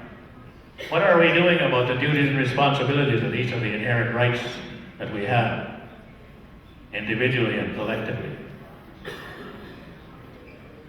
So you see, those symptoms that we're experiencing are going to take generations of healing.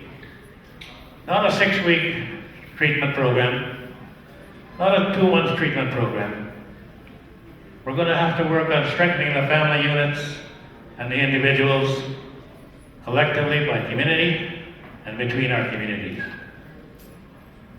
So I just wanted to highlight for you some of the background on where we're at, and where it's come from in terms of the impact on what we're experiencing.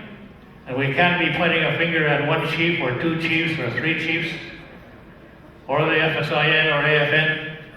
I always laugh when I turn on the TV. AFN getting criticized.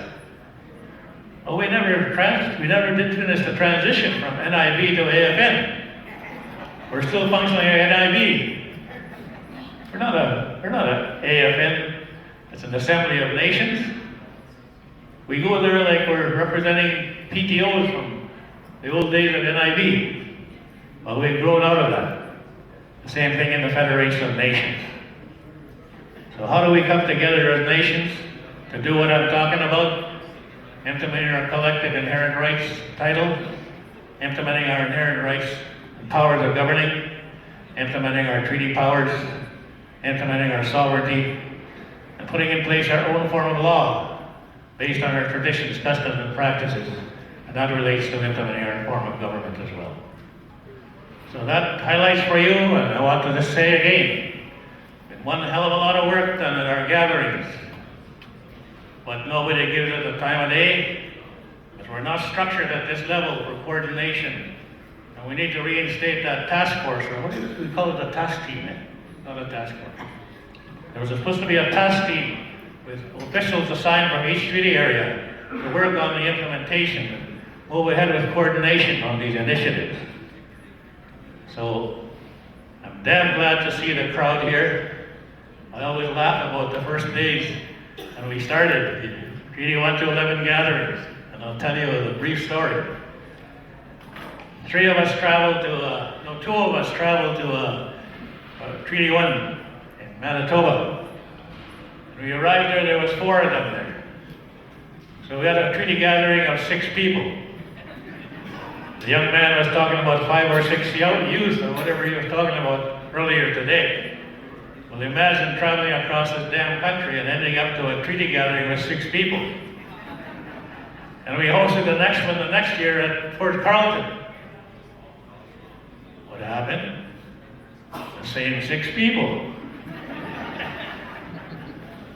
So I've seen a hell of a lot of growth in terms of the movement. But we need to start moving ahead with our own jurisdictional laws being asserted and implemented by the Senator. So you're to be congratulated for what you're attempting to do. But our elders always say, if you're going to do anything for the future, you need to examine the past. If you don't make plans as a leader, You need to get rid of all the negative anger, bitterness you have here and here. Replace it with positive energy, productive, constructive energy, so that you can plan for the future and not create barriers for the next generation. Whatever plans you make should be plans that they can build on. Don't create barriers. So with that, thank you very much.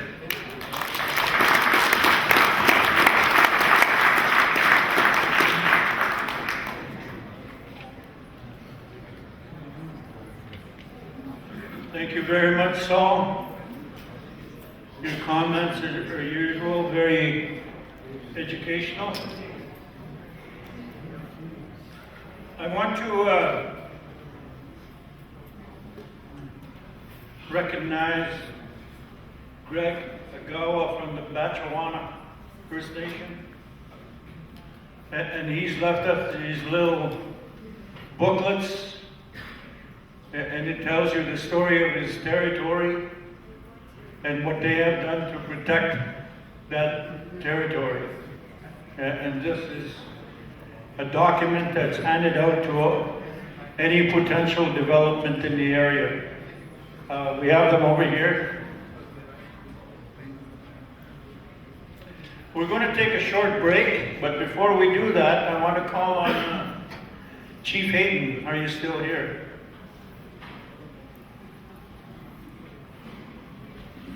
Chief Hayden, Terry, Grand Chief Terry Nelson.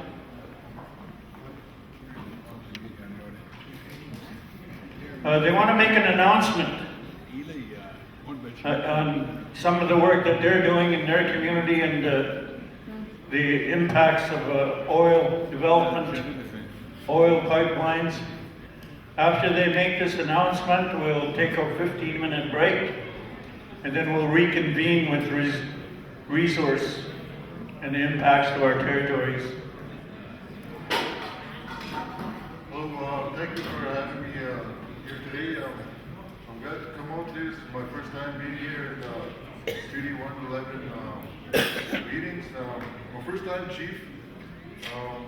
I got in here this year in March, and I've been hearing about meetings like this happening for the past 40 years, that it's not been you haven't seen anything done yet. And when I ran for chief, I was telling my people that back in Roseau that something has to be done, because our kids are hurting, our elders are hurting. I know you guys heard this story before, but we want to go after the government. We're going to start filing in the courts, and we're going to be doing this maybe next week.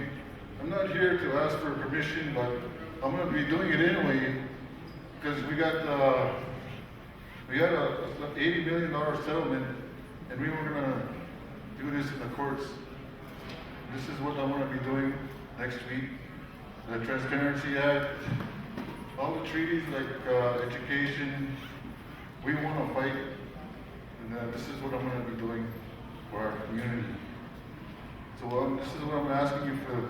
If anybody wants to help, they can help. But this is what we're going to be doing for Roseau. We're just going to go ahead and do it.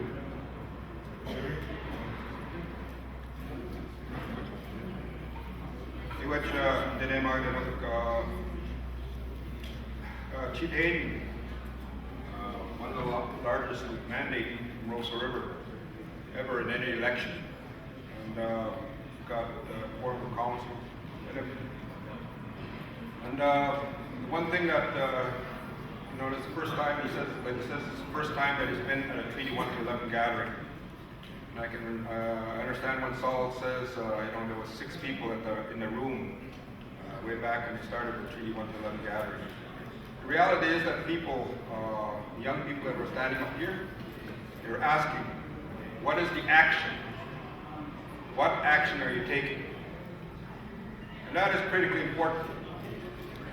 When they talk about funding, I think they said about $11 billion or something like that was around back in 2006 or something like that, and it's now down to 8 point something. And they're going to cut another $1 billion. You're feeling the impact of that. Chief Hayden, his nephew, Hyde, we buried him. He's a young man. You know, it really hurt the community. And that's what you're seeing in your communities. You're seeing a lot of alcohol, a lot of hurting in the communities. I represent as SDO Grand Chief, Southern Chiefs Organization, 33 First Nations. We have 60 to 95% unemployment. Most of the chiefs and the councils, what are they dealing with? They're dealing with the bread and butter issues. People coming to the van office or the administration office saying, Chief, I elected you. I voted for you. I need some help for my daughter. I need some help for my granddaughter who wants to go to school. What are you going to do with the housing? How come we're now paying for our dental and everything else? Where's the treaty rights? You know what I've always said for me when I was as chief of Rosa River 8.5 years? Let's get going. Let's take some action. And some people started to think that my middle name was Blockade. To talk about railway blockades and doing things and make an impact. But here in Regina, there's a statue here, Piapot. I was at that unveiling. When I was in grade 6, I remember reading about Piapot. And them standing in front of the railway line, that RCMP officer coming around and lassoing the teepees and dragging it down. And in what I was reading when I was grade 6, you're saying he was a hero. Bullshit. It's always been bullshit. And Piapot, and you look around here, people still remember the name Poundmaker, Big Bear. Well, in Stony Mountain Penitentiary in Manitoba, that's where they stayed, because they were charged for treason. But Treaty 4, 640 acres per family of 5, because your people stood up. We have, in Treaty number 1, 160 acres per family of 5. You have 640 here, because people stood up. When are we going to stand up? And that's what I'm hearing from my chief. He said, boy, they're talking lots. Where's the action? Because in Rosa River, what he's saying, we're not going to ask permission.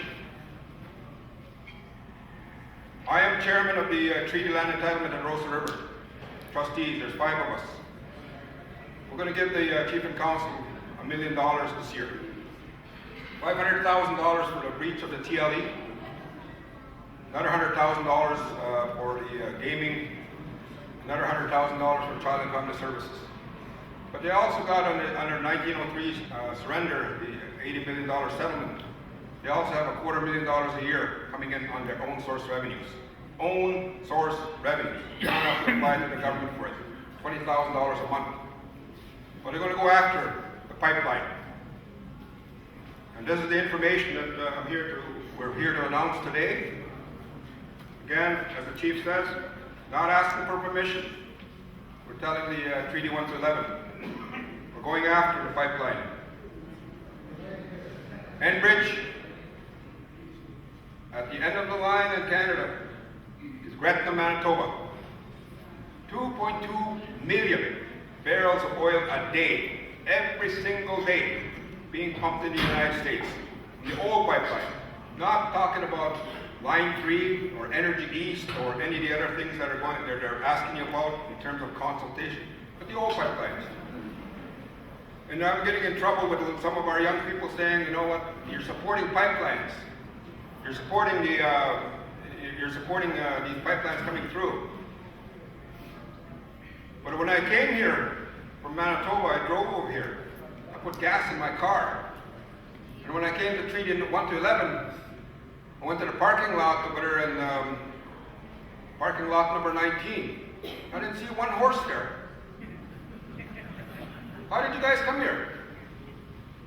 Came here in vehicles, put gas in the car. But 2.2 million barrels of oil a day is flowing through the pipelines now. It's actually 2.5 million that's going to the States every single day. We're not getting paid for it. $1 million a minute, every single minute, is traded between the United States and Canada. $2.5 trillion in the last 10 years. And those goddamn immigrants, Harper is saying to you, you live on the good graces of the Canadian taxpayer, and that's bullshit. They live on our lands free of charge. They don't pay us for being on our lands. They pay their immigrant government. And their immigrant government is supposed to send back some of that money that they're collecting. That's the treaties. So what they're saying, on June 1st, about 8 months from now, there'll be notification sent to Enbridge, shut down your pumping station. You don't shut down your pumping station, on June 7th, we'll go shut you down. And a lot of people think that that's an idle threat. I'll tell you right now, your young people are looking for something. They're coming to you and asking you. That's why this room is filled up. They want something done.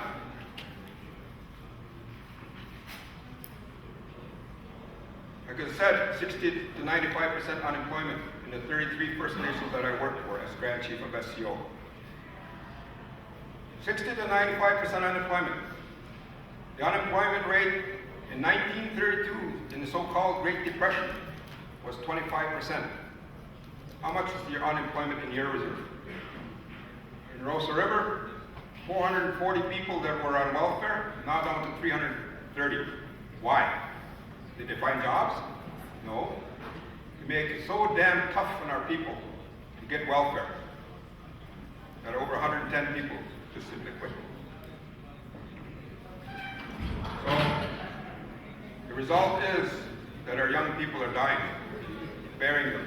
And I know that each and every one of you that go back to your community, you will be burying your kids. You will be burying your grandchildren. You have buried your children. You have buried your grandchildren. Then when the young people come here and ask you, what are you going to do about it? We talk. That's what the chief was saying to me. Boy, there's a lot of talk there this morning. So where's the action? So there's 25 pumping stations along that line. There's 1, 2, 3, 4, 5, 6, 7 in Manitoba. 7 in Manitoba. There's 13 in Saskatchewan. There's 5 in Alberta. Chief Fox said, I got it. We'll be there. We'll be in Gretna. Treaty 1 has said to me, go to Treaty 1 to 11 and represent Treaty 1. Treaty 1 is saying, as long as it's peaceful, we're going to support it. What's going to happen is immediately upon hearing this, Enbridge, and this live cast, that's good. They're hearing it. They're going to hear this. What they're going to do is they say, well, we'll go to court and we'll get an injunction against you guys. That's good. It's exactly what the hell we need to do is go to court and say, who the hell are you to give permits and licenses in our territory when you breach the treaty? And they've been said here over and over again saying, well, when are we going to have natural revenue sharing? President Obama vetoed the XL pipeline. You know who got that started? Who got that started? The chiefs. We went to Washington in 2009, January 9th. We were on the first page of the second section of the Washington Times, talking about oil for Canada. We also went to the American Indian movement. We said, we're not getting paid for the oil. Thomas Poorbear from Oglala, Lakota, challenged President Obama in Denver, Colorado, and said, what are you doing getting a pipeline through our lands, Dakota lands? What about our aquifer? What about our water? How dare you send a pipeline from Canada through our territory? So the Dakota said, we will die before you ever let that thing come through there. And that's the direction that they're going in. So we did have impact. Got that done. It is vetoed. Now, on the Canadian side, if everybody is looking at October 19th, this coming Monday, and saying, gee, we got to get somebody there that we can work with, a government that we can work with.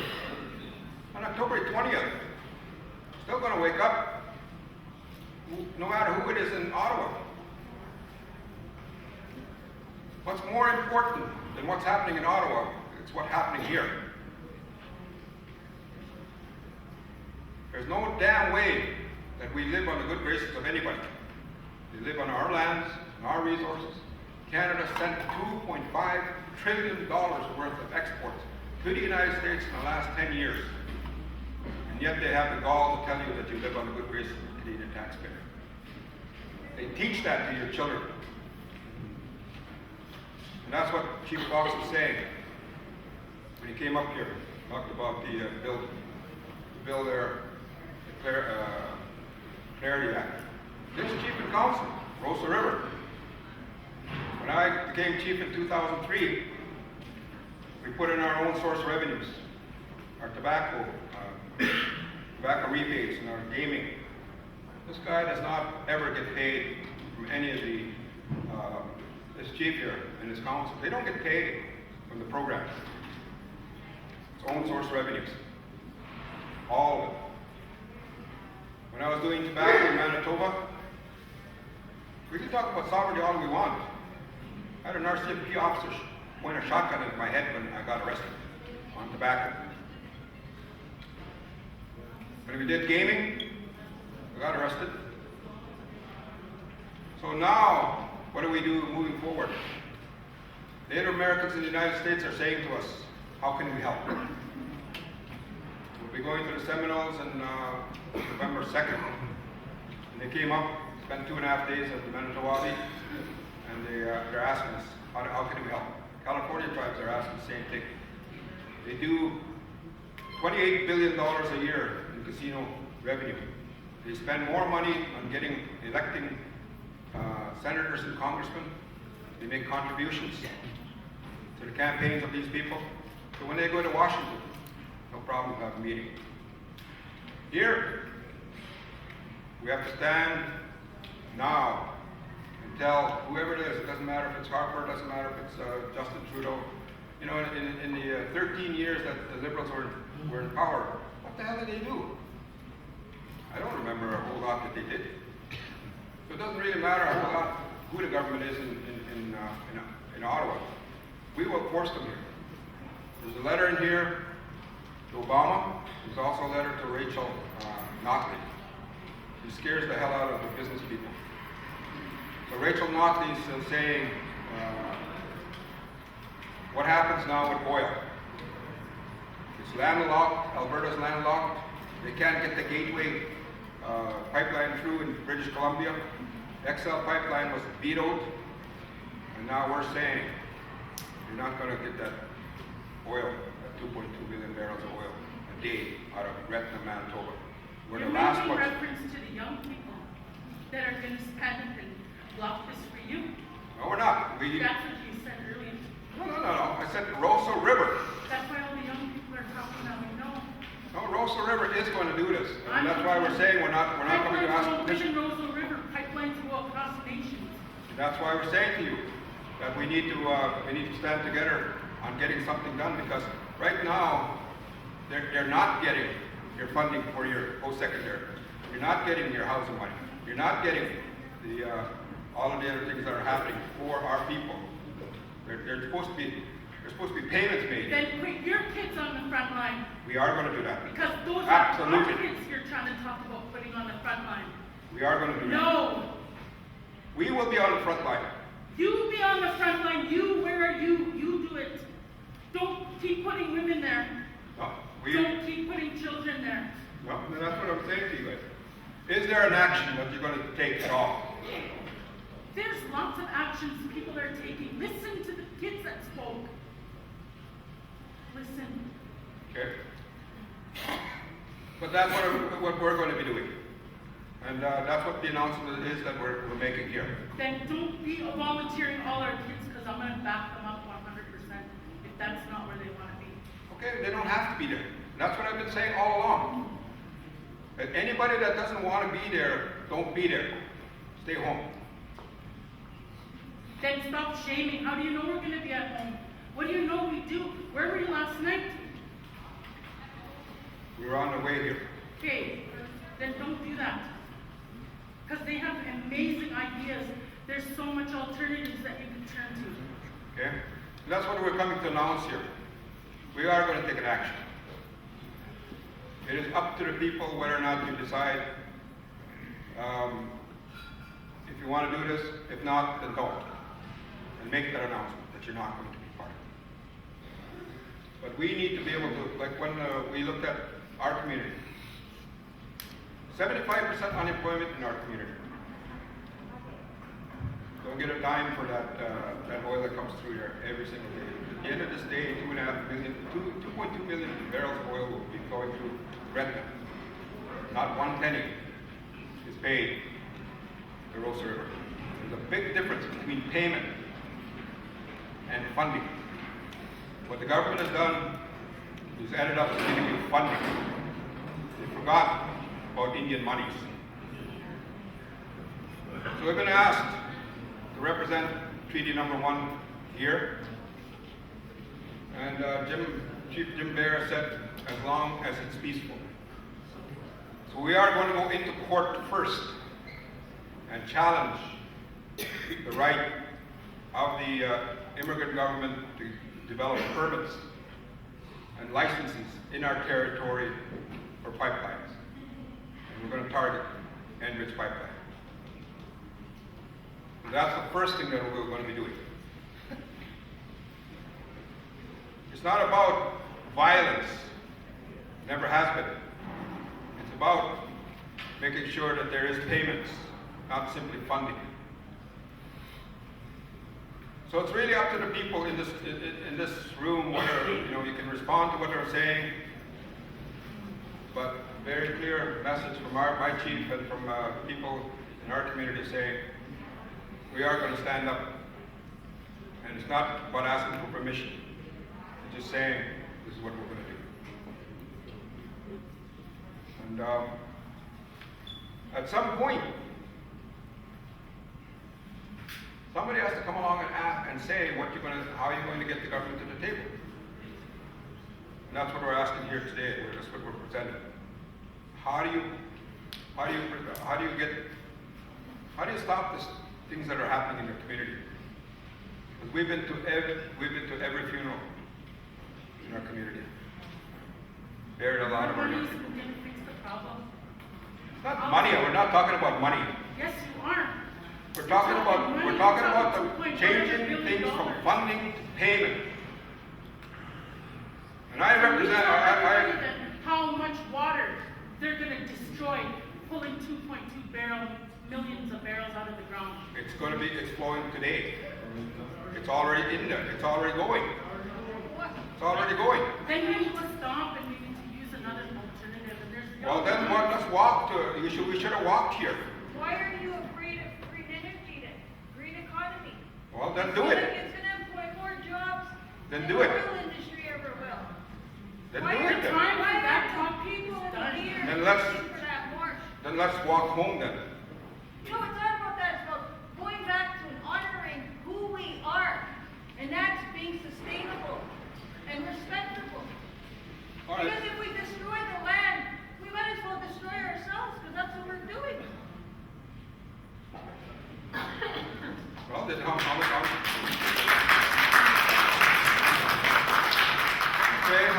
walked here. That doesn't matter. You know what? You're making fun of something we're all trapped in. Why don't you shine some light on what else we can do? We all drove here, everybody. But if I had an option, I would have got here that way. And I bet you a lot of people in this room would have did the same thing. That's all we're saying. They already got us by the throat. We don't need our own people to pull us there too. Well, we are going to take some action on this, and that's the direction we're going.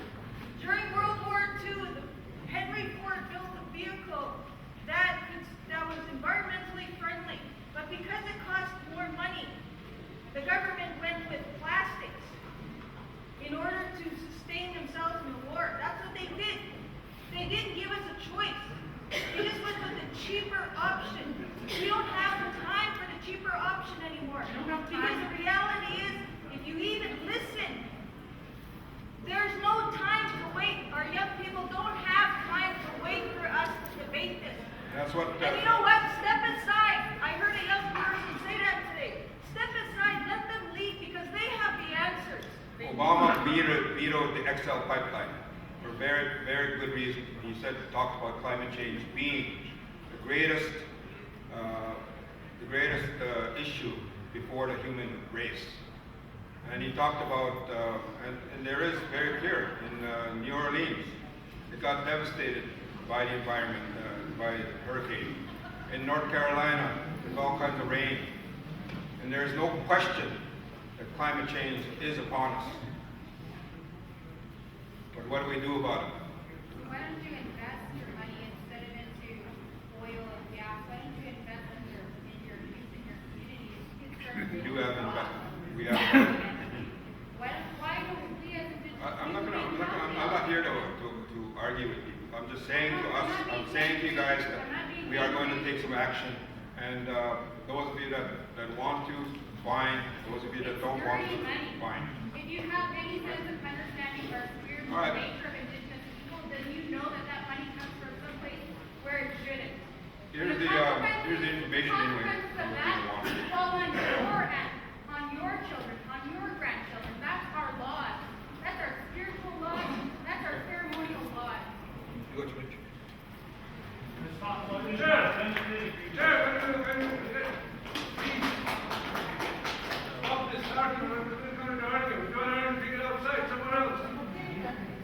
Okay, let's restore harmony as much as we can. I apologize that the chair didn't intervene before it got to this point.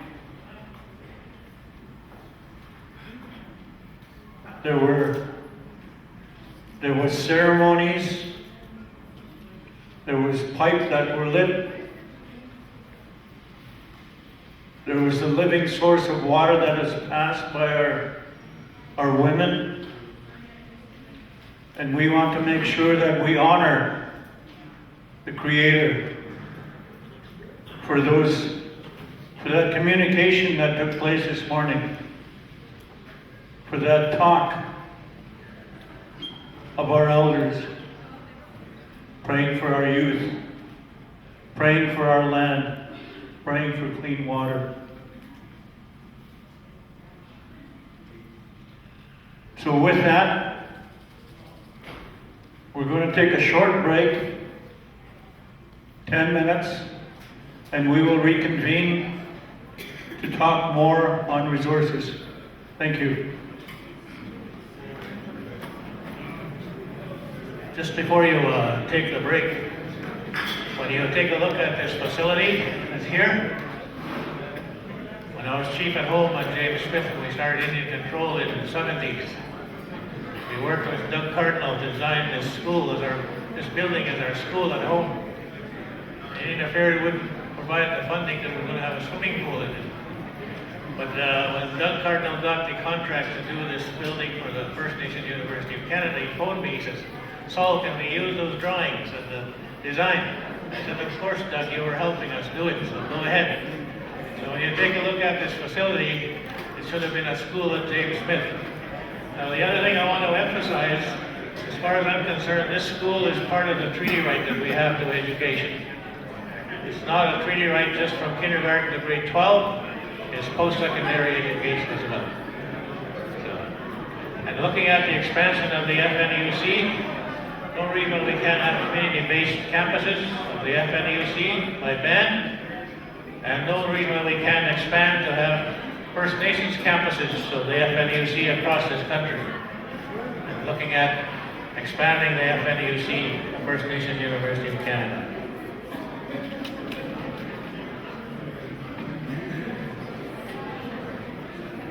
Okay, 10 minutes, and then we'll reconvene. We'll call Chief Stuart Phillip.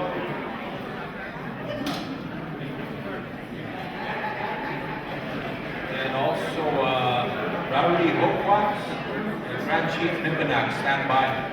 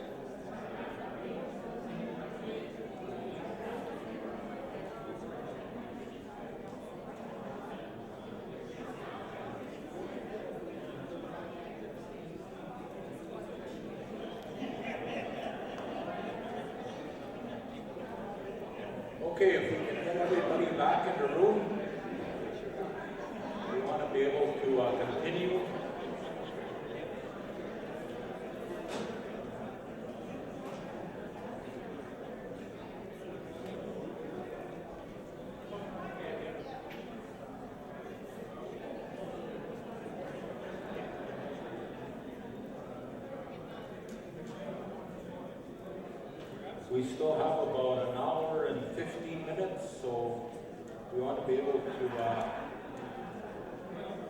listen to these folks that have come from a long ways.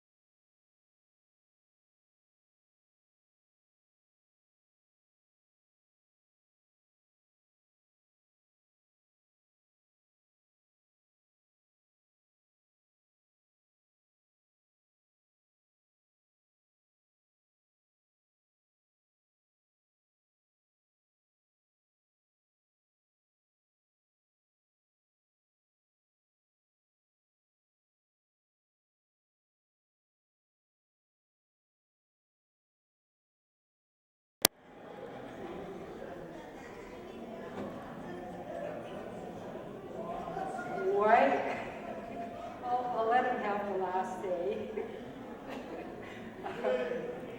East Asian, my Hasselhoff, my English name is Joan Phillip, and I said greetings in our language, friends. I listened to Colby this morning, and he talked about our starts. And my start was when I was 16 years old. I joined the Native Alliance for Red Power, and I was just right in there, really mad. Long hair, braids, and little army jacket, real cute. But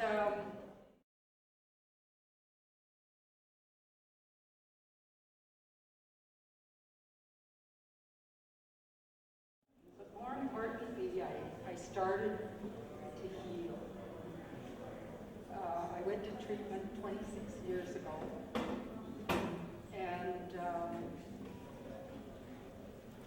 now we have 15 grandchildren, and one is so new. Just earlier in the month, we had another grandson, number 15, and I can tell you, it just really just melts my heart when I think about them. We have 2 grandsons that ran in what's called the Moccasin Miles run, and every year my older grandson, the 10-year-old, usually wins the race. Well, this time it was his cousin that won. But both of them were the top 2 runners in the whole school. They're amazing, amazing boys. And the thing that breaks my heart is that what we don't accomplish today, we have to pass on to those kids and grandkids. And I know they'll be better equipped than we are now. And you know something? It didn't start when I was 16. This started in 1492. This started, my ancestors fought against this colonial government from the very beginning. My father was involved. My mother was involved. My grandfather and grandmother were involved. And they're gone now, bless their hearts. I got involved when I was 16 and I'm still here. Both Stuart and I met through the Friendship Center movement. It's been politics that brought us together. It's been politics that has sustained our relationship. And I'm just so happy now. I'm finally at an age where I can, for the last 17 years, Stuart's been driving back and forth from Penticton to Vancouver, coming home every weekend. I've been working at the Penticton Indian Band office as the lands administrator. I'm no longer working now, so now I'm just so honored to be here with Stuart to talk to you. I don't know how that's going to work out. Not that I can travel with a lot of time. But I can tell you, I'm just so honored to be here on treaty territory, because I know in British Columbia, those are land claim agreements. They're not international treaties where their land rights are intact. Your land rights are still intact. And I'm so happy you've come together to talk about not just implementing, but enforcing your treaties. Because Canada will not let go, because millions of dollars are at stake here. Trillions of dollars. My home community is Tsleil-Waututh on the west coast, and our community is opposed to the expansion of Kinder Morgan. Kinder Morgan is a company that is already had a spill in 2009, already destroyed. Like, I can't go down to my home community and harvest oysters or crabs or clams anymore. It's too polluted. And I don't want that to happen anymore. We've had enough. We need to stand up. The first time I was ever arrested was in 1990, along with Stuart. He graciously volunteered me to get arrested. We took our first trip over the Coquihalla without having to pay $10. And we got in the prisoner's bus. We got a free chopper ride in riot straps. We got to eat green wieners with cold coffee in the morning, but heck, that's the usual breakfast. So there's no, our elders taught us 4 things. We have 4 responsibilities: look after the land, look after the people, look after our culture, which includes language, and look after our spirituality. And that's our responsibilities. And we had one of my elders telling us, don't be afraid. Get out there in the road. Don't be afraid. So we're doing the right thing. You're doing the right thing. Everything, our instructions are already there. They're written in the treaties, they're written in the UN Declaration. We just enforce and implement. Probably implement then enforce. Because Canada's not going to give up control easily. Because they're making trillions off our territories. So I just want to hold my hands up to you and say thank you, because your standing up inspires us to stand up.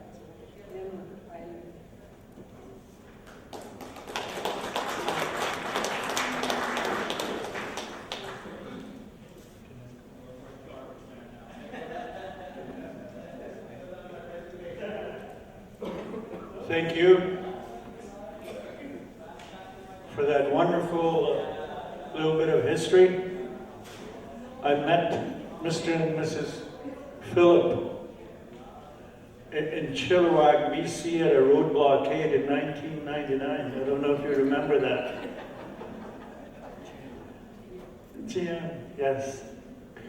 And they've been strong supporters, protectors of our environment, our ancestral territories, and it's very nice to have them here.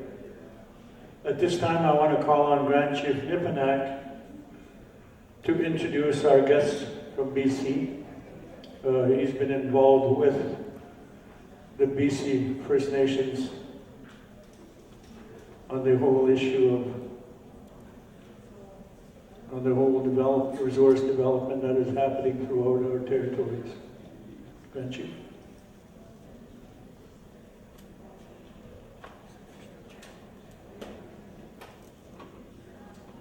Big Rich, I was really hoping that all the people that were in the room before we went for a break would come back into the room. I was really hoping that that was going to happen because it's not good to end the last session the way it ended. And the discussion that happened before the break, it has to happen. It has to happen. It has to be brought forward in the way that it's being brought forward. And we have to trust that the pipes that were raised this morning are going to get us through the difficult discussions that we need to have as a people. We have to put our trust in those ceremonies that we do to get us through the difficult discussions that have to be had. We cannot leave these types of discussions hanging in the air the way that they're hanging in the air now. So I don't know if anybody has any influence to get some of the folks that are caucusing out in the glass room to get them back into here. But I think we need to continue the discussion we had because it's critically important at this time.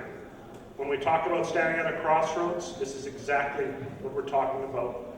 Putting the difficult issues on the table, raising our pipes and trusting that they'll get us through these tough times. In the spirit of kindness and in the spirit of love and in the spirit of humility that we pray for when we do these ceremonies. That's what it's all about. There is a discussion that I would like to have with respect to resource development, as they call it.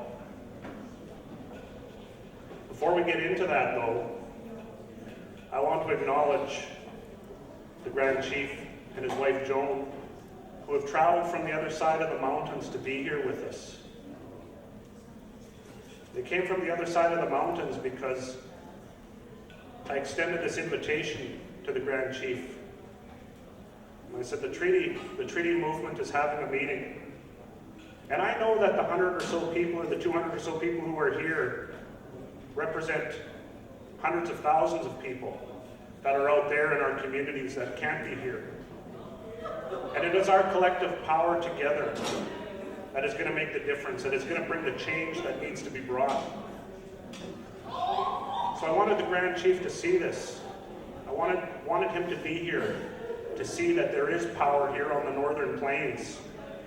There is strong treaty people here that can be relied on in the creation of an alliance.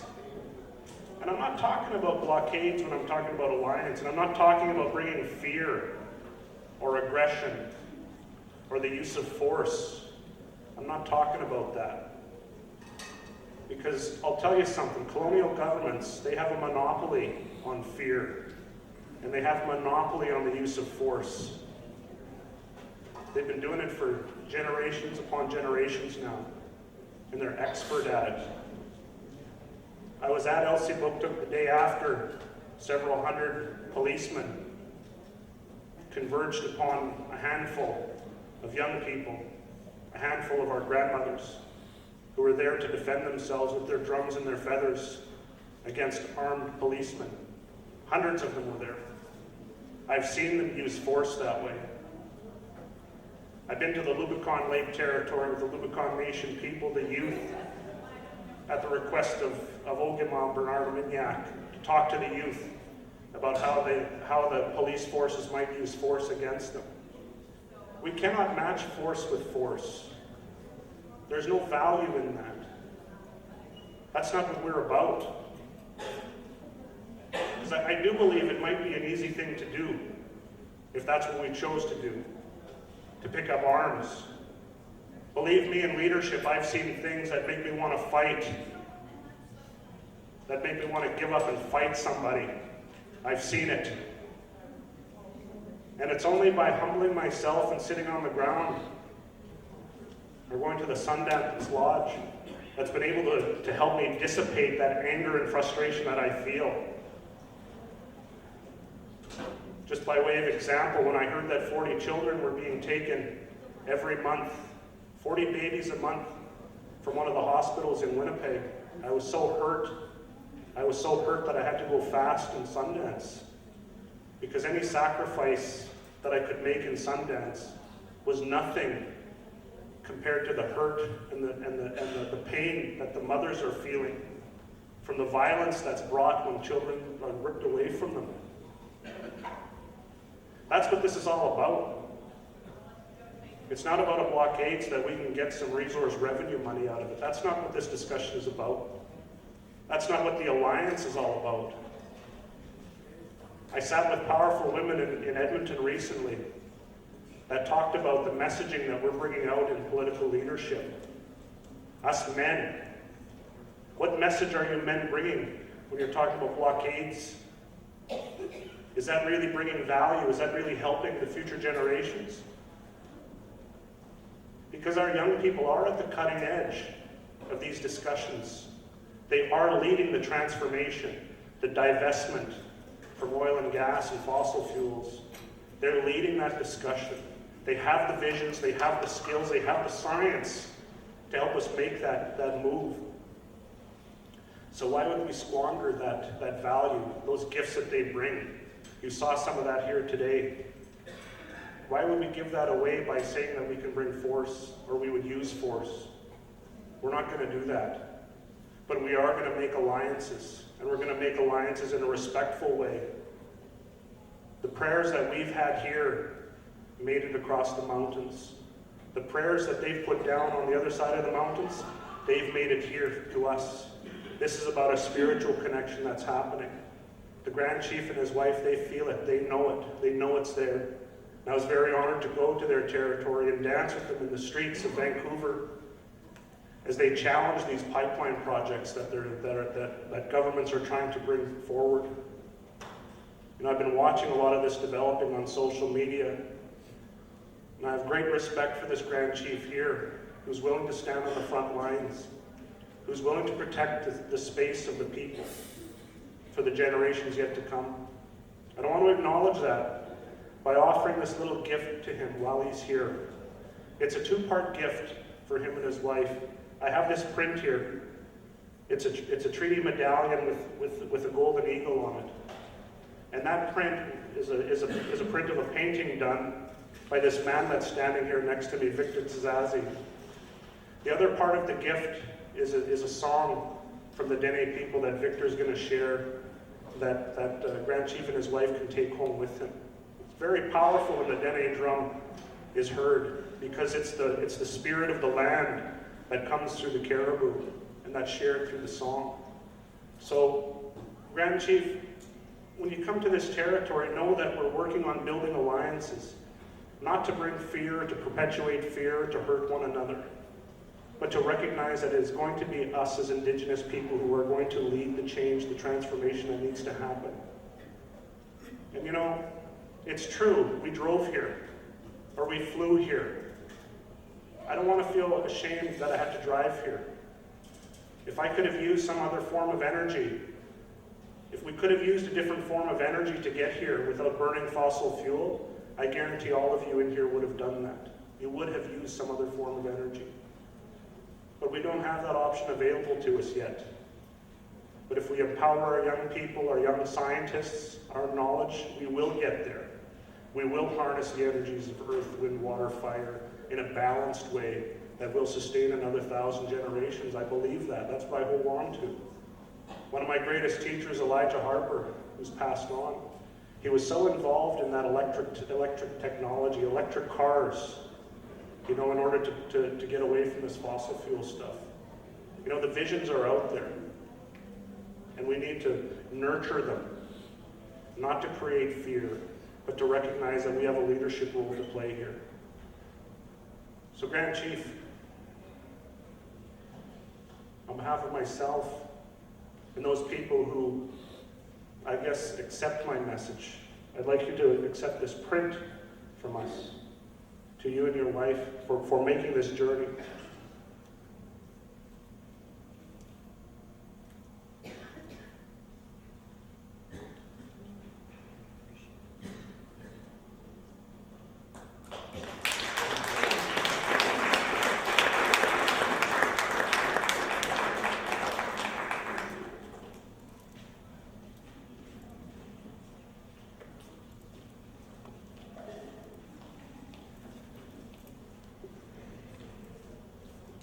I say Choluse, I say thank you to each and every one of you, and I want to share a song here. My name is Victor Tzazazi, my spirit name is Detane Betzinat. I come from the White Wolf clan in northern Manitoba, and I'm Dennis O'Clenney. And I'm going to share a song here, our sacred Gannett drum. The treaty, for me, it's all about the spirit and intent. And when the treaties were signed, it was with the sacred pipe, spirituality, and all that. So instead of fighting and all that, the spirituality comes first, and like armed with drums instead of weapons. Our ancestors, I had an experience. I took when I was back home where I come from. When I was an elected leader there, I took the drummers to Ottawa. At that time, our Grand Chief here, Eric Nipanak, we were having a meeting there. And when we got to Ottawa there for I don't know more, and we got to the Parliament, and there was a flame that was lit. That flame represented the whole Canada. When we got over there with our drums, we were thinking we're going to use that fire and warm up the drums, because our drums is connected with that fire. But when all the First Nation arrived there, that fire, they shut it off. And that meant something to me that, that we are not welcome. And they've been doing that, and they've been introducing a lot of legislation and all these laws that affects us First Nation. But I really like this gathering, the treaty gathering, because this is where it all began. Despite all these laws that they brought forth, and the Indian Act too, they enfranchise us,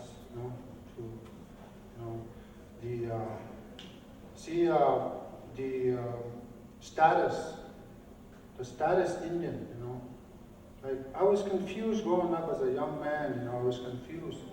Here, I thought I was a status Indian. I thought that was my treaty right. Really, it's not a treaty right. That's not the treaty right. That status is to eliminate us, to manipulate us to do away with our rights. Make us think, make our young people think that they have no more rights. That's why I think this gathering is very important to come back to the treaty. Let's form, the treaty. It was all about that when our forefathers signed the treaty.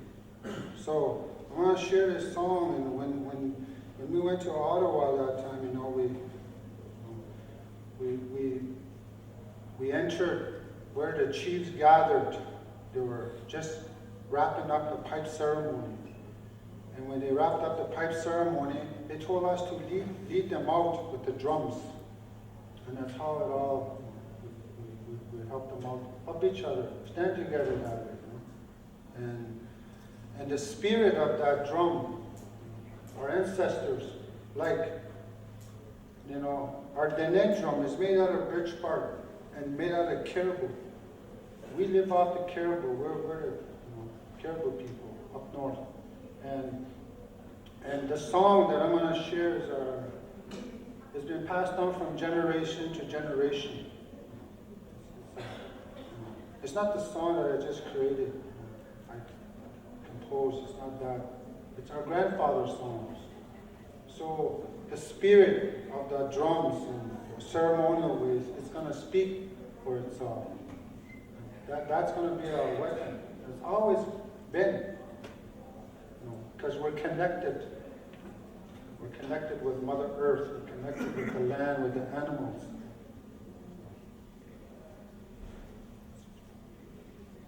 Like we have spirit names. Like my spirit name and clans. White Wolf clan. That White Wolf, he was turned into a human. That's the ancestors that we come from. We are connected, circle of life, connected with his mother. So that's why I want to explain a little bit about this and then share ancestral song. Coming from way up, where we come from. My ancestors, we come from where Nunavut is now. Churchill area north in the Bearland. That's where our people come from, my ancestors. So that's where the songs come from. So hope you enjoy it. Nice to meet you. Enjoy my work too. I took the treaty medallion and I painted it. I put the sun right in the center there.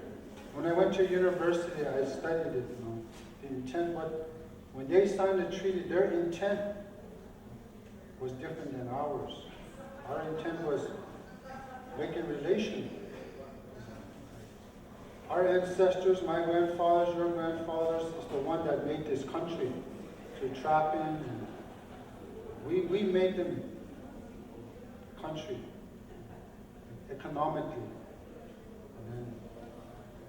But anyways, our intent was making relation and work together. But on the original treaty, they put the sun as an artistic, they put their sun on their side to benefit them more. So as an artist, I put that sun and put it in the center.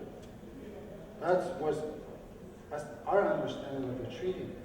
So I just wanted to explain that. And the spirit, the intent is protecting us. For as long as the sun shines, the grass grows, and the river flows. It's not going to be broken. As long as there's a great spirit. So thank you. Masicho.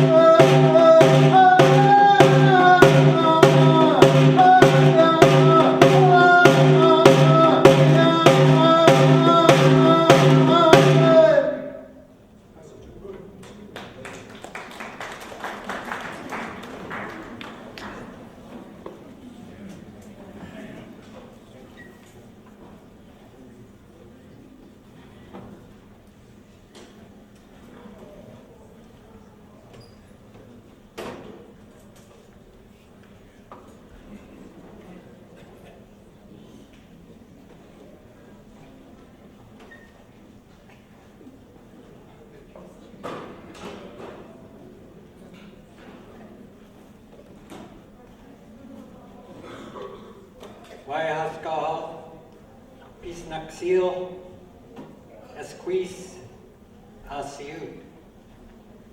In our Ensilichan language, that's simply good day, my dear friends and relatives. My traditional name is Asiut. It's a name that I carry with a deep sense of honor and great pride. I was stood up in the aftermath of the 1990 Mohawk crisis. The Haudenosaunee, the so-called Mohawk warriors, traveled across Turtle Island, and they went to the communities that had strongly supported them during the time they were behind the wire. And I'm proud to say the Penticton Indian Band was an incredibly strong supporter of the Mohawk people. In fact, 10 of us went over to Ganisadagi in the latter part of that standoff. And during the course of that great celebration, which Joan organized, and she was so worried that nobody would come. She was worried about all of those kinds of things. And as it turned out, we ran out of space, we ran out of chairs, and we ran out of food. And they were making emergency runs to Chinese takeout and everything to feed everybody.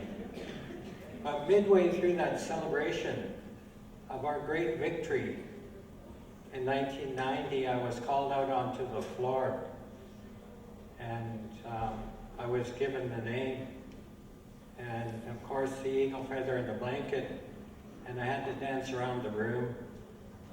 And needless to say, I couldn't see anybody because I was just crying. I was, I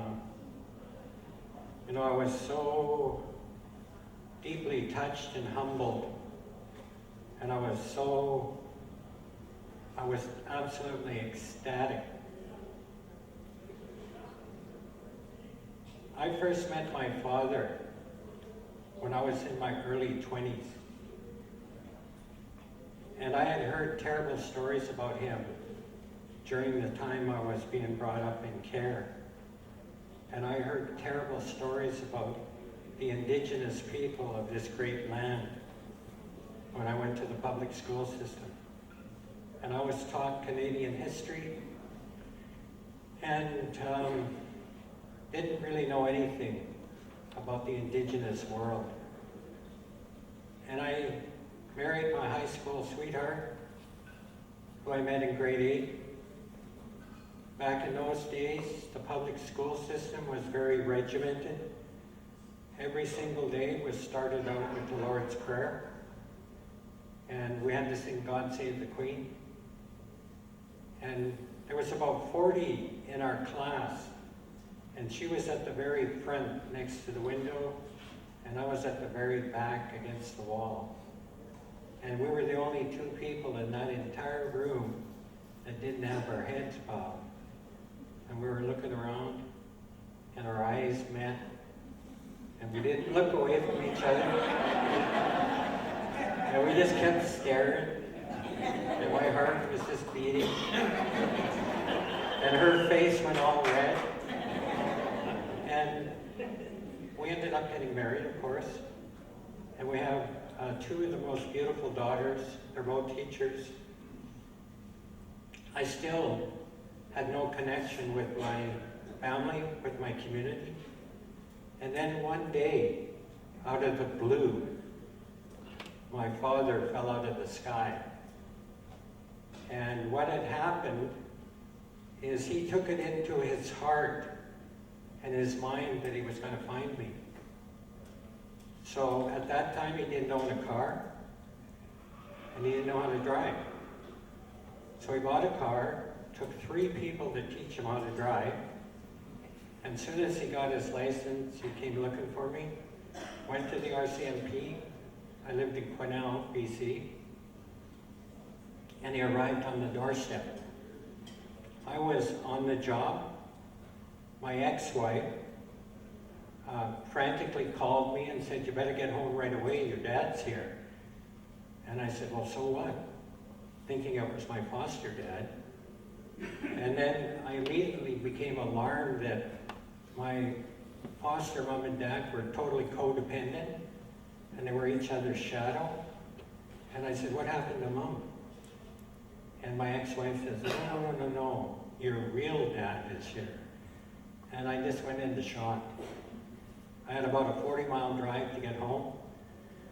And as I drove home, I was so fearful for the safety and well-being of my ex-wife, because I thought there was this drunken native man in our house, shabbily dressed. For some reason, I visioned him with no shoelaces. And I was driving along, and then something strange happened. I felt this sense of pride well up in me, something I'd never felt before. And I was thinking, wow, I have a father. I have a real father. And I was driving along, and I just wanted to start beeping the horn. Because my entire life going to school, all my classmates would come up to me and basically ask me why I wasn't a real person. Why didn't I have real parents? Why was my being different than my foster parents? And I had to answer that question all the way through school. And so here, for the first time, I had a father. So then I would go back into the second track of being worried. I met my father. He was an amazing man. He's gone now. He could look right through you. He had the classic brush cut. He had these big Popeye arms. And I spent 6 hours talking to him at the kitchen table. And in 6 hours, that whole racist storyline about our people melted away. And I realized that I'd been lied to, and that our people were not as I had been told. And I went home. He invited me to visit him. And for 3 days, it was non-stop people coming to his house. And people would come in. For some reason, they dressed up in their Sunday best just to meet me. And the elders, the women would come in just crying. And they would be speaking in our language to my father and going like this, because I was just a little baby when I left. And I knew right then, in that moment, that when we left Penticton, I was going to come home. And I went home. The marriage fell apart. That's another part of this story. I had huge identity issues. And when I went through high school, I became aware that being Native was not the coolest thing. It was, our school had about 1,000 students. There was 3 Native students. I was one of them. So I ended up into my alcoholism at a very early age. I'm proud to say I'm 28 years clean and sober.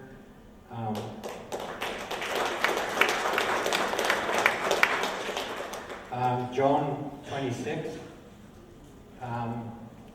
But at any rate, I went home and I began to learn the true history of our people. And that's when I went through the period of absolute anger, hate. And I had long hair, sunglasses, red headband, military fatigue jacket, Vietnam jungle combat boots.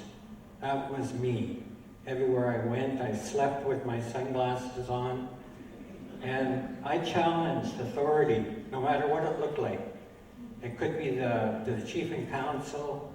I hated the RCMP. I hated the military.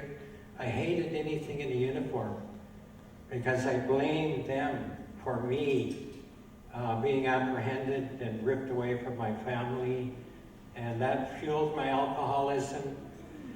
And it took me a long time to work through that. And Joan and I connected through the movement. Joan's very modest. She was part of the Native Alliance for Red Power. Her grandfather is Chief Dan George.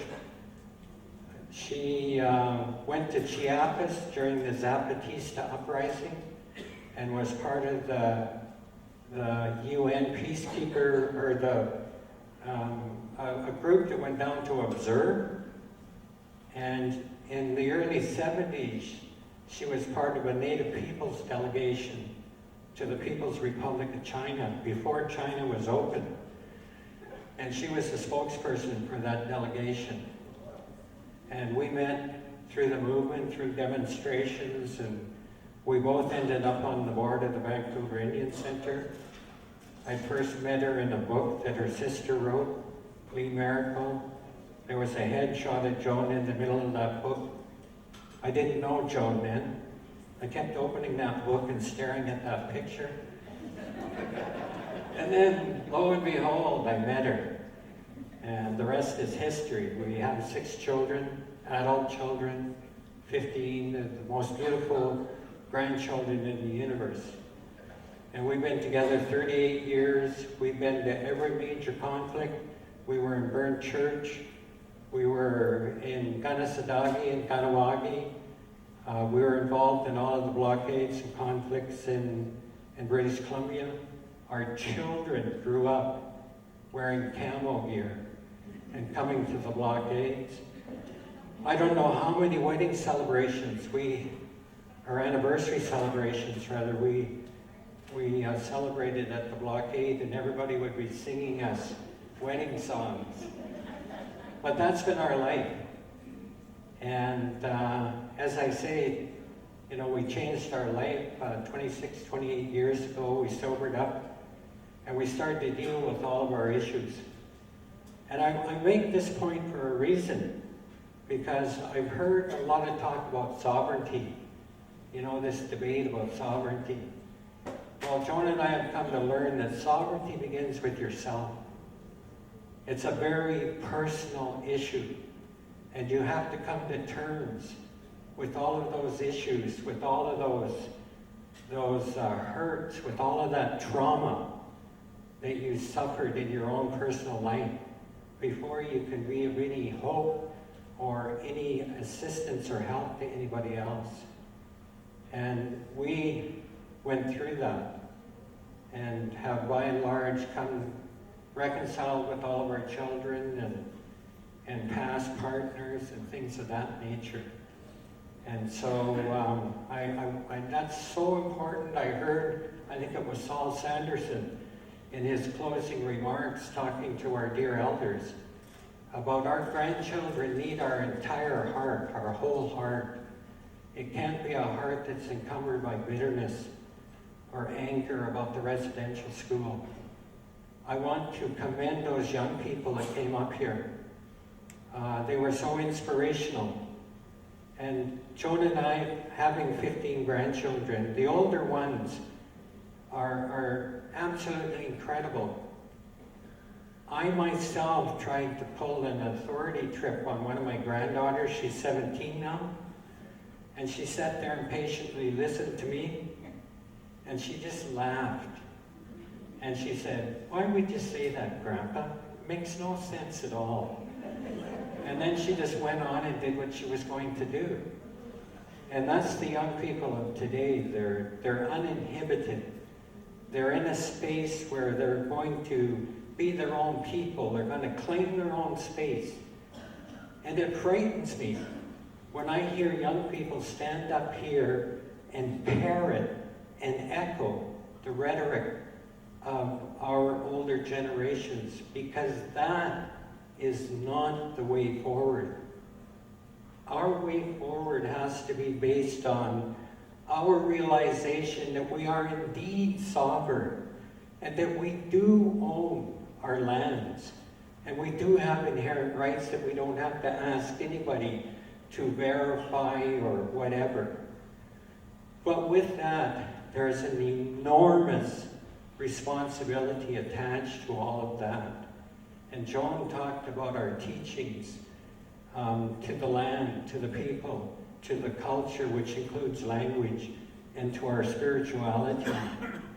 I heard one of the speakers, and it might have been Saul again, that said the only way we'll ever reclaim our sovereignty is to reclaim our true nationhood. And I believe that. I believe everything is encapsulated in who we are with respect to how the Creator put us on these lands. And all of us in this room know that's a very enormous challenge to do that. Because quite frankly, we've become very, very comfortable in the Master's house through the Indian Act and everything that represents, through the Chief and Council system and everything that represents.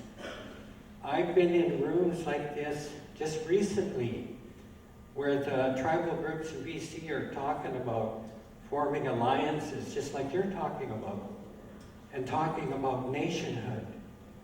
And in a couple of weeks, they're going to be in another room. And they're going to be talking to all of the oil and gas companies. And they're going to be talking as individual councils about cutting deals. One of our Grand Chiefs recently said, the greatest infringement to our inherent Indigenous land rights are the First Nations communities themselves. Because you have that contradiction, that nationhood, and we've heard speakers all day talk about protecting and defending the land and the people. The band council system deals with those everyday issues of people coming through the door and needing services and needing assistance and needing, as the speaker said, housing and health, mental health services, and so on and so forth. And that's the contradiction we have to reconcile. But I believe that what you're doing here in terms of these meetings you've been having, I've been watching it with great interest. And some of you know that I've been around almost as long as Saul Sanderson. And I believe that the discussions and the dialogue you're having is the way we need to go. But I also have been around the block enough times to know that it's really fraught with challenges, and it's going to take all of us. There is no room in this struggle to discriminate between different groups of our people. We need everyone. We need every voice. We need every skill set. We need all of the gifts that our Creator has given each and every one of us to move forward in this struggle. And I believe that after being around for over 40 years, that we're finally waking up to that fact. I absolutely love the Isle No More movement. I lost count after 22 of the number of events that I went to. And I was very careful. I did not go unless I was invited, because it was a grassroots people's movement. And I know that spirit that fueled the Idle No More movement is still within all of our hearts, just like the spirit for the treaties is in everybody's heart. That spiritual understanding of what the treaties really represent. And I believe that will ultimately be our salvation from what governments of this country are trying to do in terms of assimilation, in terms of extinguishment, and in terms of terminating us as peoples. But I think they waited too late, and there are just too many of us. There's too many of our young people moving through the colleges and universities across this country. There's discussions like I've heard here throughout the day happening all the way across Turtle Island. There's another dimension to this. The Idle No More movement was inclusive, and it involved our dear friends and neighbors that believe and understand that climate change and global warming is a harsh reality. And living in the Okanagan last summer, it was being referred to in the press as the Smokanogan because of the smoke that came up across the border. And it totally shut down the tour season by about 3 weeks because you couldn't see from here to the other side of the room. And people just packed up their families and left the interior. Those that had reservations canceled them. Our streams and rivers all but disappeared. The fish, the salmon, didn't even make it across the border because the water was just too warm. There was an enormous die-off of salmon as a consequence of global warming. We know that this summer, or this winter rather, is not going to be harsh with lots of snow.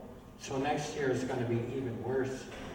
So as a consequence of that growing realization, our continuing fight in British Columbia against the heavy oil pipeline proposals, namely Enbridge's Northern Gateway project proposal, Kinder Morgan's Trans Mountain proposal, we formed absolute incredible alliances. It was about a year ago or thereabouts that there was a reconciliation march in Vancouver. 70,000 people came out in the pouring rain. And we heard the late Dr. Martin Luther King's granddaughter, I think, spoke to us, along with other speakers. So there's that natural alliance of like-minded groups of people forming throughout Turtle Island, throughout North America, because they know and understand the threat of the heavy oil pipelines and our whole obsession with the fossil fuel industry.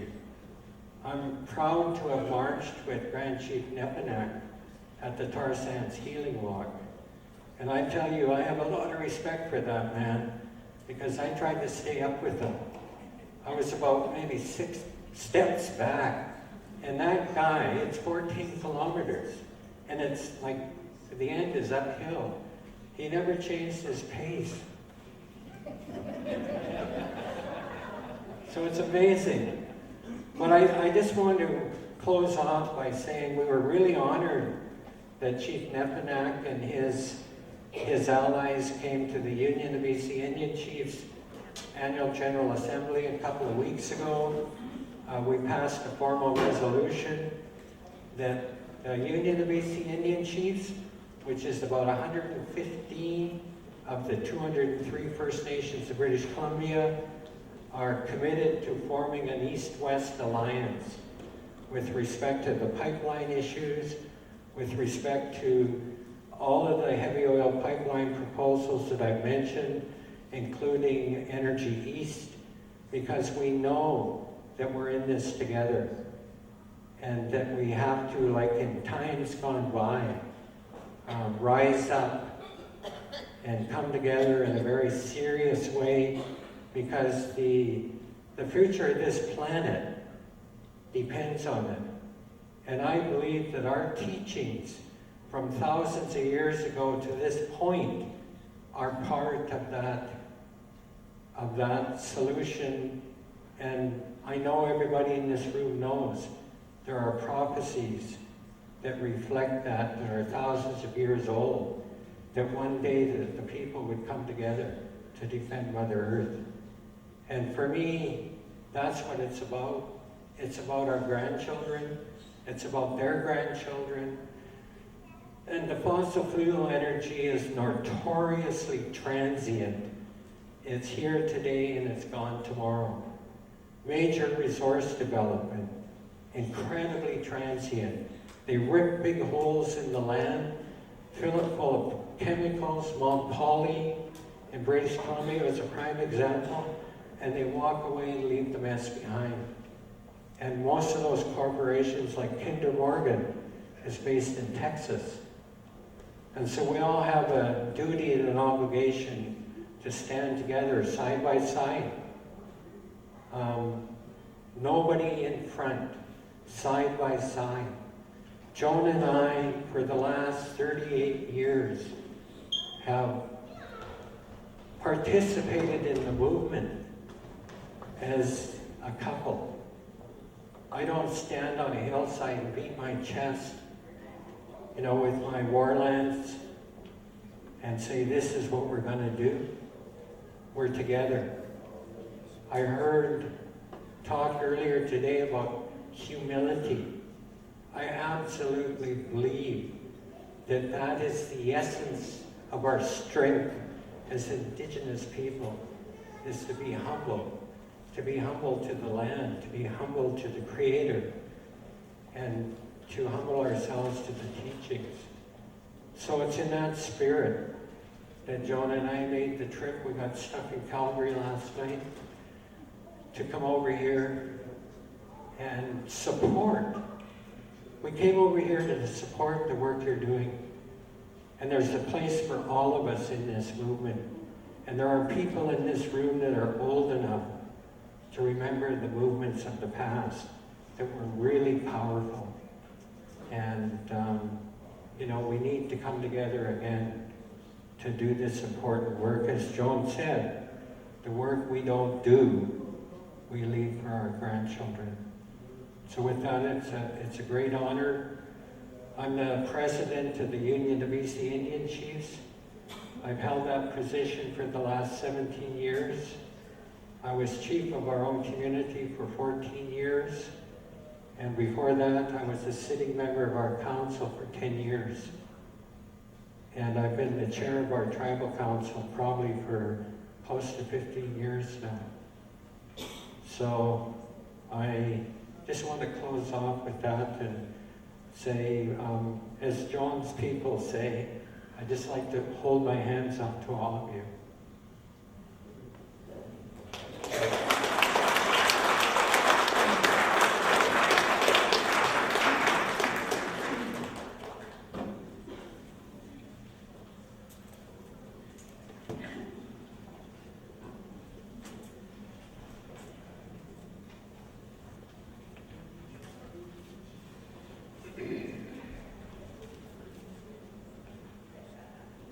I'm going to ask for one more round of applause for Grand Chief and his wife.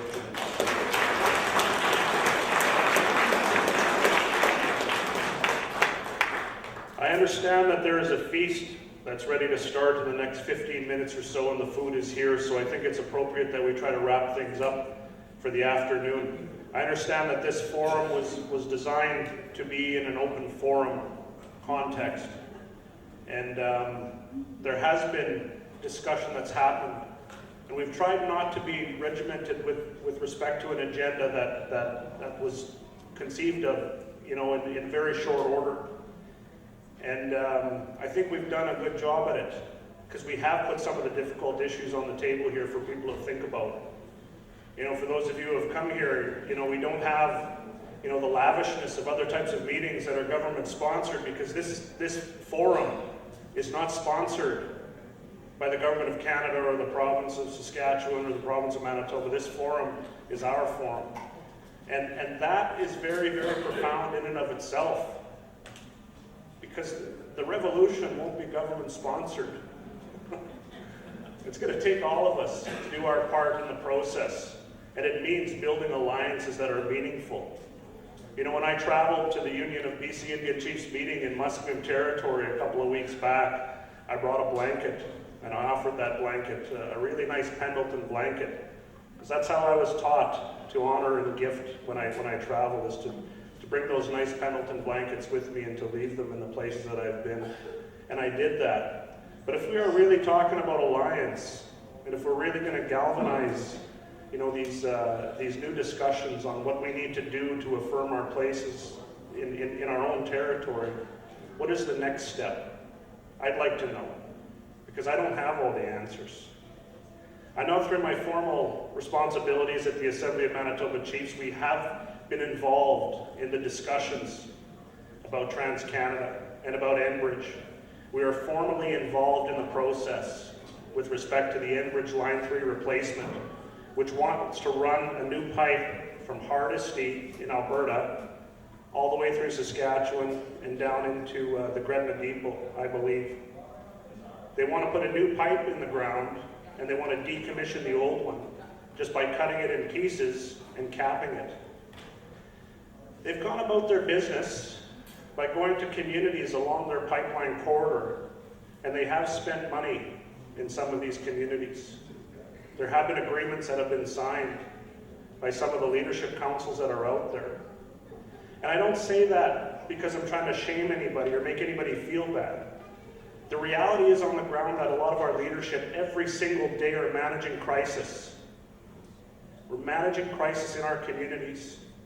And a lot of times it looks like the solution is going to be more money in the bank account.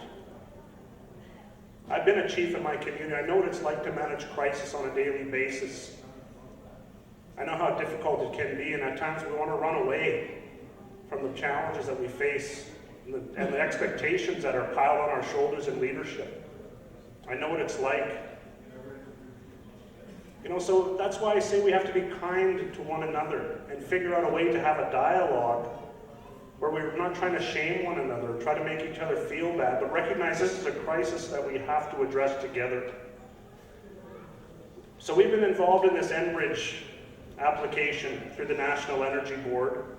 I've met with the chairman of the National Energy Board. I've met with some of the board members and their legal counsel. I've brought the best people I could together to engage in some of these discussions. People like Dennis Whiteberg, people like Louis Harper, who's here today as well, people like Rory Hawkwitz. We brought together some of the best minds in academia as well to talk and give us some guidance in terms of how this looks. But most importantly, we brought together a council of elders at the Assembly of Manitoba Chiefs, and they have been guiding and giving us the direction on how this is going and how this is going to proceed in terms of what our actions are going to be. And I was really glad that Elder Harry Bowen was here, because Elder Harry is part of the discussion and recognizing that there's no legitimacy in these regulatory processes that they're shoving in our faces. There's no legitimacy.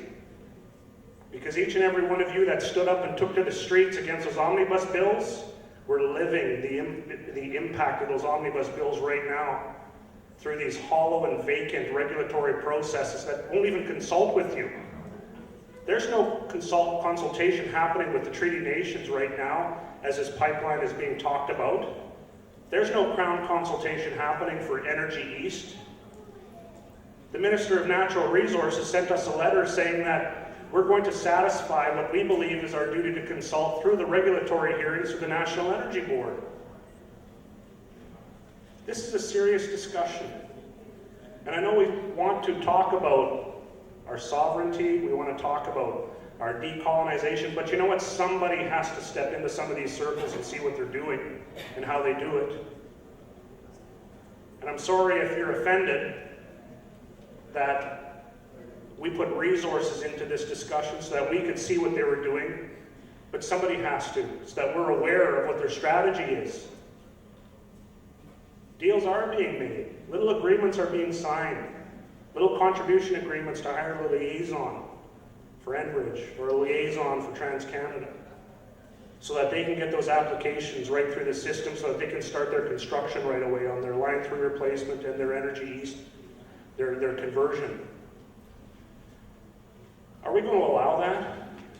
Are we going to allow that to happen? Because when they start putting these pipelines in, or doing their conversion or a new pipeline, it means they're going to expand the footprint over in the tar sands territory. And I did walk that whole circle around that site. I carried the pipe right around that whole circle, and I raised the pipe each day. And I did have a vision. I had a vision several miles from the earth. I could see down where that tar sands expansion happened, and it looked like an asteroid had hit the earth because nothing could grow there. That's what I saw in my vision. Are we going to allow that to come to pass?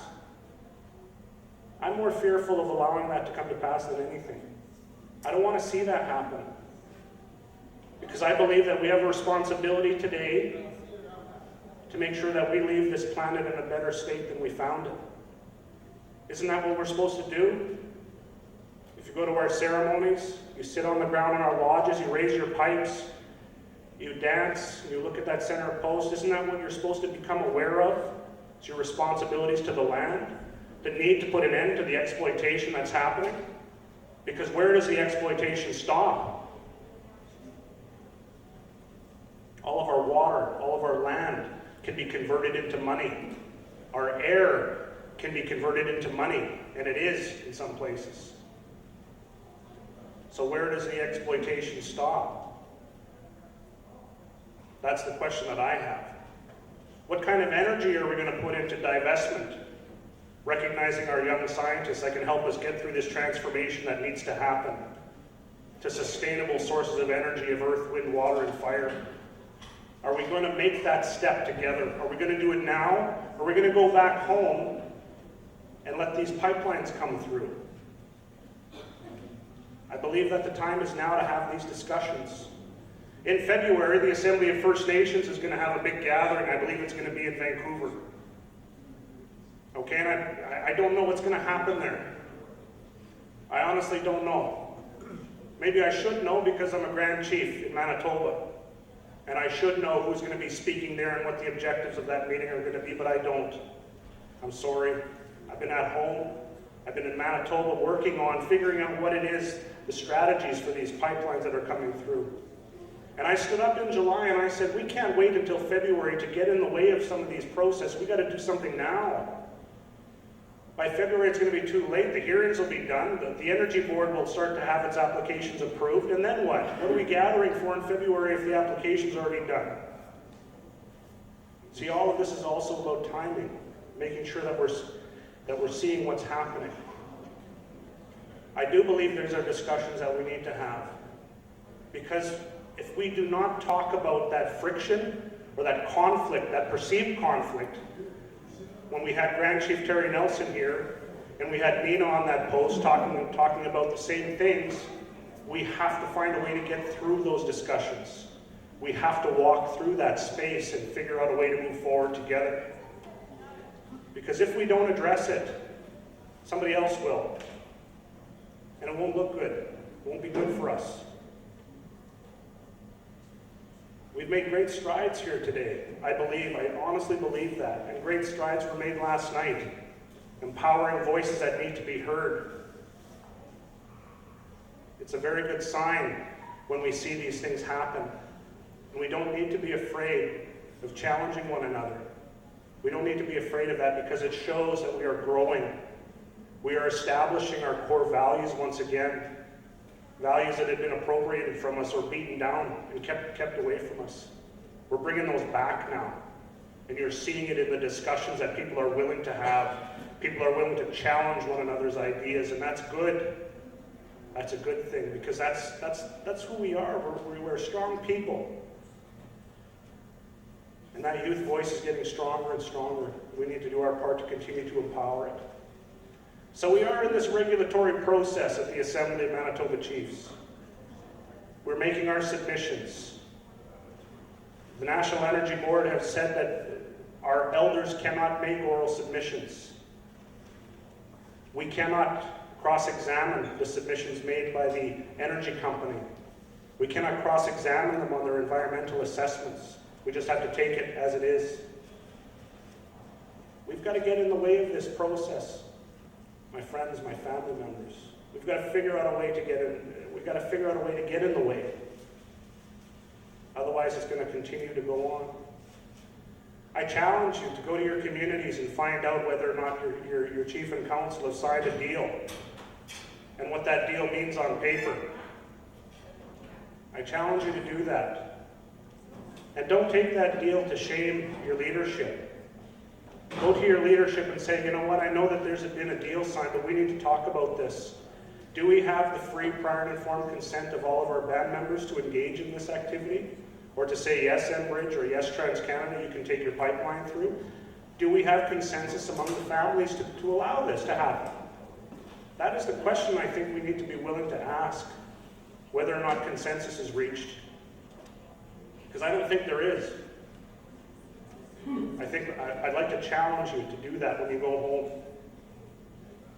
Find out whether or not there's been a deal signed and find out whether or not there's actually consensus. Because I bet you there isn't. When I was out west and we talked about this alliance, There was a news release that was put out from another company that talks about having over 100 chiefs supporting ownership of a pipeline that would run along the similar corridor to the Northern Gateway. So I asked myself this question: is the pipeline okay if we own it? Is the pipeline okay if we own it? I see heads nodding. It's not okay if we own it, because it's not about the money. There's something more fundamental at play here, and we have to recognize it, we have to acknowledge it. It's not up to me to make decisions over there, but I make observations. And we have to be willing to say that, yes, this is about something more fundamental than the money. Even if we own the Line 3 replacement, it's not the right thing to do. Even if we own TransCanada, it's not the right thing to do. I've been to places in the world where water is scarce. I went to Morocco and there was a flood one night. One night in Morocco there was a flood, 40 people died because of climate change in one night in Morocco. I went to South America. New mothers are malnourished because there's not enough water for them to drink. There's not enough safe drinking water in that area for them to drink. The indigenous mothers are suffering in the northern part of South America. Meanwhile, we can burn 4 barrels of fresh drinking water for 1 barrel of oil here in this territory. How can we justify that when our indigenous brothers and sisters not that far away don't have any drinking water? These are the things we have to be willing to talk about. We don't have a choice. We're at that crossroads now. So I just wanted to raise that. We do have specific technical information. We have Rory Hopwatts here has done some tremendous work with our legal team at AMC. The help of the Public Interest Law Center in Winnipeg and Manitoba has helped us as well to talk about this concept of treaty-confirmed title. We have title to the lands all through here. It's not about ownership in the fee simple sense. It's something more fundamental, and we need to be willing to start to articulate that for everybody else to understand who we are and our connection to the land, our sovereignty, our spirituality. That's what treaty-confirmed title is, and we need to stand for something strong now as these processes continue. With that said, it's 5:30. Everybody's hungry. I want you to enjoy the feast. There's going to be a dance. Chief Lynn has organized a round dance for us tonight. There's going to be a giveaway as well. I want to thank Chief Kim for going out and getting these giveaway items put together with Chief Lynn. And let's break and let's enjoy who we are. Let's have a good time and reconvene again tomorrow. I want to thank you for hearing me. George Monroe would like to speak. Talk about these pipelines. Why don't you tell the people the poison that's going to go through these pipelines? Because everybody, there's going to be 3,800 jobs created by everybody. In my First Nation, 5 jobs. Maybe 5. That's all they put on the table. We're part of Treaty 4. There's 3,800 jobs that's going to go through here. But bitumen is a poison. If that leaks, it kills the water. It goes down into the aquifer and everything. But the other stuff they're using with the bitumen to push it through the pipelines is 10 times more dangerous than the bitumen. Now, our water is going to be polluted. If there's ever a leak or a break, who is going to be responsible? You just heard Chief Phillips said to these companies, once they damage, they just walk away. Our water is the most sacred thing on this Mother Earth. If we do not protect our water rights and these pipelines that are going to poison them and kill our people, we might as well give up and walk away right now. Because these pipelines that's coming through are going to poison our land. There's going to be a spill. There's going to be a leak. It's going to happen because they cannot guarantee 100% that there'll never be a break. They don't even tell the people of all the oil spills that's going on in this country right now, which there's about 20 or 25 of them. You people don't even know that oil is leaking. Oil is nothing. Oil leaks to the surface. You can scrape it out the water. Bitumen goes to the water, to the bottom of the lake, kills everything. Aquifer kills the fish. chemical there pushing through to liquefy that bitumen so we can push it through faster. It's 10 times more dangerous than the bitumen. You people should know, pipeline is one thing, but what's going through the pipeline is the dangerous part. And you people should understand this is poison. It kills your water, it kills everything surrounding. So you gotta understand and protect your water rights. Water, everybody sitting around here, we around water, we're all dead, period. You can have a million pipelines, billions of oil going through here, it will never matter if you do not protect the water. Thank you. On that note, recess for today. The food is there already, and our elders always tell us not to make the food wait too long. And there's some USBs. There's a lady by the door. The presentations that were done today, they're on the USB, so they're there for your information and for you to take home. And Rory, I'm hoping you're here tomorrow morning. We'll give you a chance to also say a few words. Thank you for your understanding. Aho, eksmaga. Iwitas kun gike wa tama. Iwikagis mo kyotos kamitso. Aho. Well, just one thing. Any of the chiefs that are here, you're asked to be in the round dance right at the beginning when they sing the first song.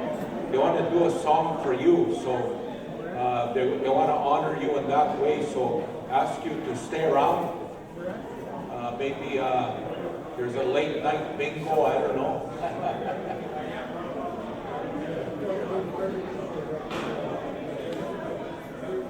Yeah, everything's ready to go. My brother here, the elder said, so let's gather over there.